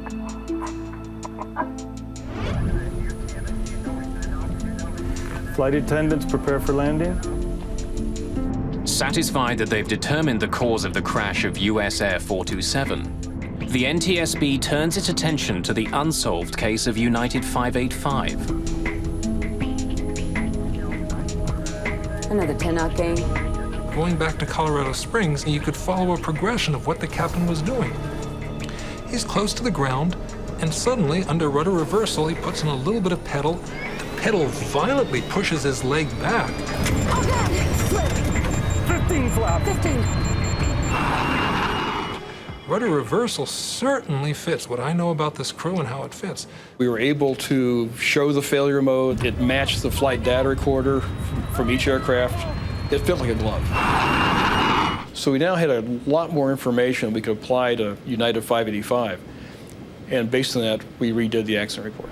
Oh my God! From rudder reversal to impact took less than 10 seconds. 585's flight crew had no chance to save their plane or passengers. In the aftermath of the investigation, sweeping changes were made to improve the safety of the 737 and the entire aviation industry. New training protocols were designed to help pilots react to unusual in-flight events. In the 737 fleet, pilots are now trained on how to react to both rudder hardovers and reversals. The scenario of the US Air 427 accident, if the crew had the information that we have today, I believe they would have landed safely in Pittsburgh that evening. The FAA also directed Boeing to redesign the rudder's dual servo valve to eliminate the potential for reversal. Boeing spent hundreds of millions of dollars to replace the valves on thousands of 737s around the world. One thing we don't like at the safety board is to have an undetermined accident, because then we can't make a change to improve safety. So out of US Air 427, United 585, we have a much safer 737 fleet.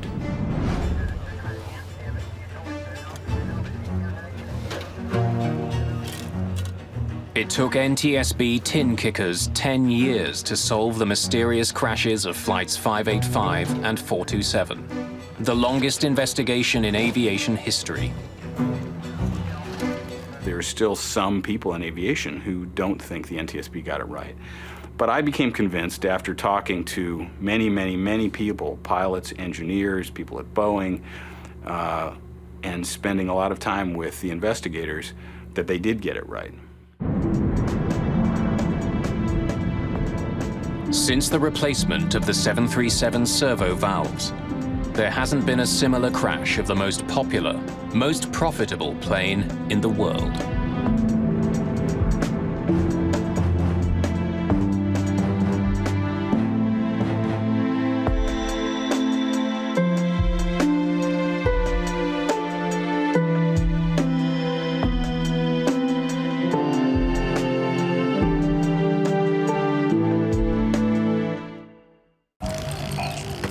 New Hope, Georgia, April the 4th, 1977.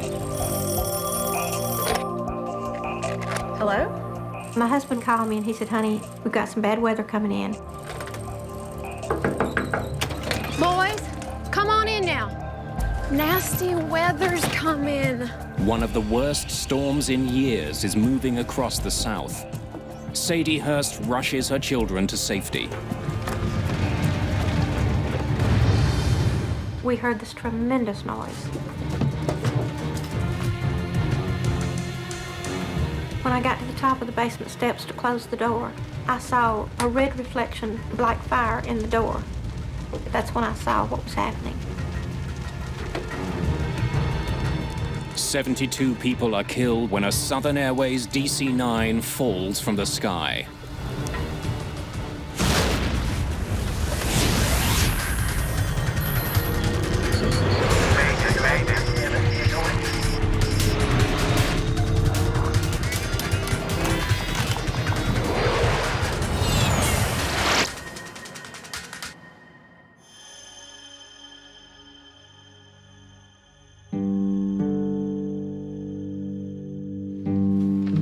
Boarding pass. Thank you. Good afternoon, sir. Good afternoon. May I see your boarding pass, please? Sir. Just down the aisle on the right, sir. Enjoy your flight. Thank you. Boarding pass? 81 passengers board Southern Airways Flight 242, a DC-9 bound for Atlanta, Georgia. Many of them are military personnel from nearby bases. Captain Bill McKenzie and First Officer Lyman Keel have been shuttling passengers across the American South all day. Who's got the lander? Not me, says the captain. Ignition, sir. Pilots regularly exchange tasks on long days like this one. First Officer Lyman Keel will be handling this leg of the flight. He's an experienced Navy pilot who's been with Southern Airways for 4 years. Before their last takeoff, the crew was handed a weather report for the airports along their route. Looks like you guys got a good one coming.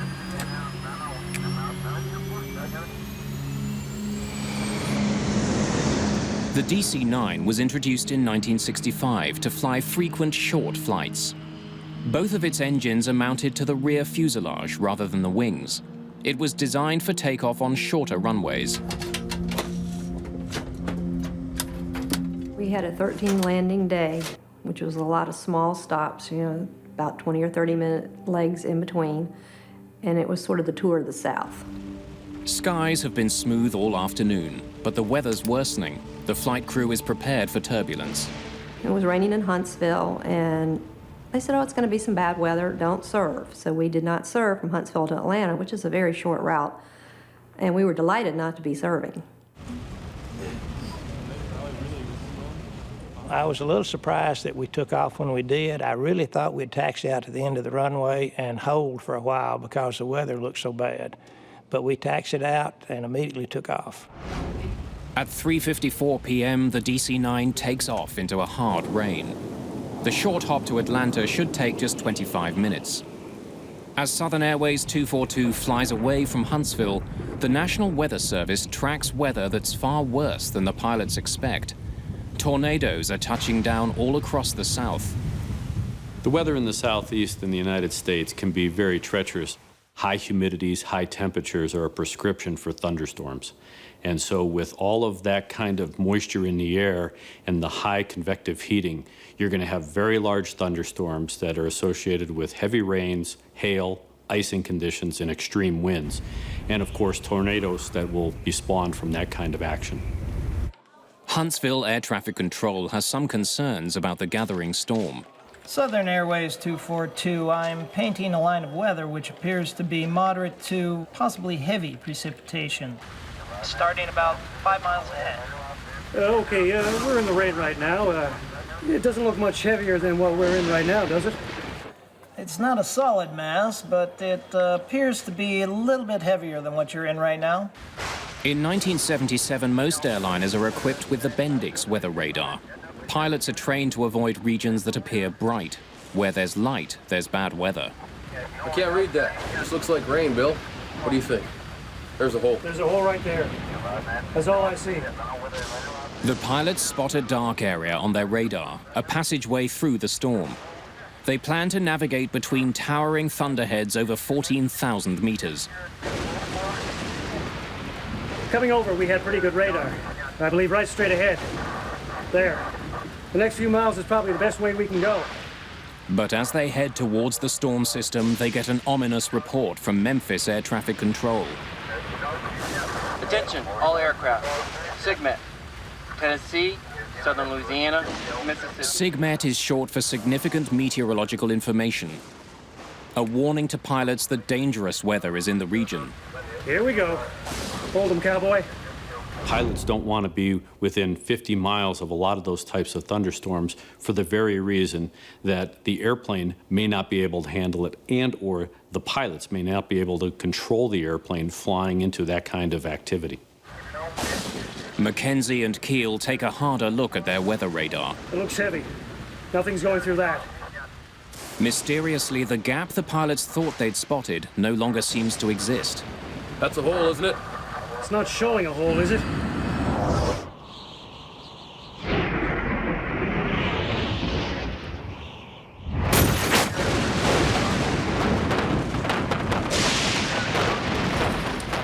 The storm suddenly gets much worse.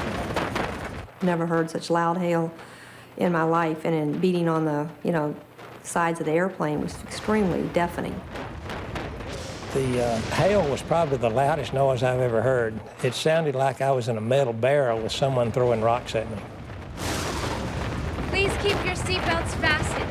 We should be out of this shortly. Hail the size of baseballs hammers the DC-9, breaking the plane's windshield.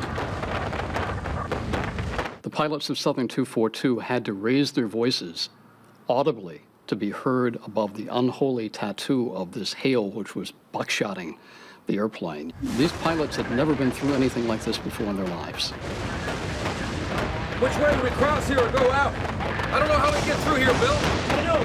You're just gonna have to go out. Yeah, right across that bend. All clear left, approximately right now. I think we can cut across there. Mackenzie and Keel desperately seek an escape route from the storm. But as they do, the emergency escalates. The plane loses all electrical power.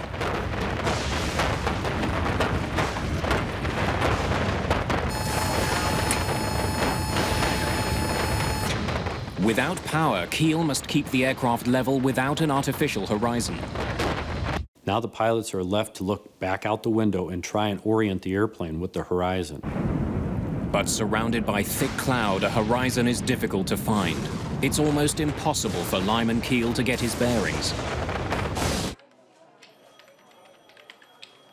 Southern 242, what's your speed?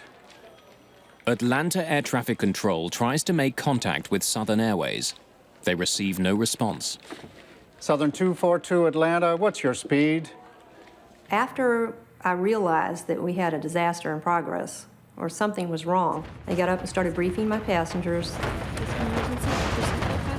The flight attendants were very quick in giving us emergency landing instructions. There was not very much time for anyone to start panicking.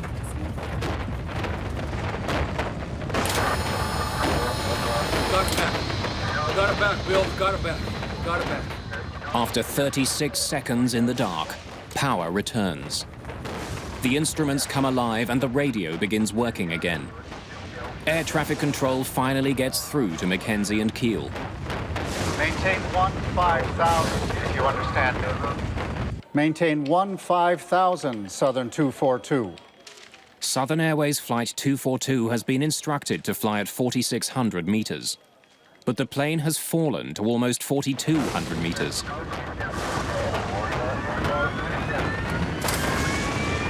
We're trying to get it up there. While I was looking out at the front of the left engine, I could see the hail continuing to put more and more dents into the cowling around the engine and into the cone in the center of the engine. and the engine was starting to make sounds like it was quitting.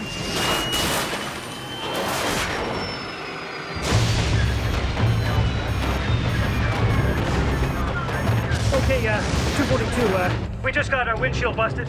We'll try to get it back up to 15. We're at 14. Southern 242, you say you're at 14 now? Left engine won't spool. Our left engine just cut out. You say you lost an engine and busted a windshield? Yes, sir. My God. The other engine's going too. Got the other engine going too. Southern 242, say again. Stand by.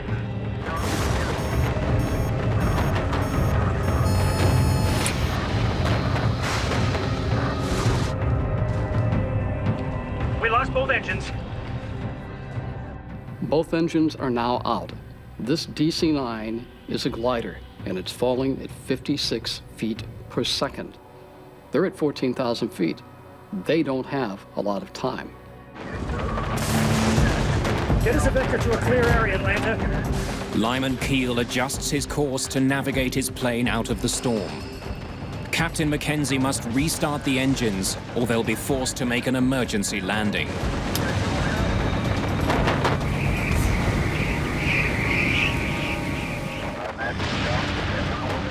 Without engines, Southern Airways Flight 242 is plummeting from the sky. There's also another dire consequence of the engine failure. Normally, the engines generate electricity for the instruments, radios, and hydraulics.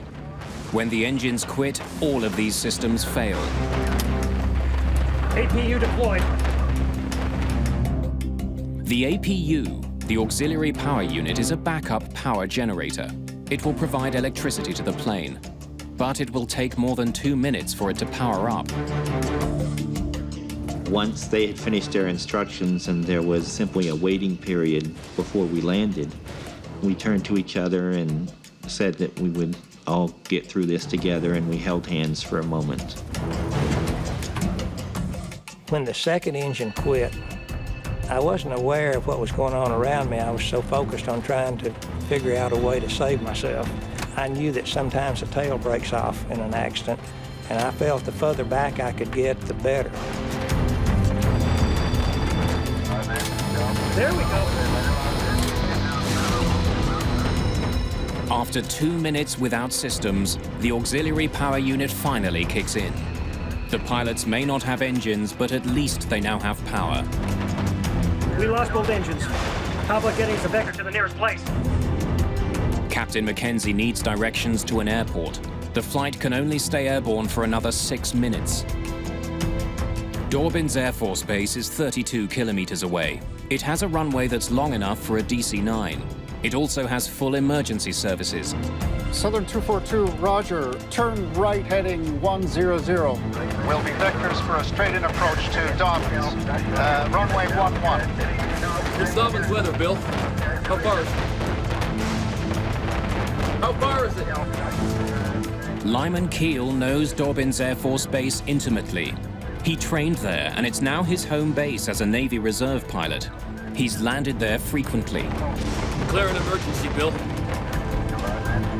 Right now, Keel's familiarity with Dorbins is the only advantage this crew has. Less than 16 kilometers away lies the town of New Hope, Georgia. Sadie Hurst sees no signs of an advancing storm. It was an absolutely beautiful day. The children were playing outside. They were riding their bicycles up and down the driveway.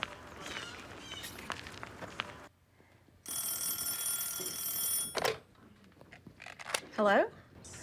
Hey, you. My husband worked in Atlanta, and he kept his radio on the Huntsville radio station. And he called me, and he said, honey, we've got some bad weather coming in. He said, you need to get the kids in.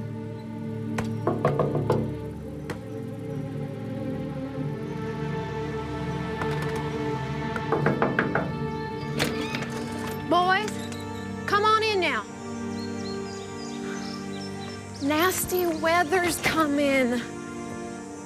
Come in now. All right, flashlights and batteries, Stephen. Ordinarily, tornadoes come with bad weather, you know, dark clouds and rain and hail. But we didn't see any of that. Southern Airways 242 finally breaks through the storm clouds into clear skies. The plane descends steadily through 2,100 meters. Get those engines started. Once the engines failed, the workload in the cockpit increased substantially. In this particular instance, the first officer was the, quote, pilot flying. He was the one that was actually manipulating the flight controls and maneuvering the airplane. The captain, on the other hand, was now running checklist and trying to troubleshoot. Listen, we lost both engines, and I can't tell you the implications of this. We only got 2 engines. And how far is Dobbins now? Southern 242, 19 miles. Do you have 1 engine running now? Negative. No engines. I didn't know what was wrong, but I could tell something was wrong. I went and opened the cockpit door simply to tell them we're ready for whatever. Just don't stall this thing out. No, I won't. Bill, what's going on? Not now, Kathy. Sit down. You could tell they were afraid. I understood that they were afraid just for the sound of their voice. So I understood that there was something very dangerous going on, but I had no idea what. Down to only 1,400 meters, the plane is still 27 kilometers from Dobbins Air Force Base. Ask him if there's anything between here and Dobbins. What? Ask him if there's anything between here and Dobbins. Is there an airport between our position and Dobbins? Southern 242, no, sir. Closest airport is Dobbins. First Officer Lyman Keel doesn't think he can get the DC-9 as far as Dobbins Air Force Base. He's lost too much altitude. I doubt we're gonna make it, but we're trying everything to get something started. Roger. Well, there is Cartersville. You're about 10 miles south of Cartersville, 15 miles west of Dobbins. Keel needs a closer airport. Cartersville seems like a good choice. We'll take a vector to that, yes. We'll have to go there. Can you give us a vector to Cartersville? All right, turn left, heading 360. Will be direct vector to Cartersville. Air traffic controllers in Atlanta see no other options. They direct Flight 242 to Cartersville Airport. As the pilots seek out an airport, the flight attendants still don't know what type of landing to prepare for. They wouldn't talk to me. When I looked in the door, the whole windshield was cracked. So what do we do? I think we've lost both the engines. I thought so. Okay. Kathy, have you briefed all your passengers? Mm-hmm.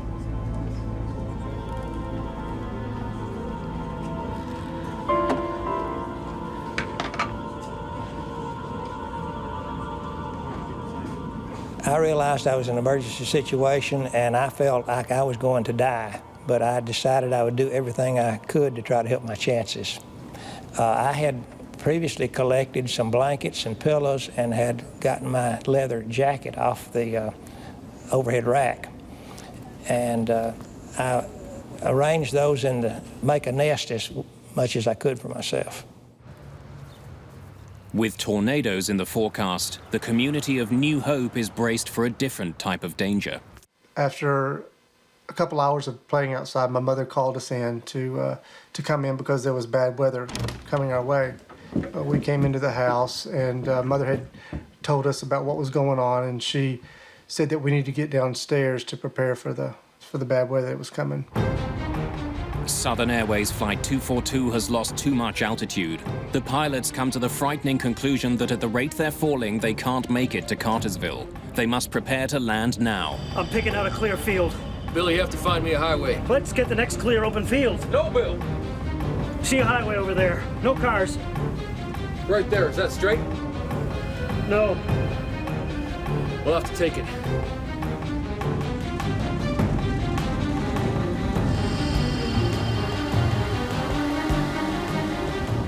Lyman Keel decides to bring the plane down onto a rural highway, Georgia State Highway 92.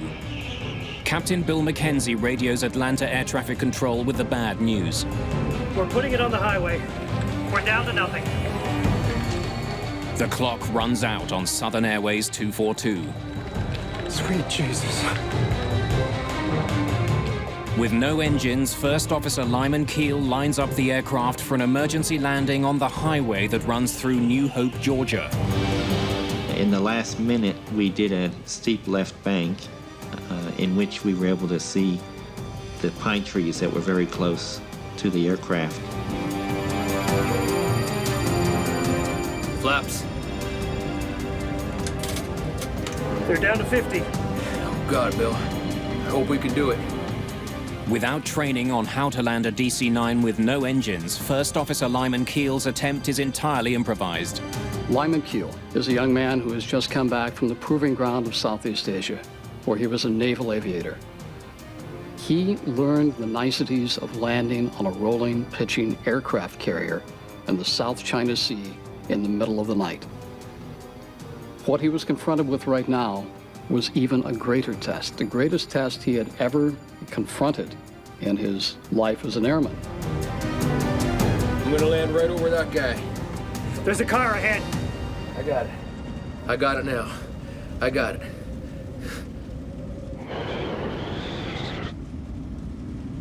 Brace for impact! The Southern Airways flight touches down on State Highway 92. When the aircraft touched down, the first touchdown was very, very nice. It was smooth. It seemed like it was going to work and everything was going to turn out okay. And then it immediately bounced back up in the air and slammed down.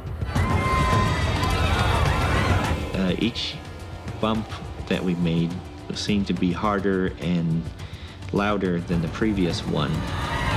The plane smashes into New Hope. Before the plane completely stopped moving, there was fire blowing through the cabin. I felt my face burning, even though I tried to cover it with my leather jacket.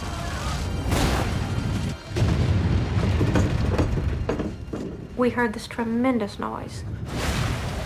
Large sections of Southern Airways 242 litter the entire length of New Hope.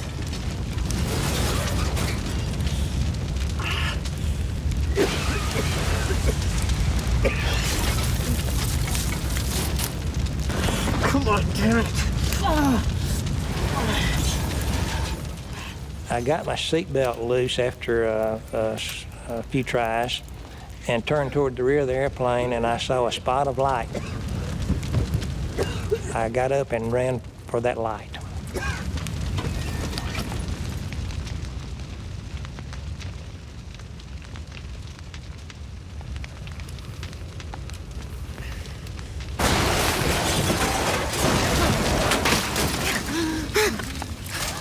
I could not believe I was alive. I just could not believe it. Where I found myself after we woke up, sort of indescribable. I was sitting by the front entry door. We have a coat closet that was adjacent to it and the back wall that the jump seat's strapped to. All three of those walls had collapsed and rolled into like a little triangle ball area. And there was just enough room for me inside. And I could see a crack of light, and I thought, I'm going through that crack of light, come hell or high water. In the very next instant, as if I had just blinked my eyes, instead of seeing the carpet between my feet, I suddenly was looking at blue sky above me. I realized I was lying flat on my back in the dirt. Everything to the left of me was flaming wreckage. I didn't even recognize it as being the plane that I had just been thrown out of. I thought it was maybe a house that we had hit. Stewardess Sandy Pearl also escapes safely. She's able to help others.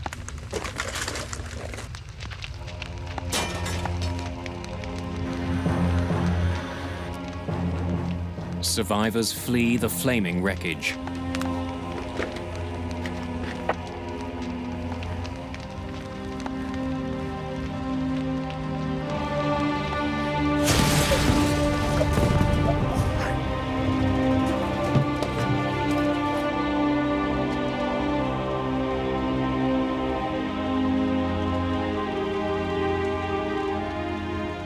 When when I got to the top of the basement steps to close the door, I saw a red reflection like fire in the door.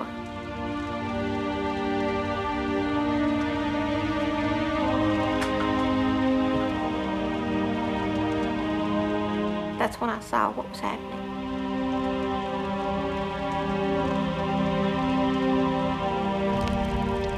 I saw smoke and fire.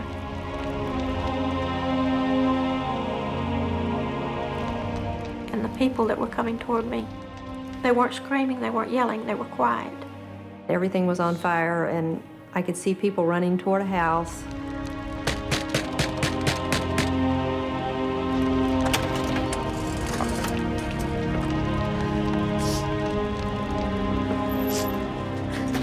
I need to use your phone.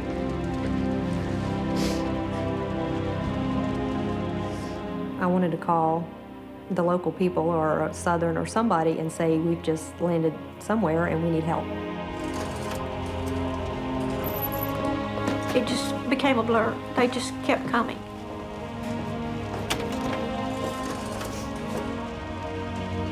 You help her.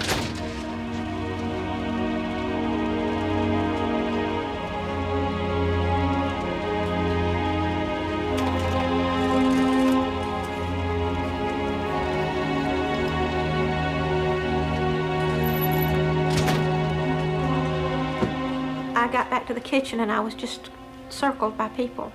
They knew they were in a house, and I guess they felt safe, and they needed somebody to help them. I was still frantic. I was still trying to move as quickly as possible and do as much as I could at the time.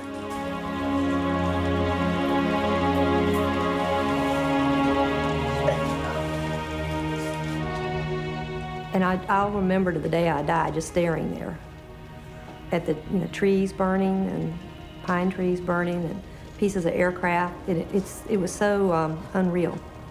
I've never seen anything like it and never want to see anything like that again.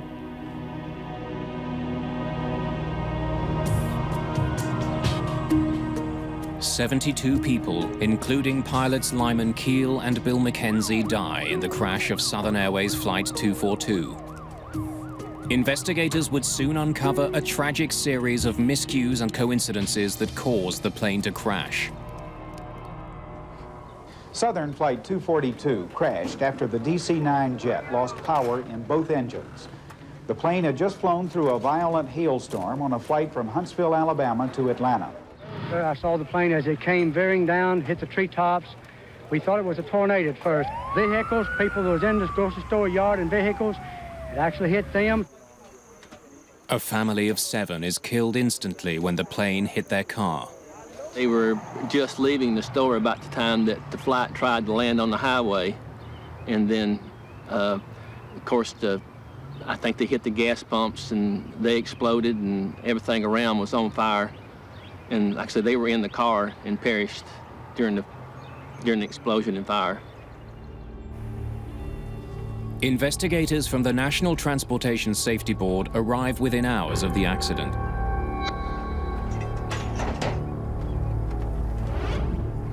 This is the second major blow to Southern Airways' safety record. In 1970, Flight 932, carrying the Marshall University football team, crashed in West Virginia. Everyone on board was killed. There are always many questions that investigators have to find answers to. The 2 primary questions that needed to be answered by the board were what were the weather conditions and what caused both engines on a 2-engine airplane to flame out that resulted in the pilots having to make an emergency landing on a highway in a small town.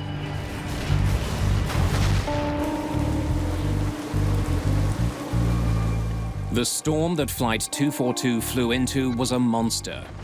Why had a crew so familiar with weather in the South flown headfirst into it? That's a hole, isn't it? It's not showing a hole, is it? Investigators listened to the cockpit voice recorder for any clues about the decisions made by the crew as they were entering the thunderstorm. That's a hole, isn't it? It's not showing a hole, is it? They learned that the pilots relied heavily on their weather radar as they approached the storm. But it appears to have deceived them.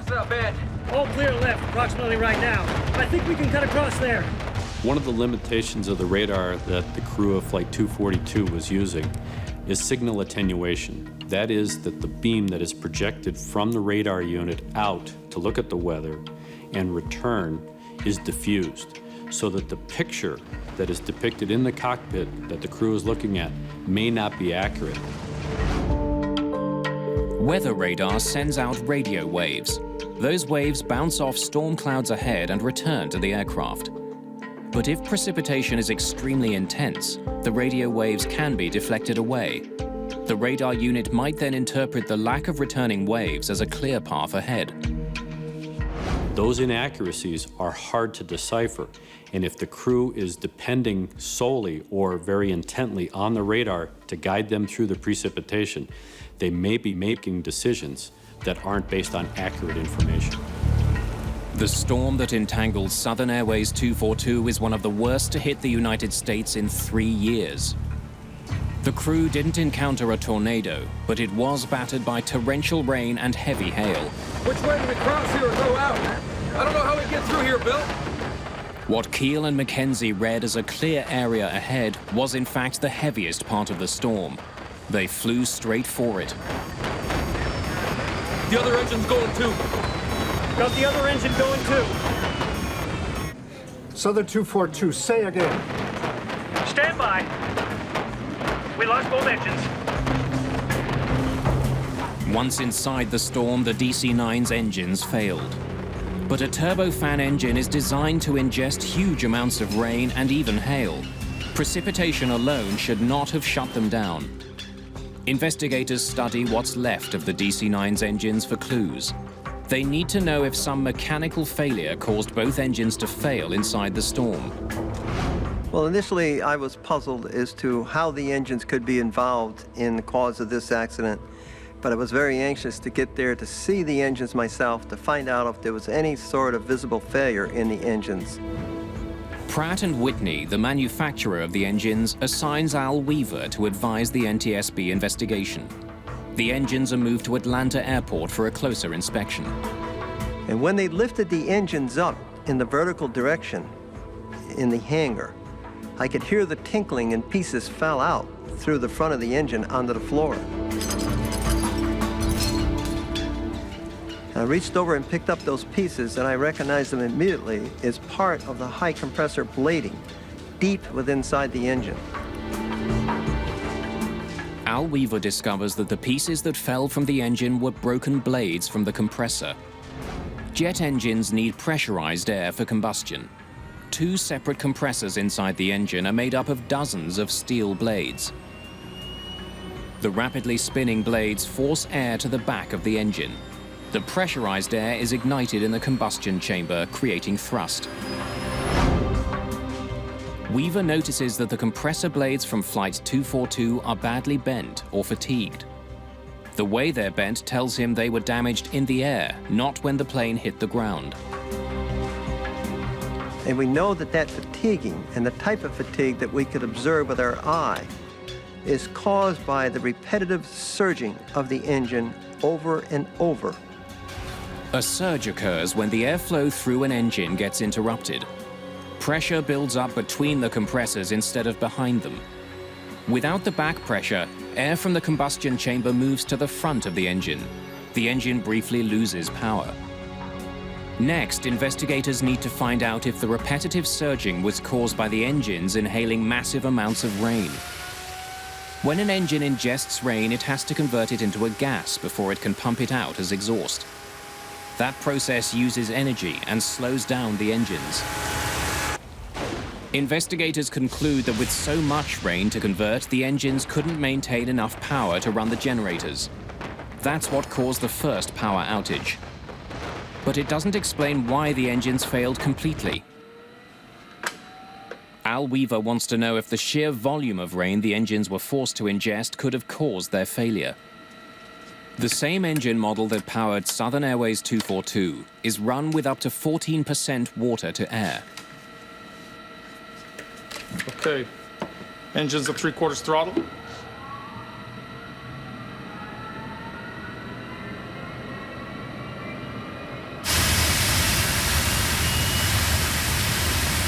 Let's begin.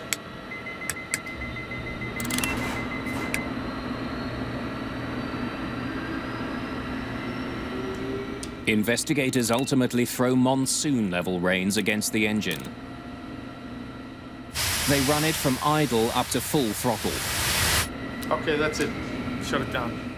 The rain was not enough to cause the kind of surge that tore the engines on Flight 242 to pieces. Thanks very much, gentlemen.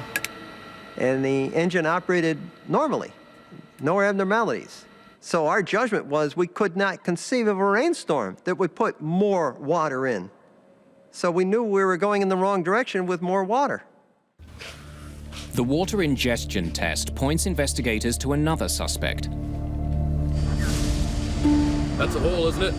It's not showing a hole, is it? Hail.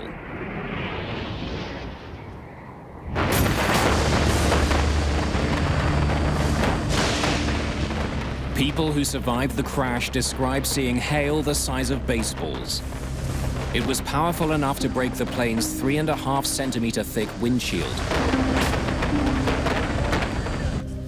Al Weaver discovers significant hail damage on both of the plane's engine cowlings.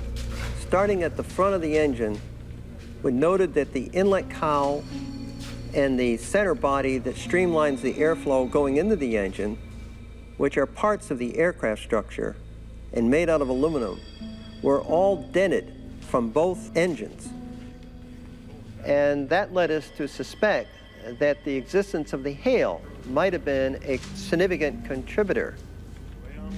Weaver knows that it would take a powerful force to damage the hard metal compressor blades. We knew from the examination mechanically of the engines that the hail itself did not cause any damage to the engine. It only dented the outside of the covering over the engine. Heavy precipitation and a damaged cowling could have interrupted the engine's airflow and caused a surge. But one surge shouldn't tear an engine apart. Weaver suspects that massive pieces of hail may have clogged a vital outlet in the plane's engines: the bleed valves. When pressure builds between the two compressors, bleed valves should open automatically to release that pressure and clear the surge. If the bleed valves were blocked, the engines would have continued to surge over and over again. Once the engine began to surge, the action that the pilot should have taken was to pull the throttles back to clear the surge. Al Weaver turns to the cockpit voice recorder and discovers that the circumstances may have caused the crew to do the exact opposite. Maintain 15,000, Southern 242. We're trying to get it up there. Weaver learns that the crew was asked to climb while in the heart of the storm. Maintain 15,000, if you understand me. Maintain 15,000, Southern 242. In order to climb, the captain had to increase thrust to his engines, which would have made matters worse. But if the surge was not cleared and allowed to continue, then the engine would simply break itself internally. We're trying to get it up there. Advancing the throttles would only worsen the situation.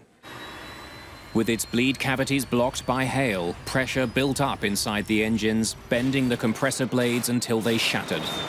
Left engine won't spool. Our left engine just cut out. And once the blades broke in the compressor, then the engine has no hope of ever working again. Investigators now understand how the pilots misread the storm and how their engines failed as a result of it. But they don't know why the pilots weren't warned that there was such a severe storm in their path.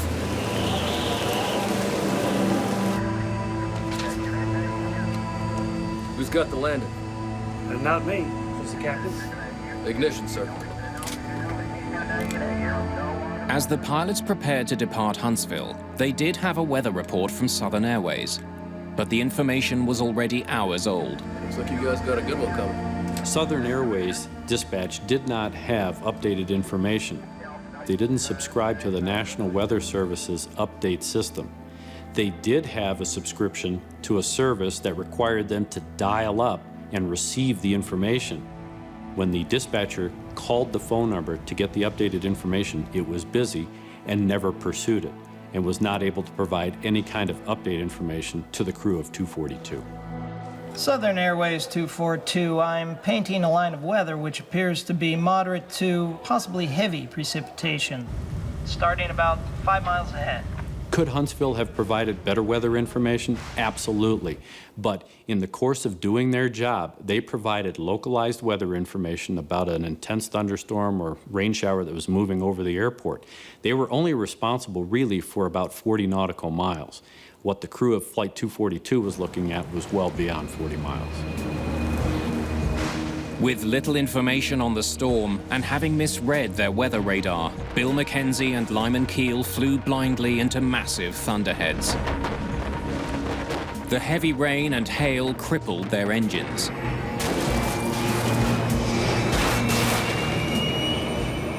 The crew decided that their only option was an emergency landing. We lost both engines. How about getting the vector to the nearest place? Southern 242, roger. Turn right heading 100. Will be vectors for a straight-in approach to Dobbins. Runway 11.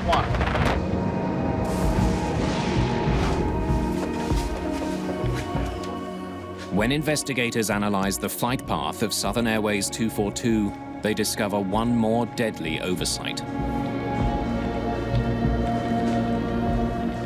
From the time the crew realized that they had no engine power till the time of touchdown was about 9 minutes. So in looking at the critical decision-making, they had about 7 minutes of solid critical decision-making before they were committed to that emergency landing on the highway. Get us a vector to a clear area, Atlanta. After the engines failed, the pilots made a 180-degree turn towards the west, looking for an escape from the storm. That takes them directly away from Dobbins Air Force Base. The turn takes the pilots out of the hailstorm, but leaves them further away from a runway. They also lose minutes of valuable flying time. Only once the pilots escape the hailstorm do they turn again towards Dobbins. Is there an airport between our position and Dobbins? Southern 242, no, sir. Closest airport is Dobbins. Had they maintained that course to Dobbins, rather than make the turns or try to find another airport, they probably would have had a better success rate and definitely a better survival rate. Southern 242, roger. Turn right heading 100. Will be vectors for a straight-in approach to Dobbins. Runway 11. By the time Mackenzie received the instructions, Southern Airways 242 had been flying away from Dobbins for too long. The plane was simply too far and flying too low to make it there. Declare an emergency, Bill. But there was one last missed opportunity to save Flight 242.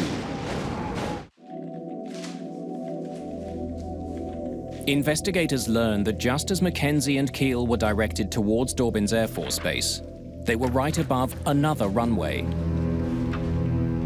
Cornelius Moore Airport. I thought we would land at Cornelius Moore Airport because I was familiar with that airport. I had flown many times in our airplane back and forth between Decatur and Atlanta. Investigators learned that Cornelius Moore was just out of range of radar at Atlanta Approach Control. They didn't know it existed. They could not direct Southern Airways 242 there because they couldn't see it on their screens. When I learned that the controllers in Atlanta didn't know about the Cornelius Moore Airport in Cartersville, I was upset because we went within, I think, 3 or 4 miles of that airport, had a 4,000-foot runway, and even though some of the controllers thought it was too short, it sure would have been better than that highway we landed on. I was very, very angry. That's such a futile reaction. You know, there was such a waste of life that I was sad. The NTSB investigation concludes that the catastrophic failure of the turbofan engines and the failure to convey sufficient information on the storm to the pilots are the causes of the crash of Southern Airways 242. The NTSB acts immediately. It issues a recommendation that weather radar systems aboard planes and in air traffic control centers be upgraded to better portray weather systems. In today's commercial aircraft, pilots have available to them color weather radar. It's radar that will depict in various color bands the intensity of the precipitation. The crash of Southern Airways 242 also leads to a better understanding of how engines should be managed in heavy precipitation. We once again reaffirmed to the pilots the importance not to allow the engine to continue operation in continual surging.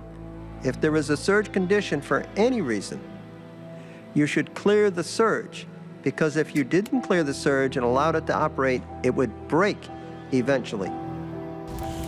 In every air crash, investigators try to determine whether or not the accident was survivable. When you look at the survivability in an aircraft accident, you can definitively say that the design of the seat contributed to the survival factors aspects. But the statistics that bear out whether sitting in the front of the airplane is safer, the middle of the airplane is safer, or the back of the airplane is safer don't exist. In this particular instance, a surviving passenger, Don Foster, was quick thinking. He put a leather jacket over his head and used a pillow as a buffer between the seat in front of him and his face. That probably saved his life from the standpoint that it minimized any injuries he would have suffered. In fact, the NTSB believes that if flight attendants had distributed blankets and pillows to the passengers, there would have been fewer injuries as a result of the crash. We learned from every airplane crash. We learned from this one. We learned that the communication broke down within the FAA, within Southern Airways, even within the cockpit of that DC-9. What we didn't ultimately learn, though, is the most important lesson, and that is awesome respect for Mother Nature and what Mother Nature can do. 30 years have passed since Southern Airways 242 crashed through the small community of New Hope, Georgia. Every 10 years since the crash, survivors of the tragedy gather at a church in New Hope. They remember those that were lost and help one another cope with the tragedy. It's one of the longest-running survivors group of its kind. I want to welcome you to this service today in remembering April the 4th, 1977, when the Southern Airways Flight 242 crashed here in the New Hope community. Earl D. Johnson. Lyman Keel, Jr. William Wade McKenzie. Earl C. Griffin, Jr. After the crash, I had a hard time understanding how I managed to survive. And after a couple of months, I quit worrying about it. I felt like I had a second shot at it. I felt like that family was more important, having fun was more important.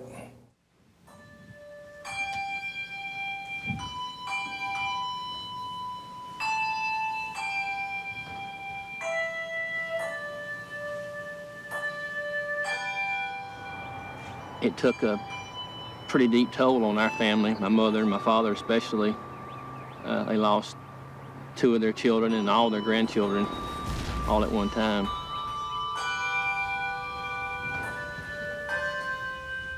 And I can still, to this day, I can smell the odors, and I can hear the sounds, and I can see those people. So many things will bring back those smallest memories. And every time it's triggered, the emotions come back. You don't want them to, you don't ask for them, but you can't stop them. I believe it's important for the survivors to get together so that they can share their experiences, know that there are other people that went through the same feelings that they did. I mean, I've had a great life because of this, in a way. That makes no sense, but it's changed me for the better. I think I've done better, had a better life because of how I grew from that.